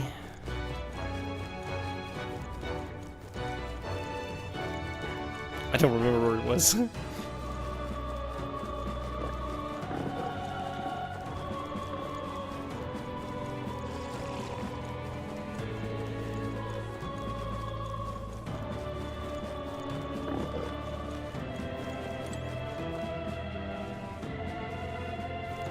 There's a treasure chest as well. Let's check that first. 気を抜くなよ。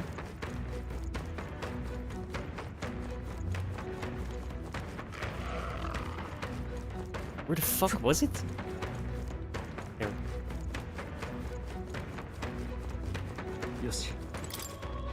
Damn it. Guess not. How do I open that shit? Fuck? I wanna know. I'm gonna look this up.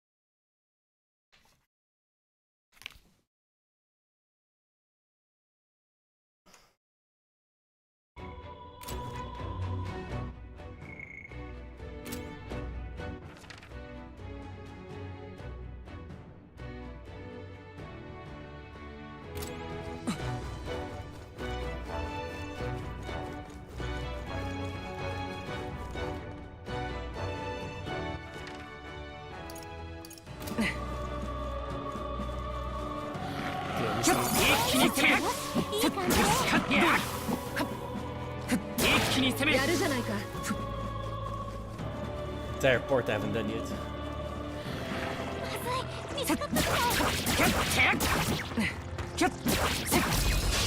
Yes.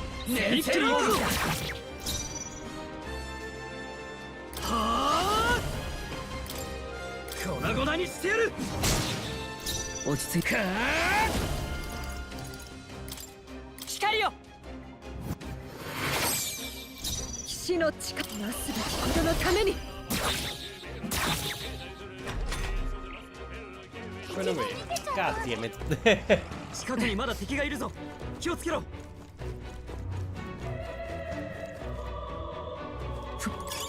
良いものを見つけたな。もらっておくといい。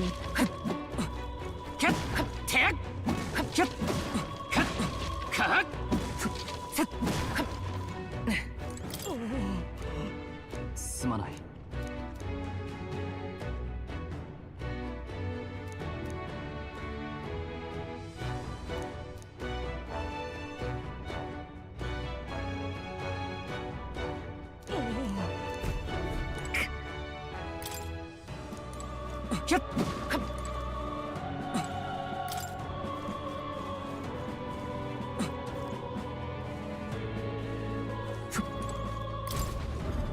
これは。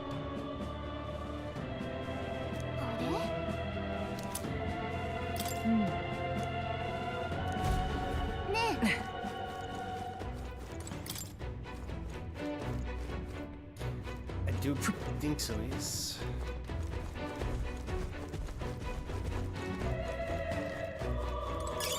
使えそうなものならもらっとけよ。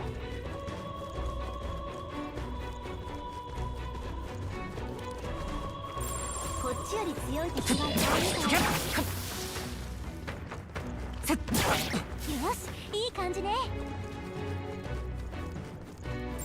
あたりは雑魚ばっかりよ。このまま押し切る。やるじゃないか。 I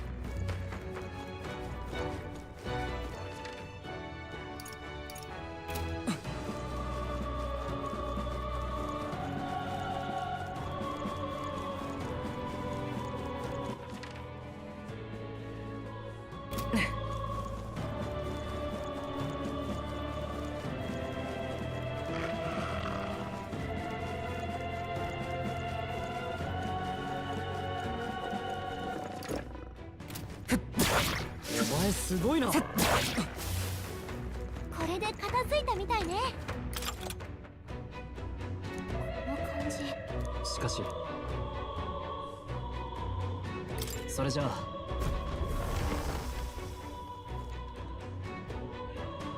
やはりな。来るぞ。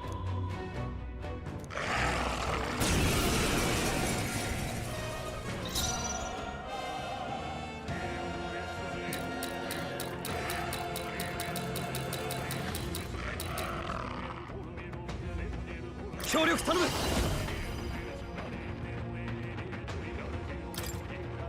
任せたよ。正義を叩き込んでやる。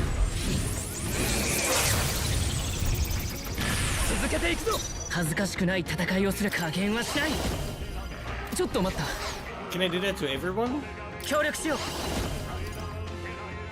う。いや、こうじゃないな。ヒーラー輝け。あと3つ。相手をよく見る。先に行ってくれ。さて悪は正す。この力なら頼んだよ。行け。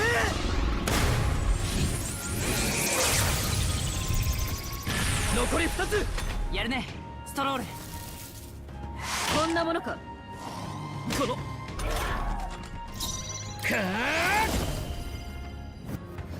最後まで油断大敵をよろしくな。英霊の力を。ここはひとまず貴族としてモーク。これが最善だ。落ち着いていこう。行くぞ光よ。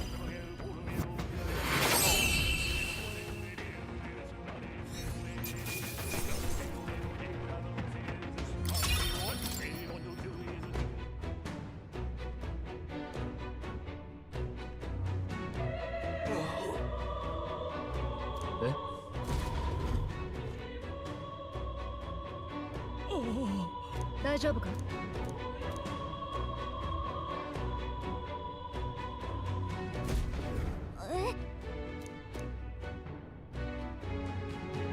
宝は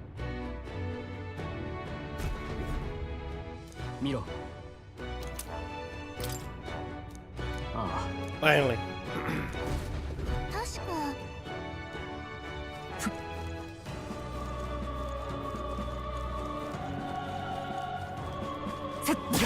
相変わらずやるな。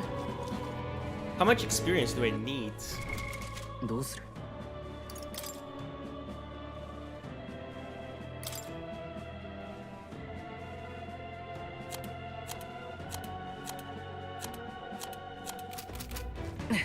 A lot.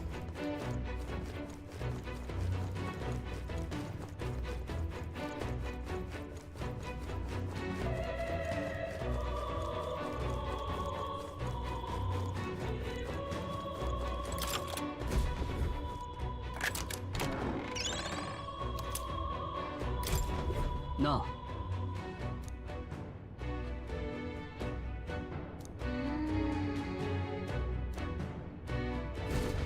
ってことはどうする。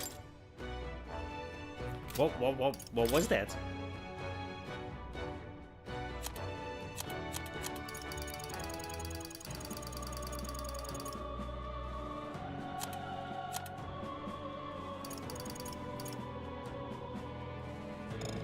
Can't do anything with it though.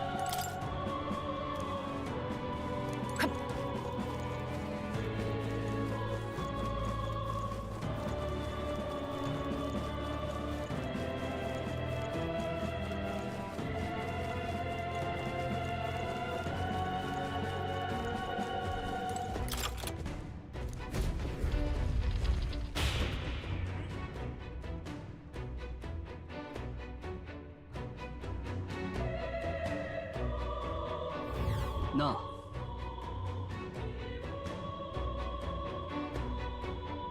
いや、気をつけて。どうする？どうやら戦うしかないみたいね。 I don't know what level they were.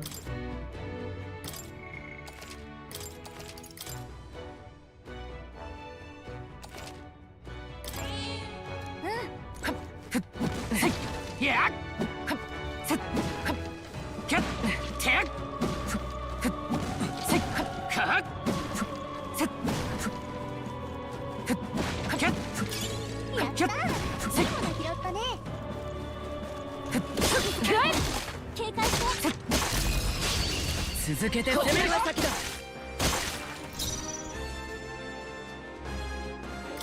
寝てろ。作戦に命中。大丈トロールその調子。夫やれるよ。加減はしない。光よ。これで最後だ。状況を確認。そこだ。おら落ち着いていこう。この力で作戦に命中。みんな無事か。その調子よ隊長。まだ耐えるか。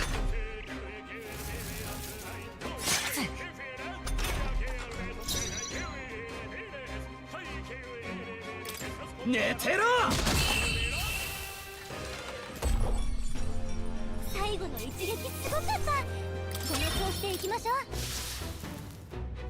敵はもう残っていない。しばらくは安全だ。効果抜群ね。どんどん攻めましょう。かなり効いてる。その調子よ。これはキャッキャッテッこのまま仕留めるぞ。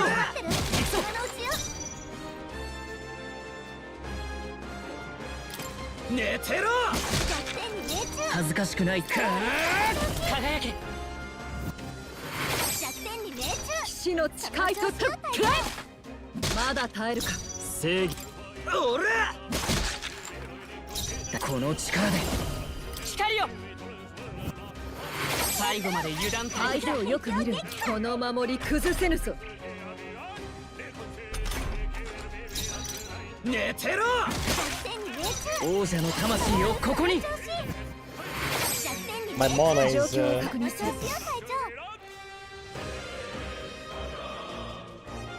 頼んだ。おら大丈夫。接近戦だ。 Wait! No, he's standing in the back like an idiot. Fuck. I didn't even realize. 輝け。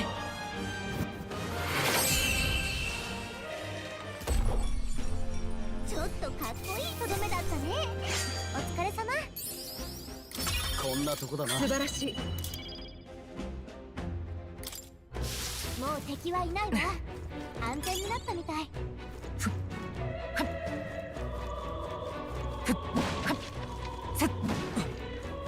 キャッせっかっせっ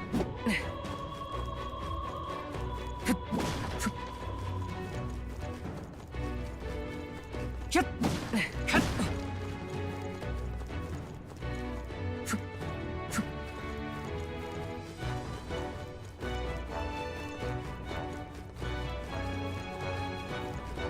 まずいぞ。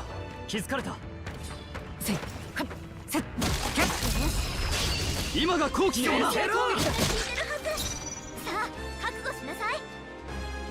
この力なら頼んだよ。行け。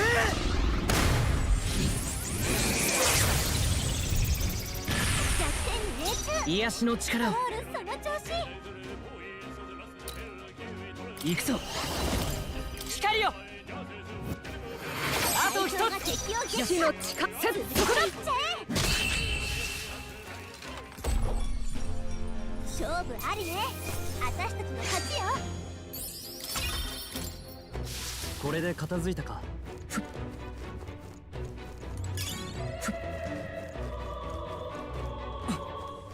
見て。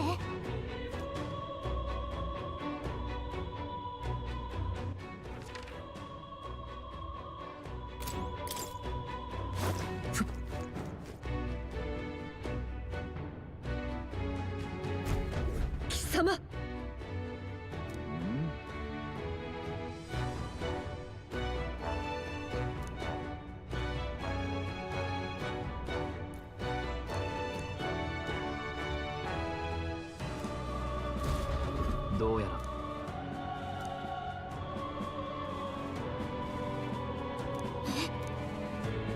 ああしかしこ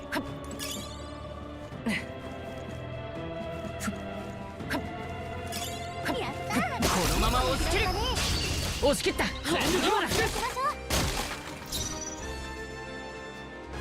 モーク恥ずかしくこの力で輝けこれで最後だみんな無事か先に行ってくれおら大丈夫やり王者の魂をここにSo much more. I still haven't moved into the front line. Fuck's sake. ちょっとかっこいいとどめだったね。お疲れ様。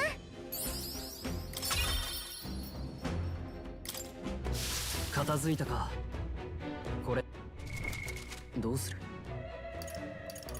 Can I do that here?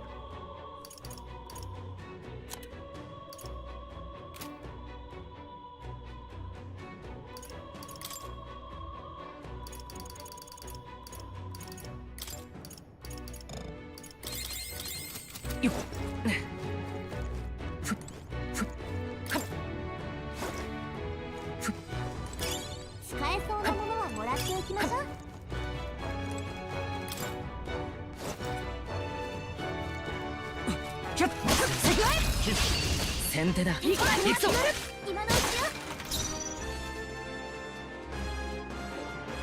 合わせていくぞ任せたよ行け残り一つ恥ずかしくこの力で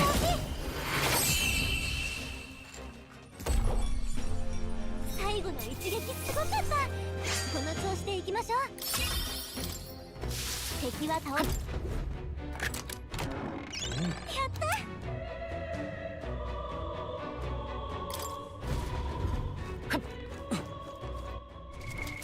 どうする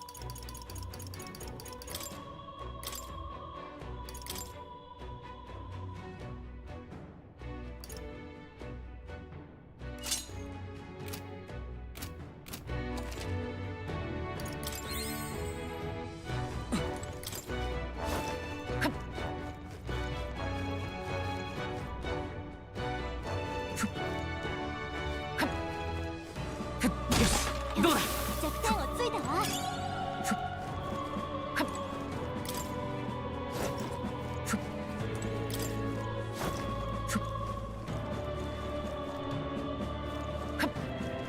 敵に見つかった先手必勝だ今のうちよ悪は正す頼んだよ最後だ癒しの力をヒーラーちょっとかっこいいとどめだったねお疲れ様よしまた強くなれたみたいだ新たな力を得たぞ Perfect. 敵は倒しきったみたいしばらく安全よ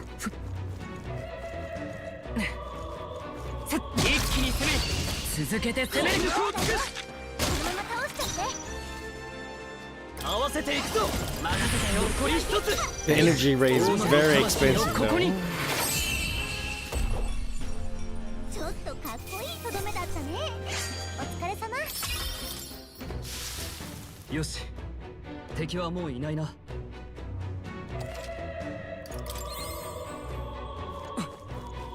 注意しろ気づかれたぞかかれこのまま仕留めるぞ Does it take the HP from both? I think it does, right? この力なら頼んだよもう少 Yes. し協力しよう Very expensive. いけるよいやこうじゃないな No, oh no. 弱点に命中騎士の誓いとともにここはひとまず最善を尽くさないとな油断しないでねこれが最善だ落ち加減はしない光よあと一つその息だ敵残り1体頼んださてどうするか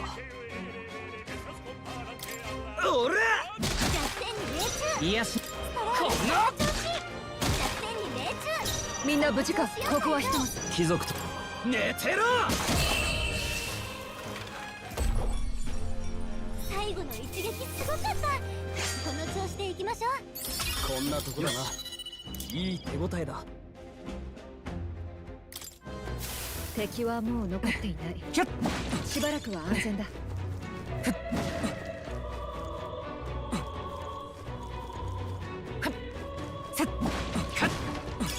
いいもの見つけたな。役に立ちそうだ。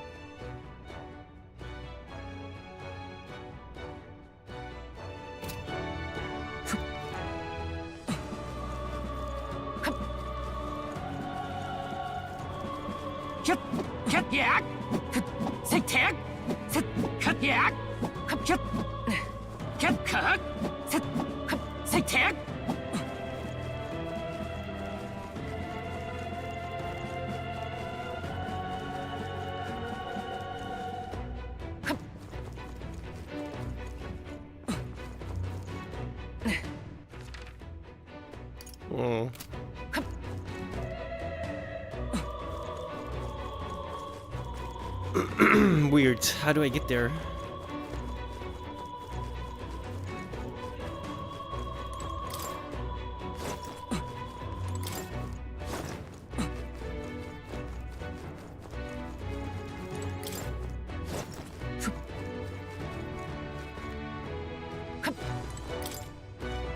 Sneaky.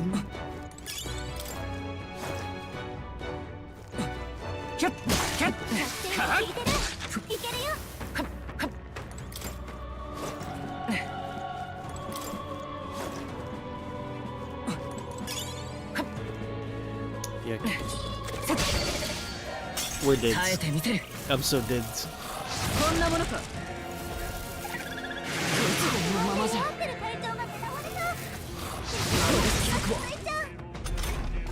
スロールの体力残りわずか。誰か回復を。先に頼む。恥ずかしくない戦いをする。この力で立て直す。助かった。ありがたい。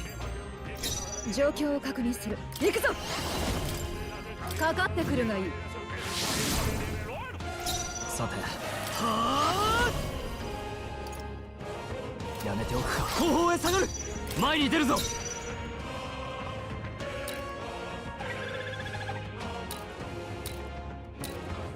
やるぞ。Why not? 違うな。交代する。この力なら攻める。 Oh, I don't have enough. モーク叩き潰す。落ち着いていこう。ヒーラー輝け。これで最後だ。次もよろしくな。擦り傷だ。残り1体。ライト。もうちょっと。その程度か。最善を尽くさないとな。協力頼む。力を合わせて正義を叩き込んでやる。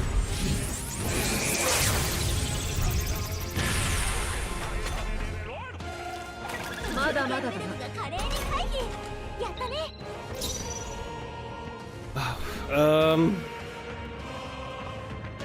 一緒に行こ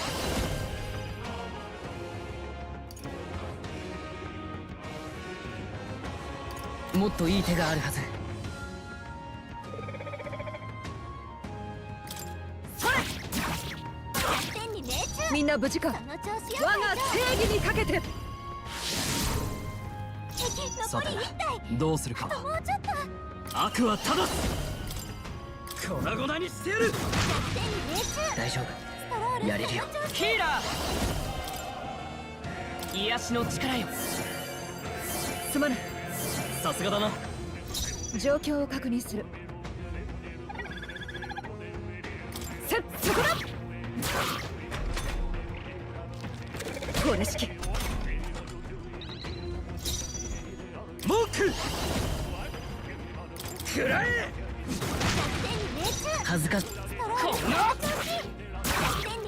騎士の誓いとともにナイトかかってくるがいいおら残り1回あともうちょっ騎士の誓いととくらえ思ったよりやるな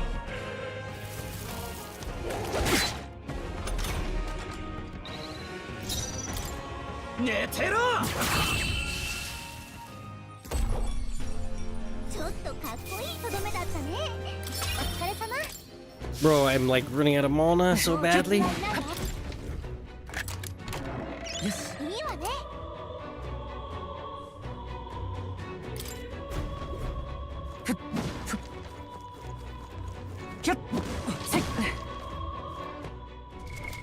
どうする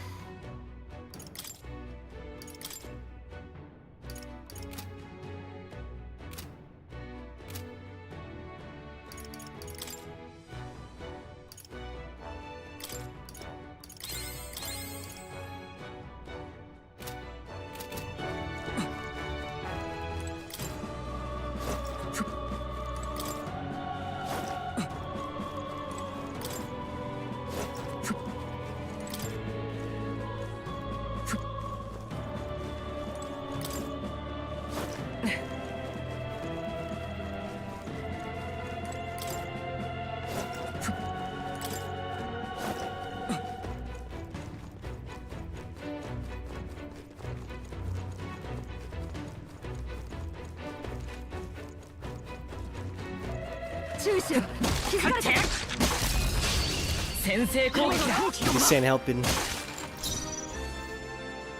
寝てろ王者の魂をここに最後まで油断大みんな無事か敵だここはひとまずおら大丈夫我が体は盾となる寝てろこんな状況を確認頼んだおら残り1回あともうちょっみんな無事か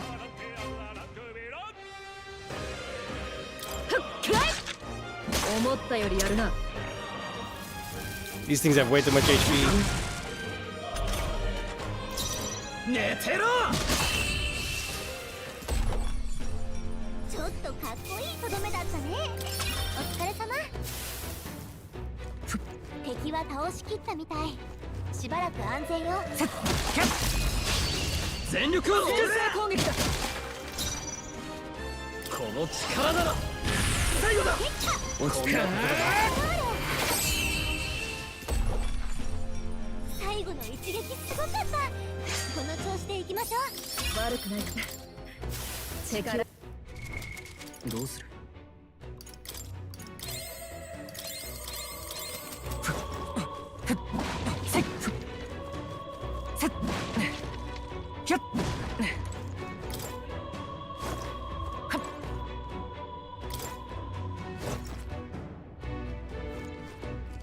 くそ見つかったか使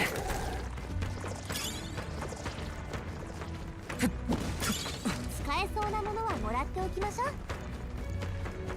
敵が逃げちゃったこっちを見失ったみたいもう大丈夫よキャッキャッ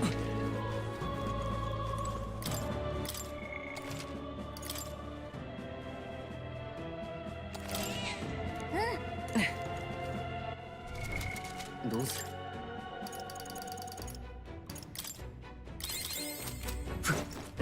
We're so いける screwed. か We are so screwed.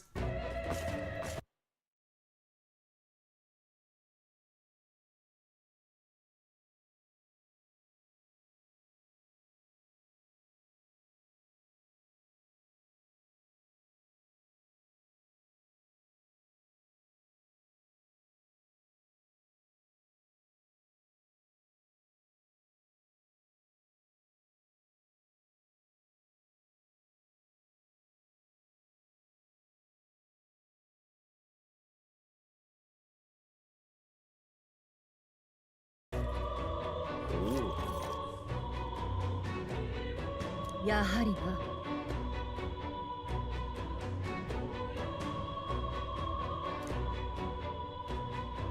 くそ。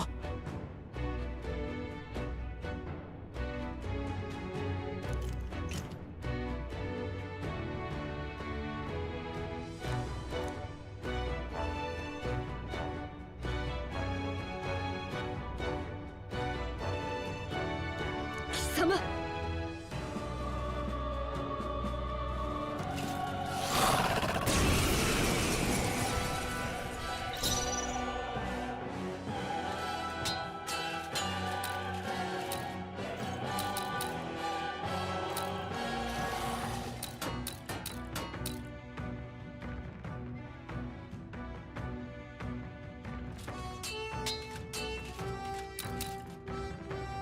貴族として責務は果たすさ。やるぞ。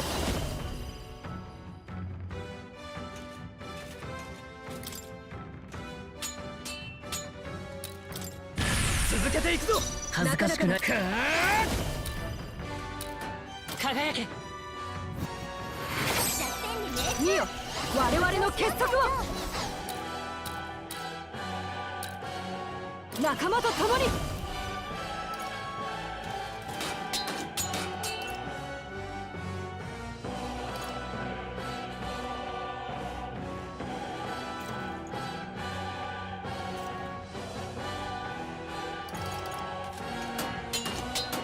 れではダメだな。ライト、私はここだ。抵抗せずとも処刑だ。寝てろ。残り3つ。やるものだ。敵め。ヒーラー、光よ。なぜあがく。これしき。来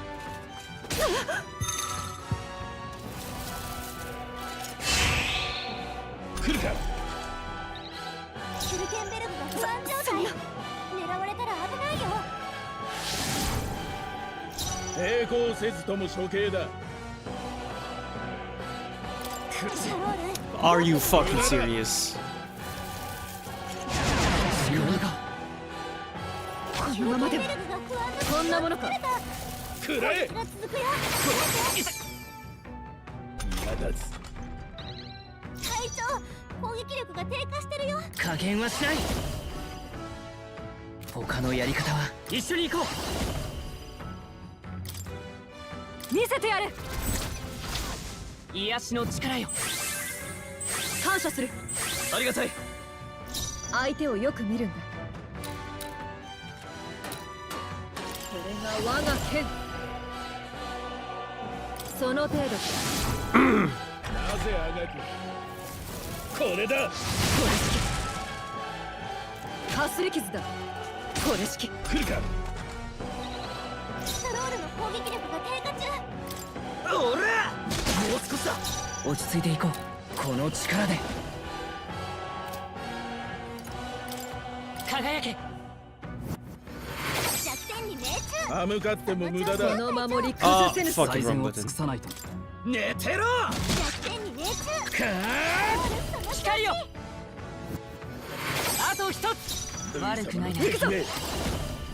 かかってくるがいい。無駄だ。これで終わりだ。くらえ。 Bro, this guy's a piece of shit, dude. Holy fuck. Super annoying. みんな体力少ないよ。誰か回復できる？違うんじゃないか。逃がすか。抵抗せずとも処刑だ。協力しよう。任せた。立て直す。助かった。オンに切る。なぜあがく。覚悟しろ。これだ。敵だ。来るか。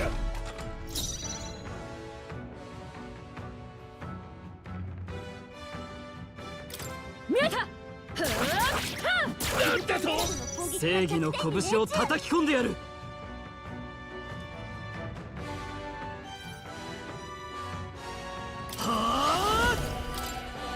食らえ。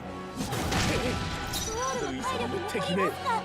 誰か回復を。王者の魂をここに連携しよう。これじゃない。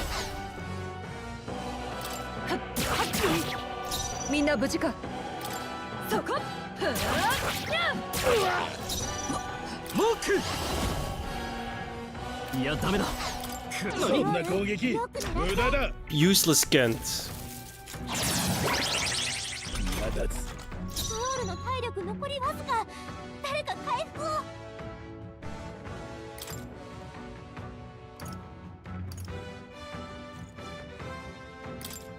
これを使おう。さすがだな。抵抗せずとも処刑だ。見えた。なんだと。貴族として石王者の力この身に破れ。プラスともべ。先よろしく。状況を確認する。そこ。なぜあがく。これで終わりだ。食らえ。 Oh my god, bro. Are you fucking serious right now?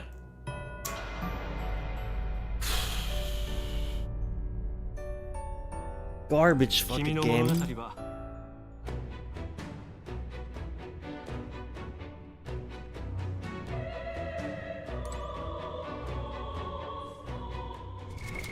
どうする。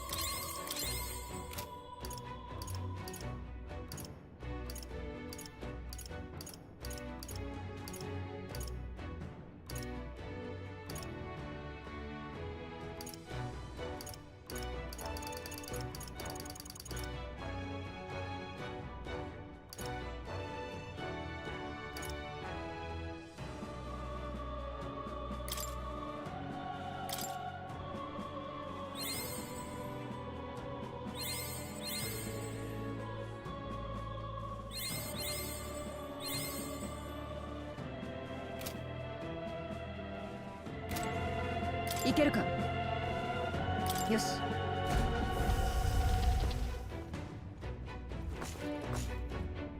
やはりな。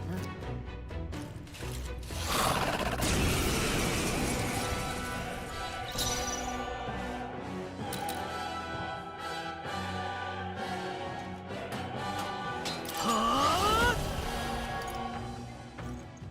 食らえ。歯向かっても無駄だ。ヒーラー輝け。確実に行こう。相手をよく見るんだ。距離を取る。ライト。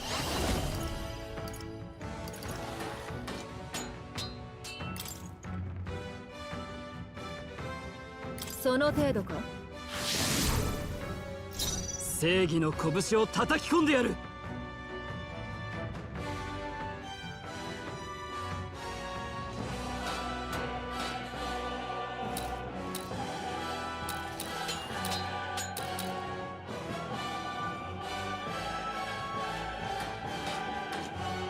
ルイ様の敵め。合わせていくぞ。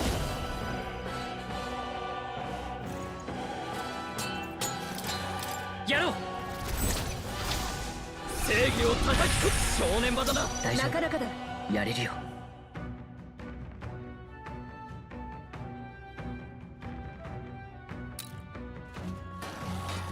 ヒーラー光よ。弱点に命中。その調子よ隊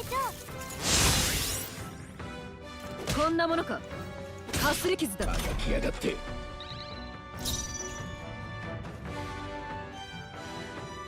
力を一つに。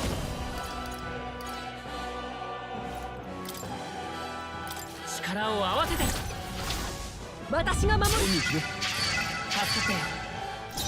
正義の拳を叩き込んでやる。悪は正す。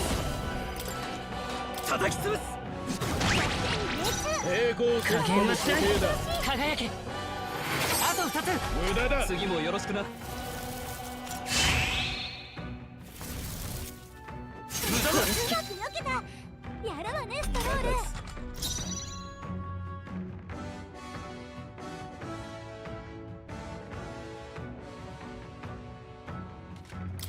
そこ。だと。最善を尽くさないとな。モーク。くらえ。癒し王者の魂をここに。これで最後だ。死の誓いとともに。誰か回復を。見えた。まだ正気はある。こいつの出番だ。歯向かっても無駄だ。行くぞ。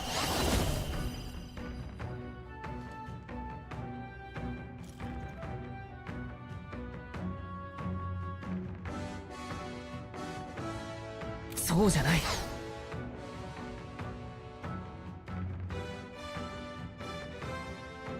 準備万端だ。いや、こうじゃない。では行くぞ。生意気だ。皆の力を貸してくれ。これではダメだ。英霊の力を。そこ。なんだと。前に出るぞ。協力頼む。やろう。行け。ルイ様の敵め。無駄だ。これだ。来るか。見えた。抵抗せずとも処刑だ。王者の力、この身に宿れ。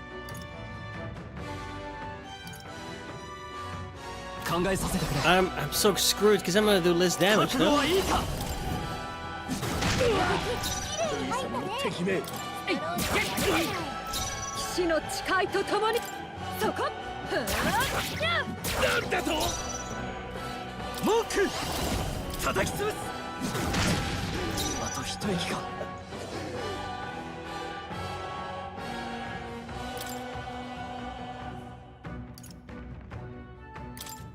それ。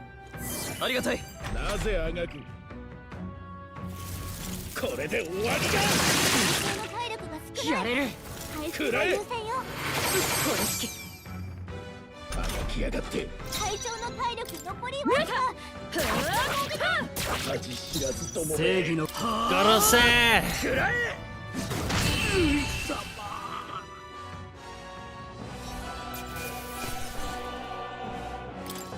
よし、うまくいった。いい手応えだ。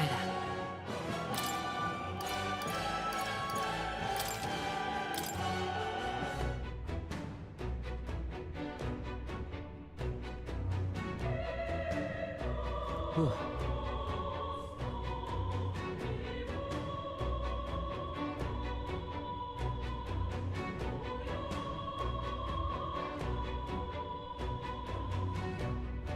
よし。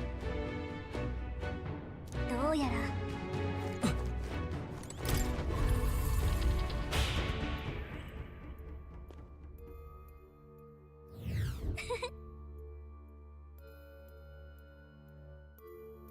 そうだな。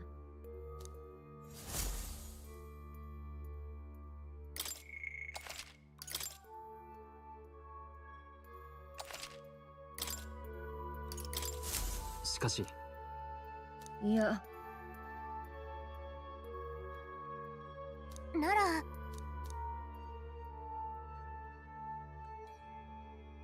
はあ。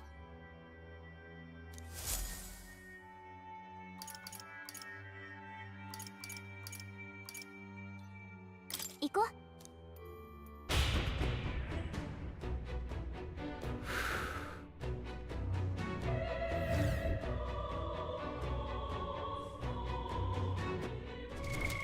どうする？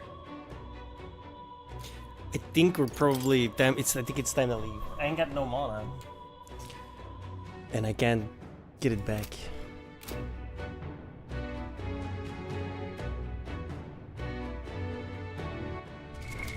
どうする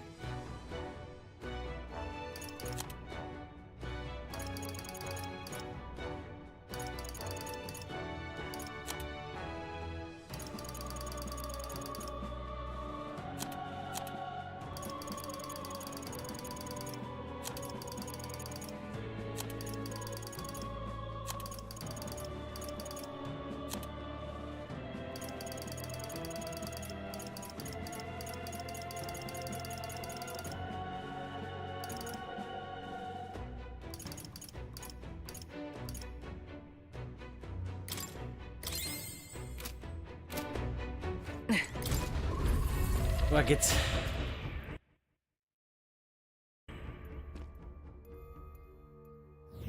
ねえ。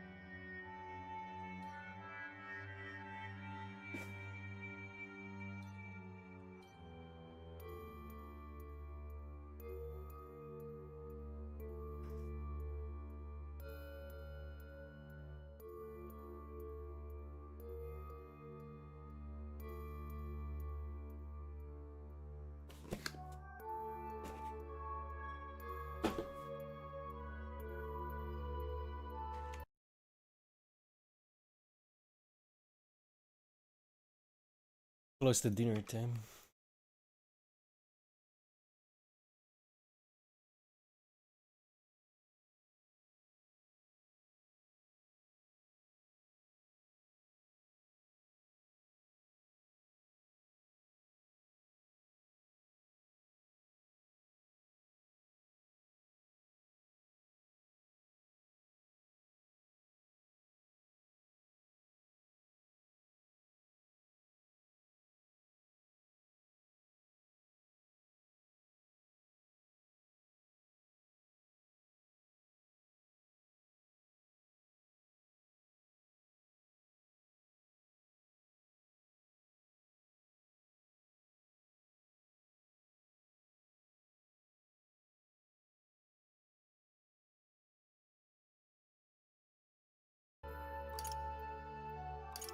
戻るの？わかった。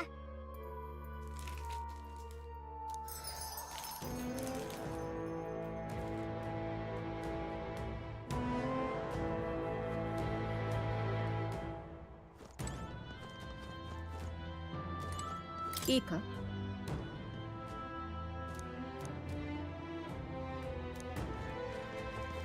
どうする？わかった。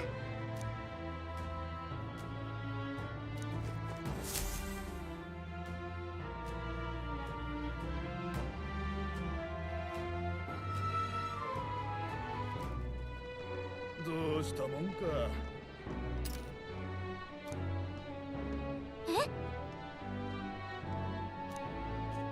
なら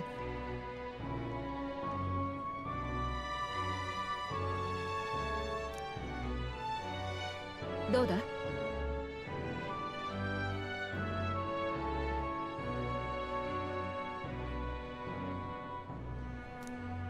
なるほど。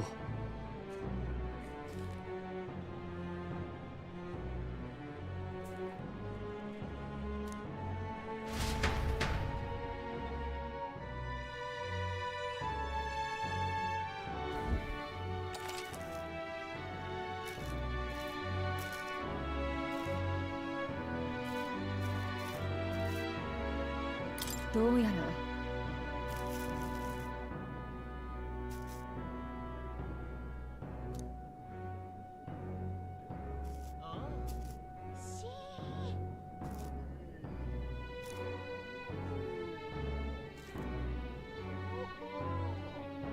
ああ。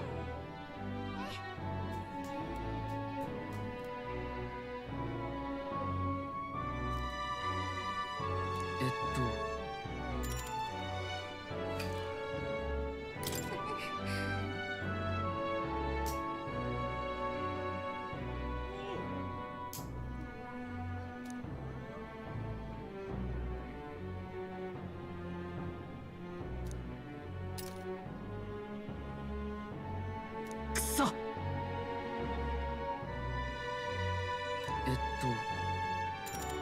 いい？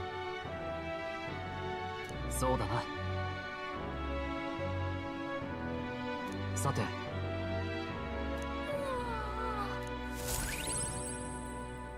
おやすみ。Alright, let's buy a shit ton of 信号が items. 決する日にまた Gonna be 一 needed. 日近づく。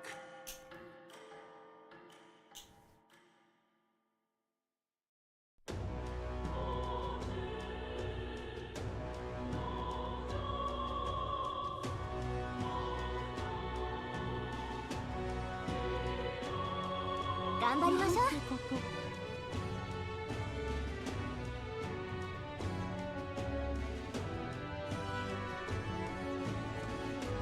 う。よっと。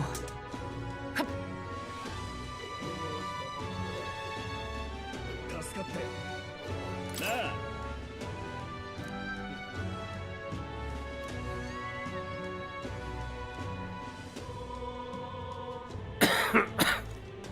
Random. うるせん。う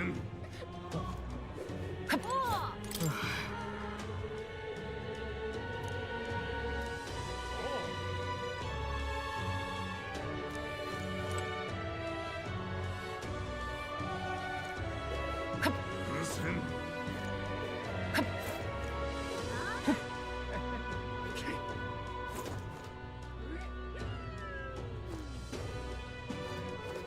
うるせん。さて。どこにしようか。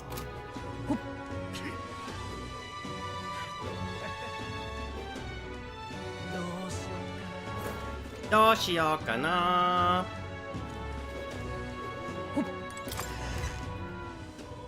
Whatever should I do? ね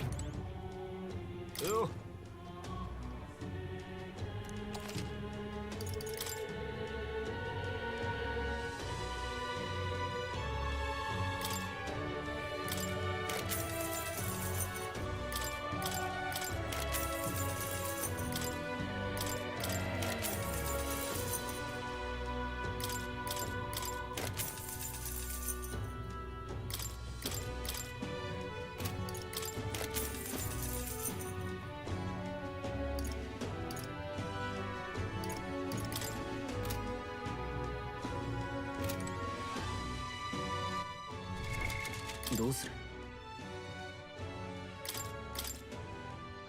よし。任せとけ。任せておけ。よ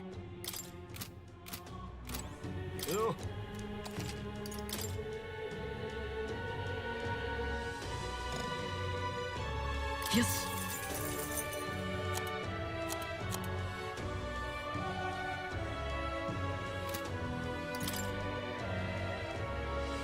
Damn.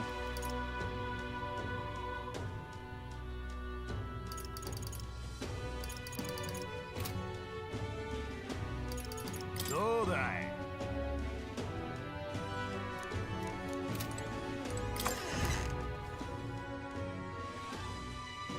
That wasn't cheap. ど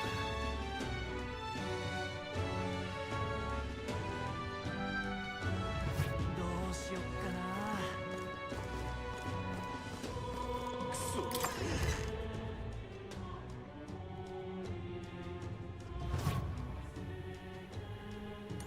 うるせん。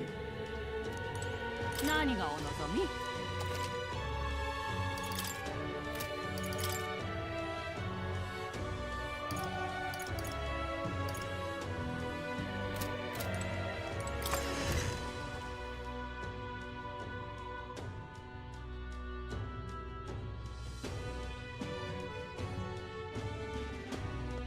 クソ野郎。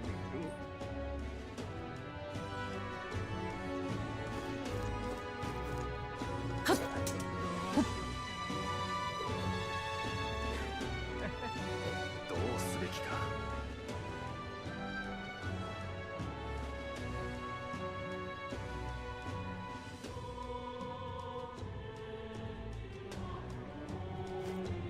どうすれば。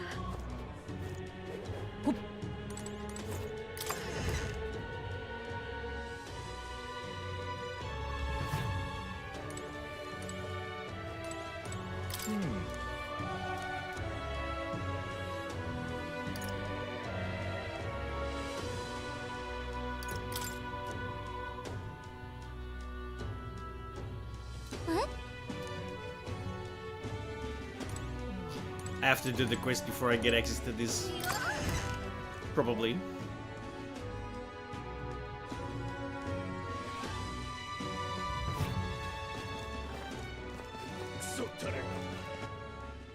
Oh, Robotin. さて。クソったれ。よっと。ま。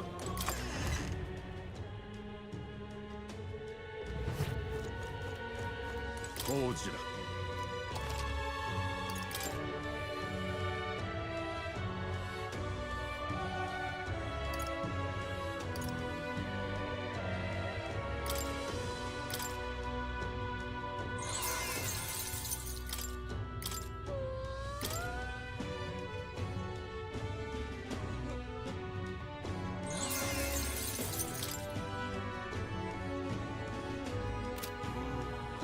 ねえ。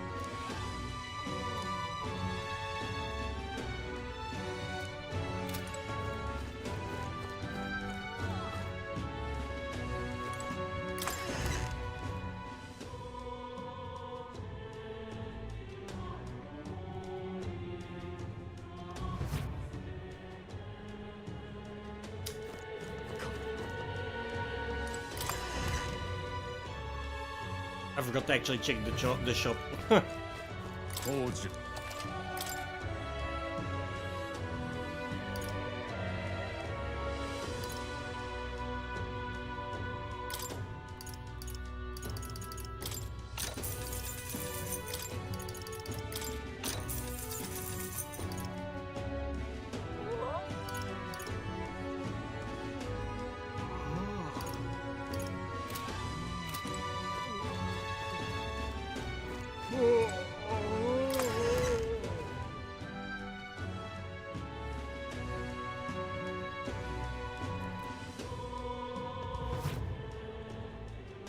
よっと。さて。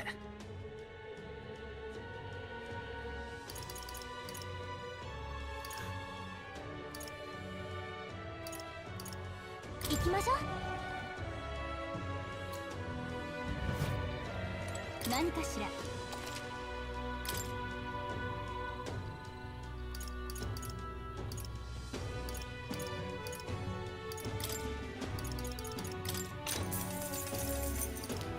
I hate that nobody in this game sells MP. It's the same in Persona, man. Mana is like your death knell. The timer on your game. It's annoying.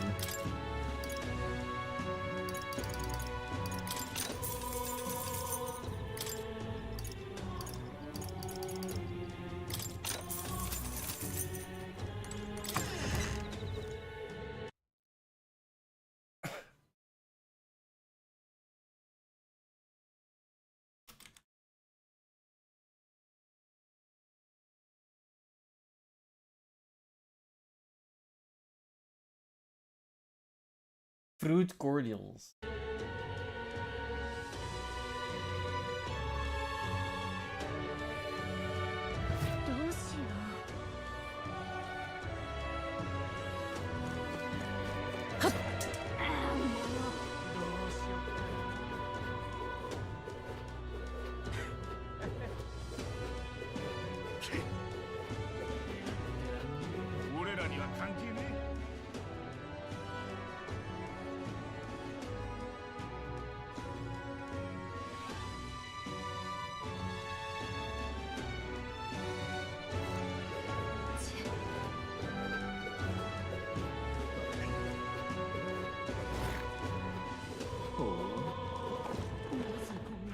さて。なぜ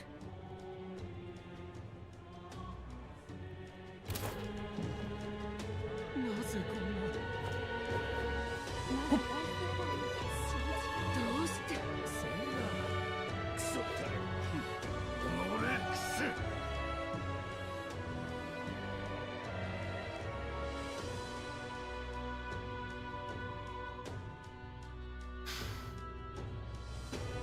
信じられません。航空軍はなんだ。君。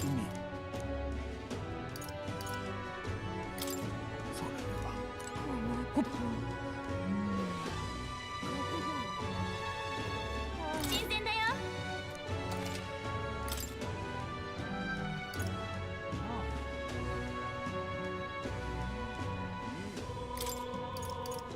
Wow. Oh, it sells out? Seriously?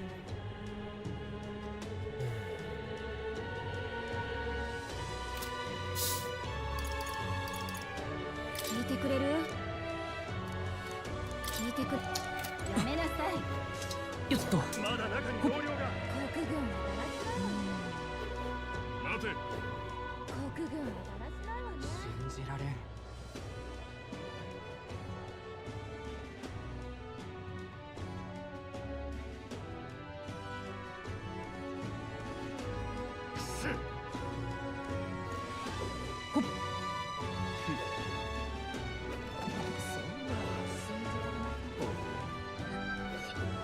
やめなさい。まだ大聖堂に。なぜこんな。このようなことさ。待って。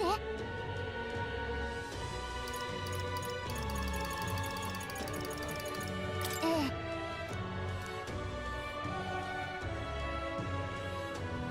まったく。どうする。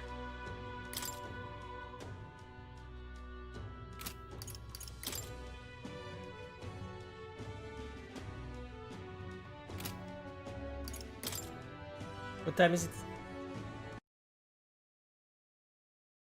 Oh. I wonder if I should go grind.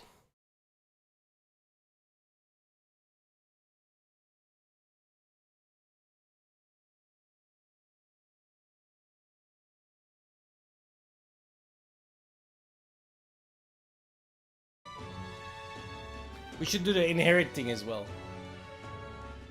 I haven't done that yet.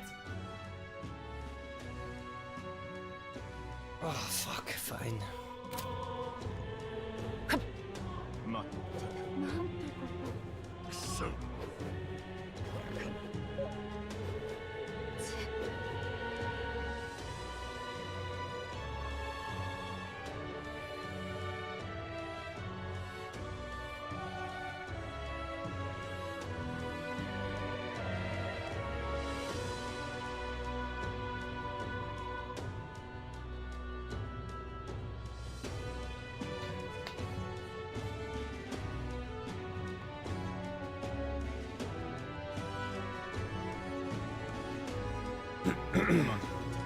めなさい。なんだ。あの場所へ。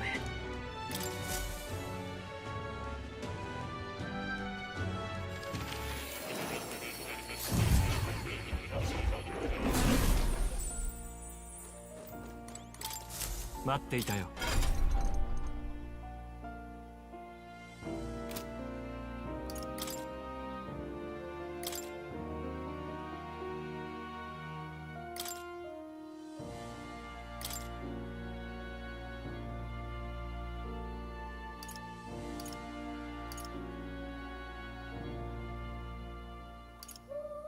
いいか？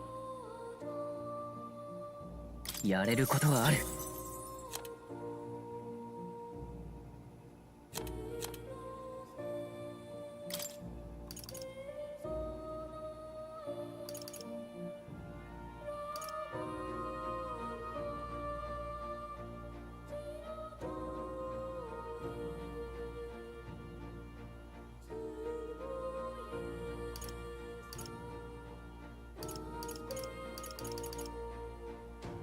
これでいく。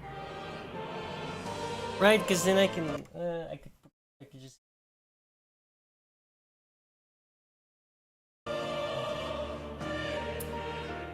I don't know.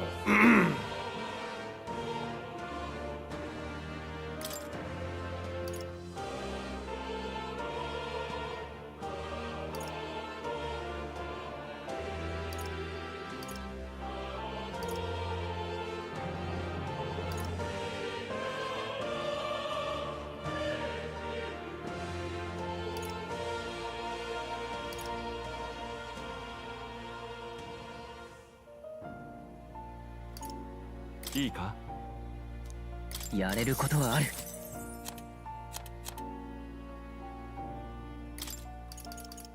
これを使えば。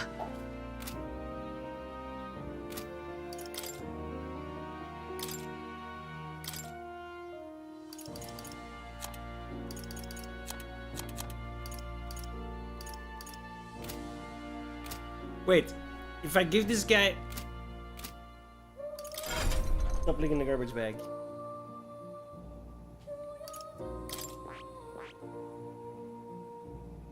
Naるほど。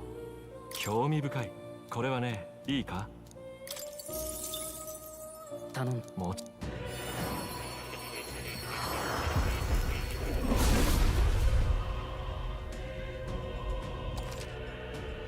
おお。Hey, go away. よし、この力なら。But we won't channel it.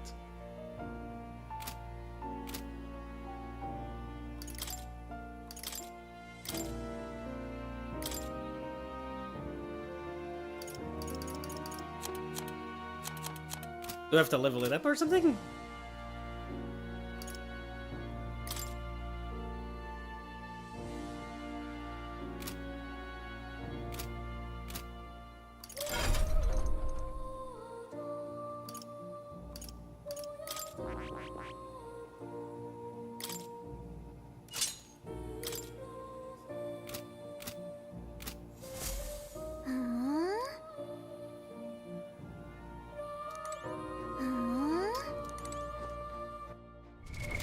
どうする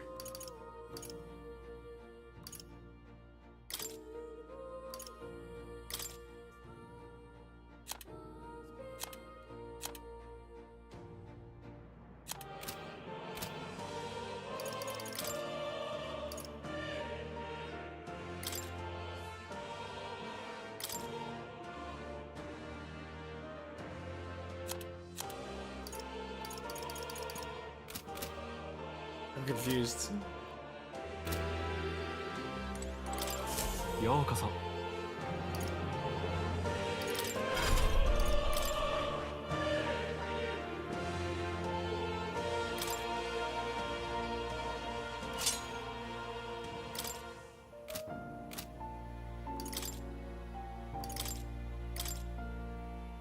Why can't I give him day?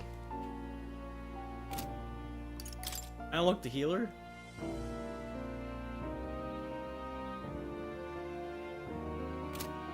Oh no.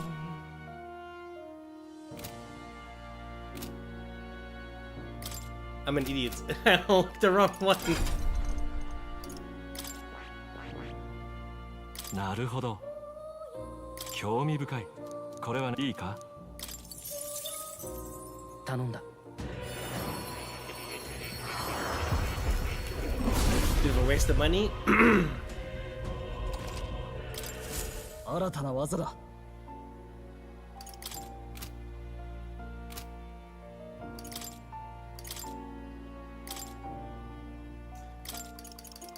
いいか？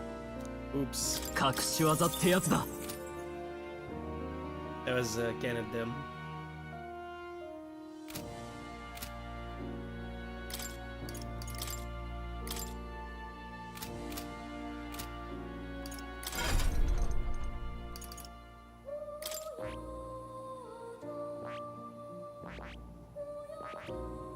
なるほど。興味深い。これはね、いいか？頼んだ。もちろん。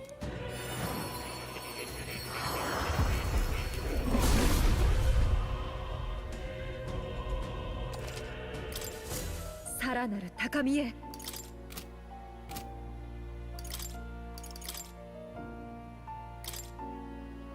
いいか？使うか。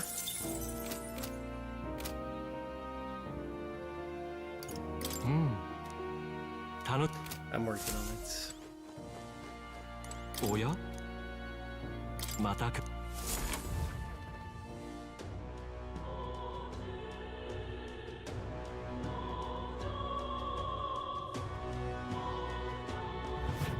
うるせん。よっと。ほっ。どうすべきか。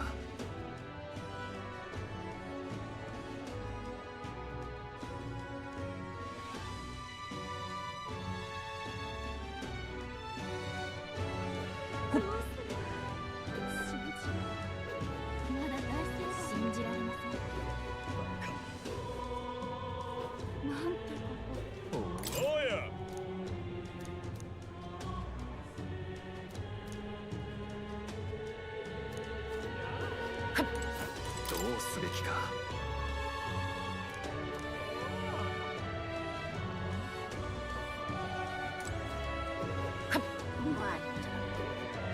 待って。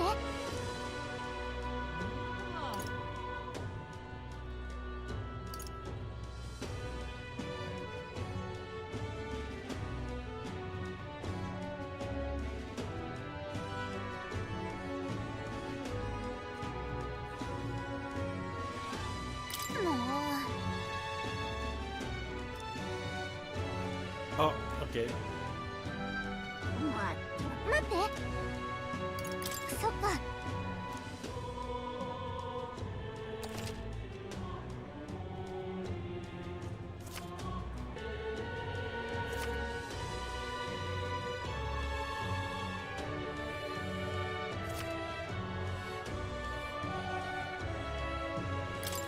ここはでもここ。どれどれ。うん。どれどれ。ここここは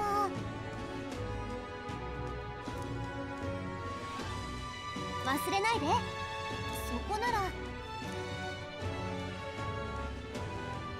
行きましょう。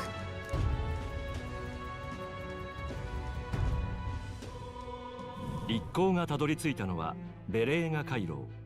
その昔存在したという小国の宮殿の一部である。破壊され砂礫に侵食された地にかつての面影はない。よどんだマグラに魅せられ今や怪物たちが住み着くばかりだ。滅んだ国の恨みの念に呼ばれるように彼らもまた回廊へと足を踏み入れていく。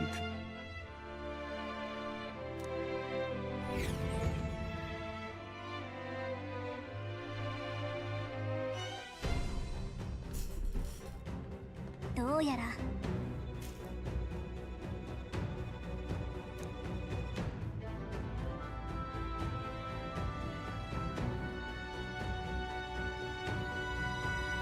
いいな。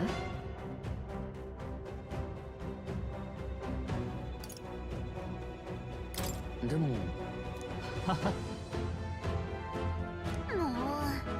頼んだ。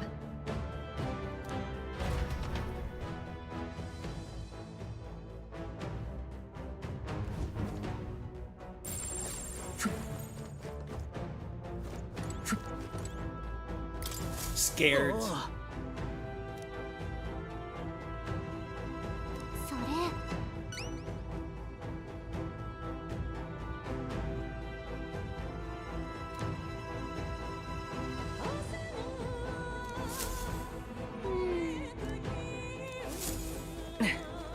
ここ。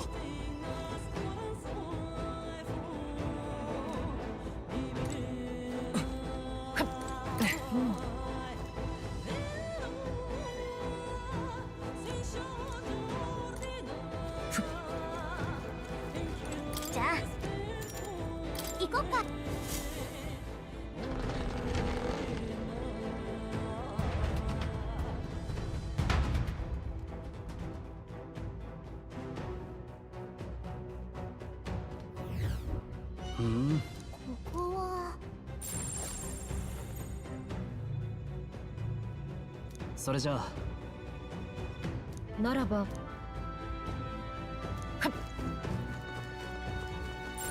異常なし。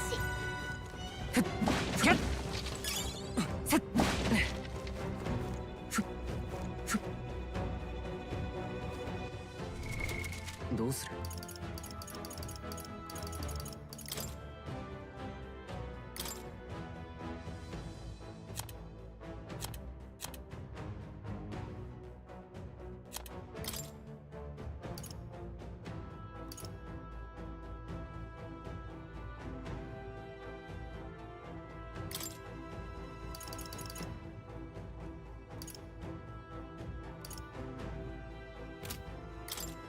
シーカー。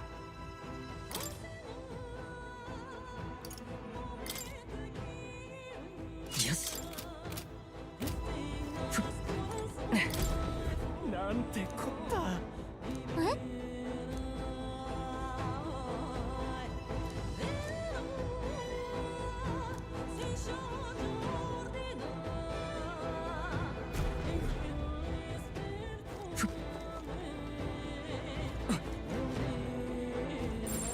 敵がいるわ。注意して進んで。キャッセイ。見つかったわ。キャッ注意して。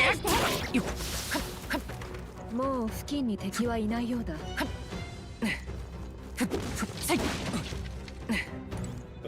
That's new.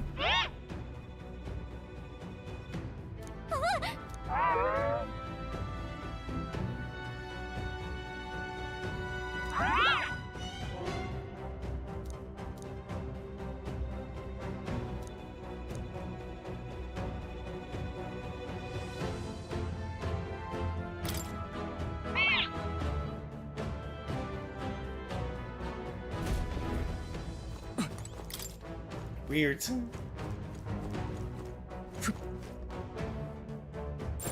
敵がいるわ。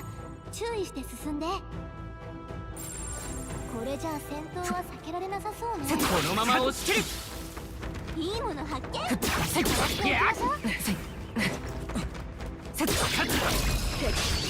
先手に立つ必勝だ。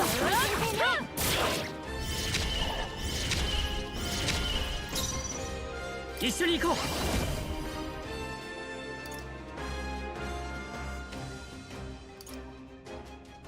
これじゃない。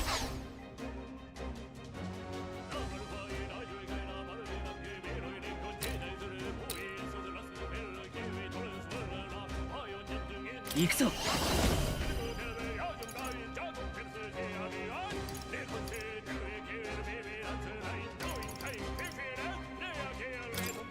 風よ。この調子で貴族として王者の力この身に宿れ。覚悟はいいか。やれやれ。手加減はなしだ。粉々にしてやる。みんな無事か。倒しきれんか。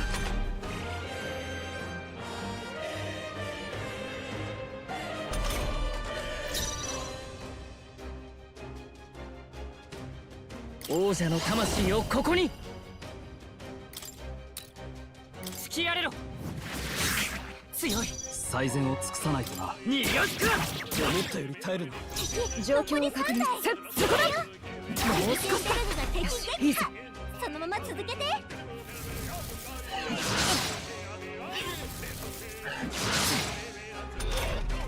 敵残り2体。この力で。さて。はあ。叩き潰す。みんな無事か。なすべきことのために炎の力よ。気を抜くな。頼もしいよ。 I forgot I gave her that.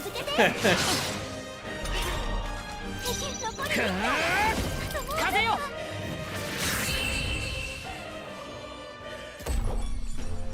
もう敵はいないみたいね。先に進むよ。これでもう大丈夫ね。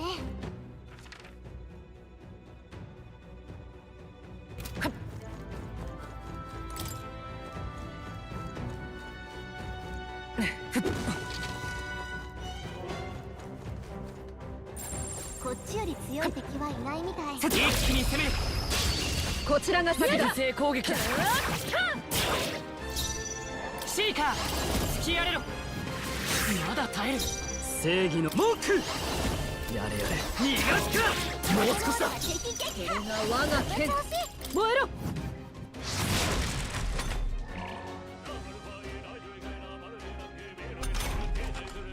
行くぞ。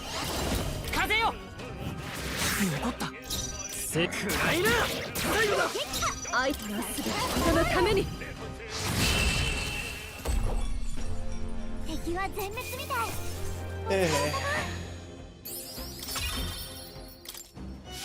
これで片付いたか。よし。おお。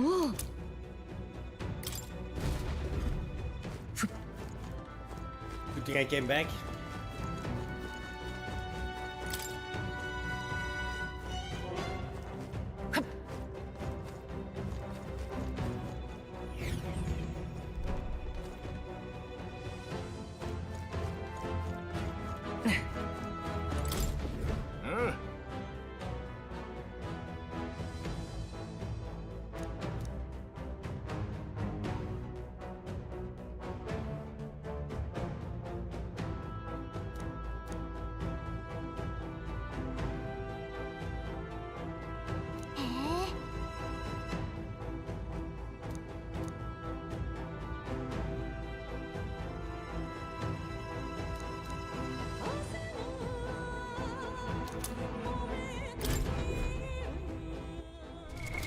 どうする。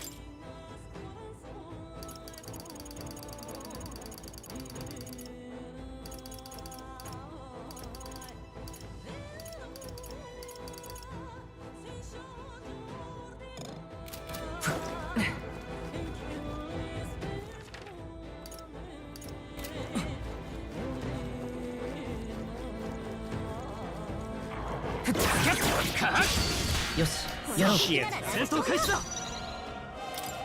やっ寝てろ。仕上げだ。みんな無事か。そこだ。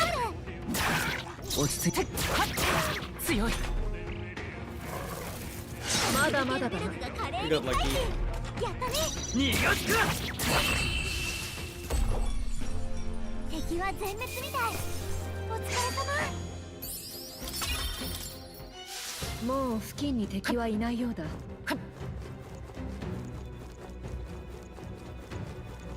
気をつけて。先手だ。行くぞ。一気に行くぞ。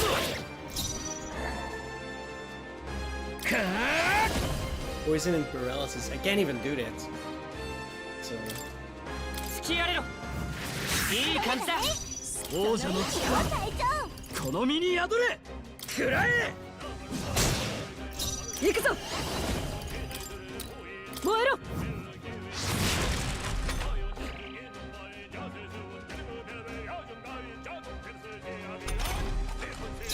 加減はしない。風よ。まだ耐える。さてどうするか。逃がすか。思ったより耐える。英霊の力を。炎の力よ。倒しきれんか。 Oh, come on, bro. まずい。敵の攻撃が来るわ。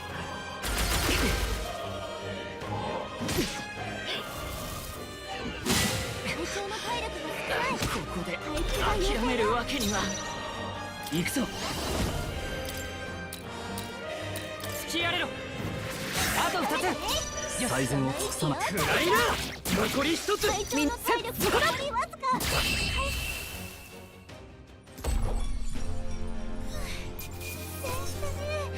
こんなまた強くなれたみたいだな。キャッキャッ。はまだ残これで片付いたみたいね。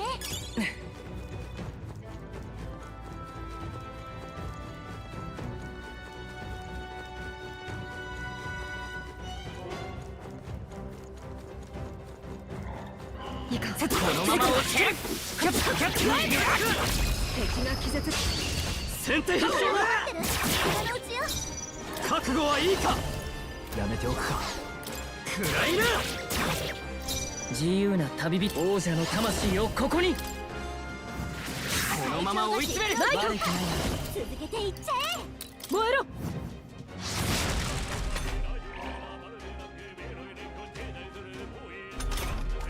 敵残り2文句体油断しないでね。叩き潰す。仕上げだ。大丈残った。行くぞ、炎の力よ。勝負ありね。私たちの勝ちよ。いつもこういきたいもんだ。よし、うまくいった。これでもう大丈夫ね。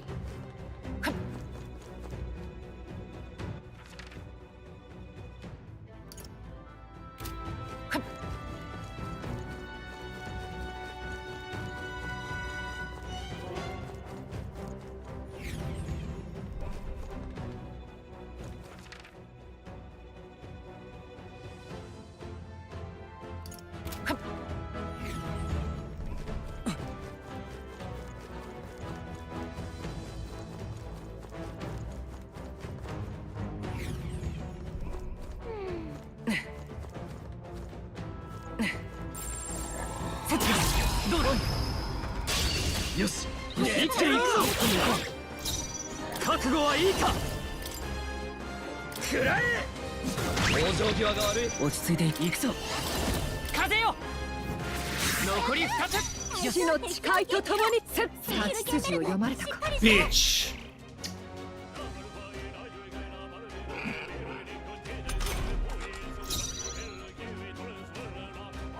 食らいな。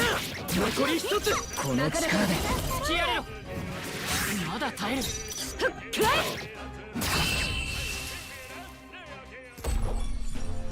勝負ありね。私たちの勝ちよ。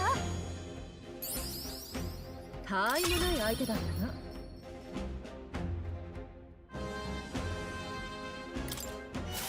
近くにまだ敵がいるぞ。気をつけろ。いい戦い方だ。キャッチキャッチ。先手入れだ。はあ、粉々にしてやる。思ったより耐える。大丈夫。王者の魂をここに。強い。みんな無事か。仲間と共に食らえ。まだまだ。お見事、ヒルケンベルグ。Hey, sit still. 敵残り3体いけるよ。Yeah, it keeps leaking the garbage bag, man. Fuck off. 距離を詰める。王者の力、この身に破れ。自由なことだ。風よ。残った。死の誓いとともに。誰か回復を。そこだ。倒しきれんか。危ない。敵の反撃が来るよ。スロールが取られた。誰か手当てを。これしき。スロールが戦闘不能。誰か回復できない。やっぱり無理なのか。隊長のみんなの力を貸してくれ。攻撃を受けるとまずいよ。気を抜くな。悪くない感覚で。攻撃回避。やるじゃない隊長。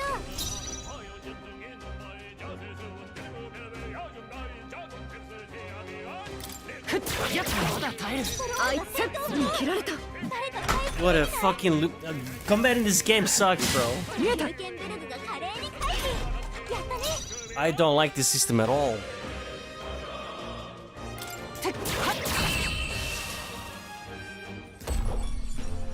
もう敵はいないみたいね。先に進むよ。成長したか。これで片付いたか。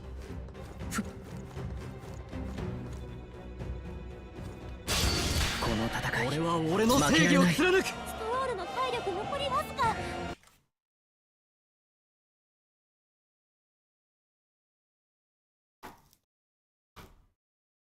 I'm done. The combat in this game is its weak link by far. My god, it's shit, dude. I really don't like the way the system works. The inheritance and shit. Oh, it's fucking garbage.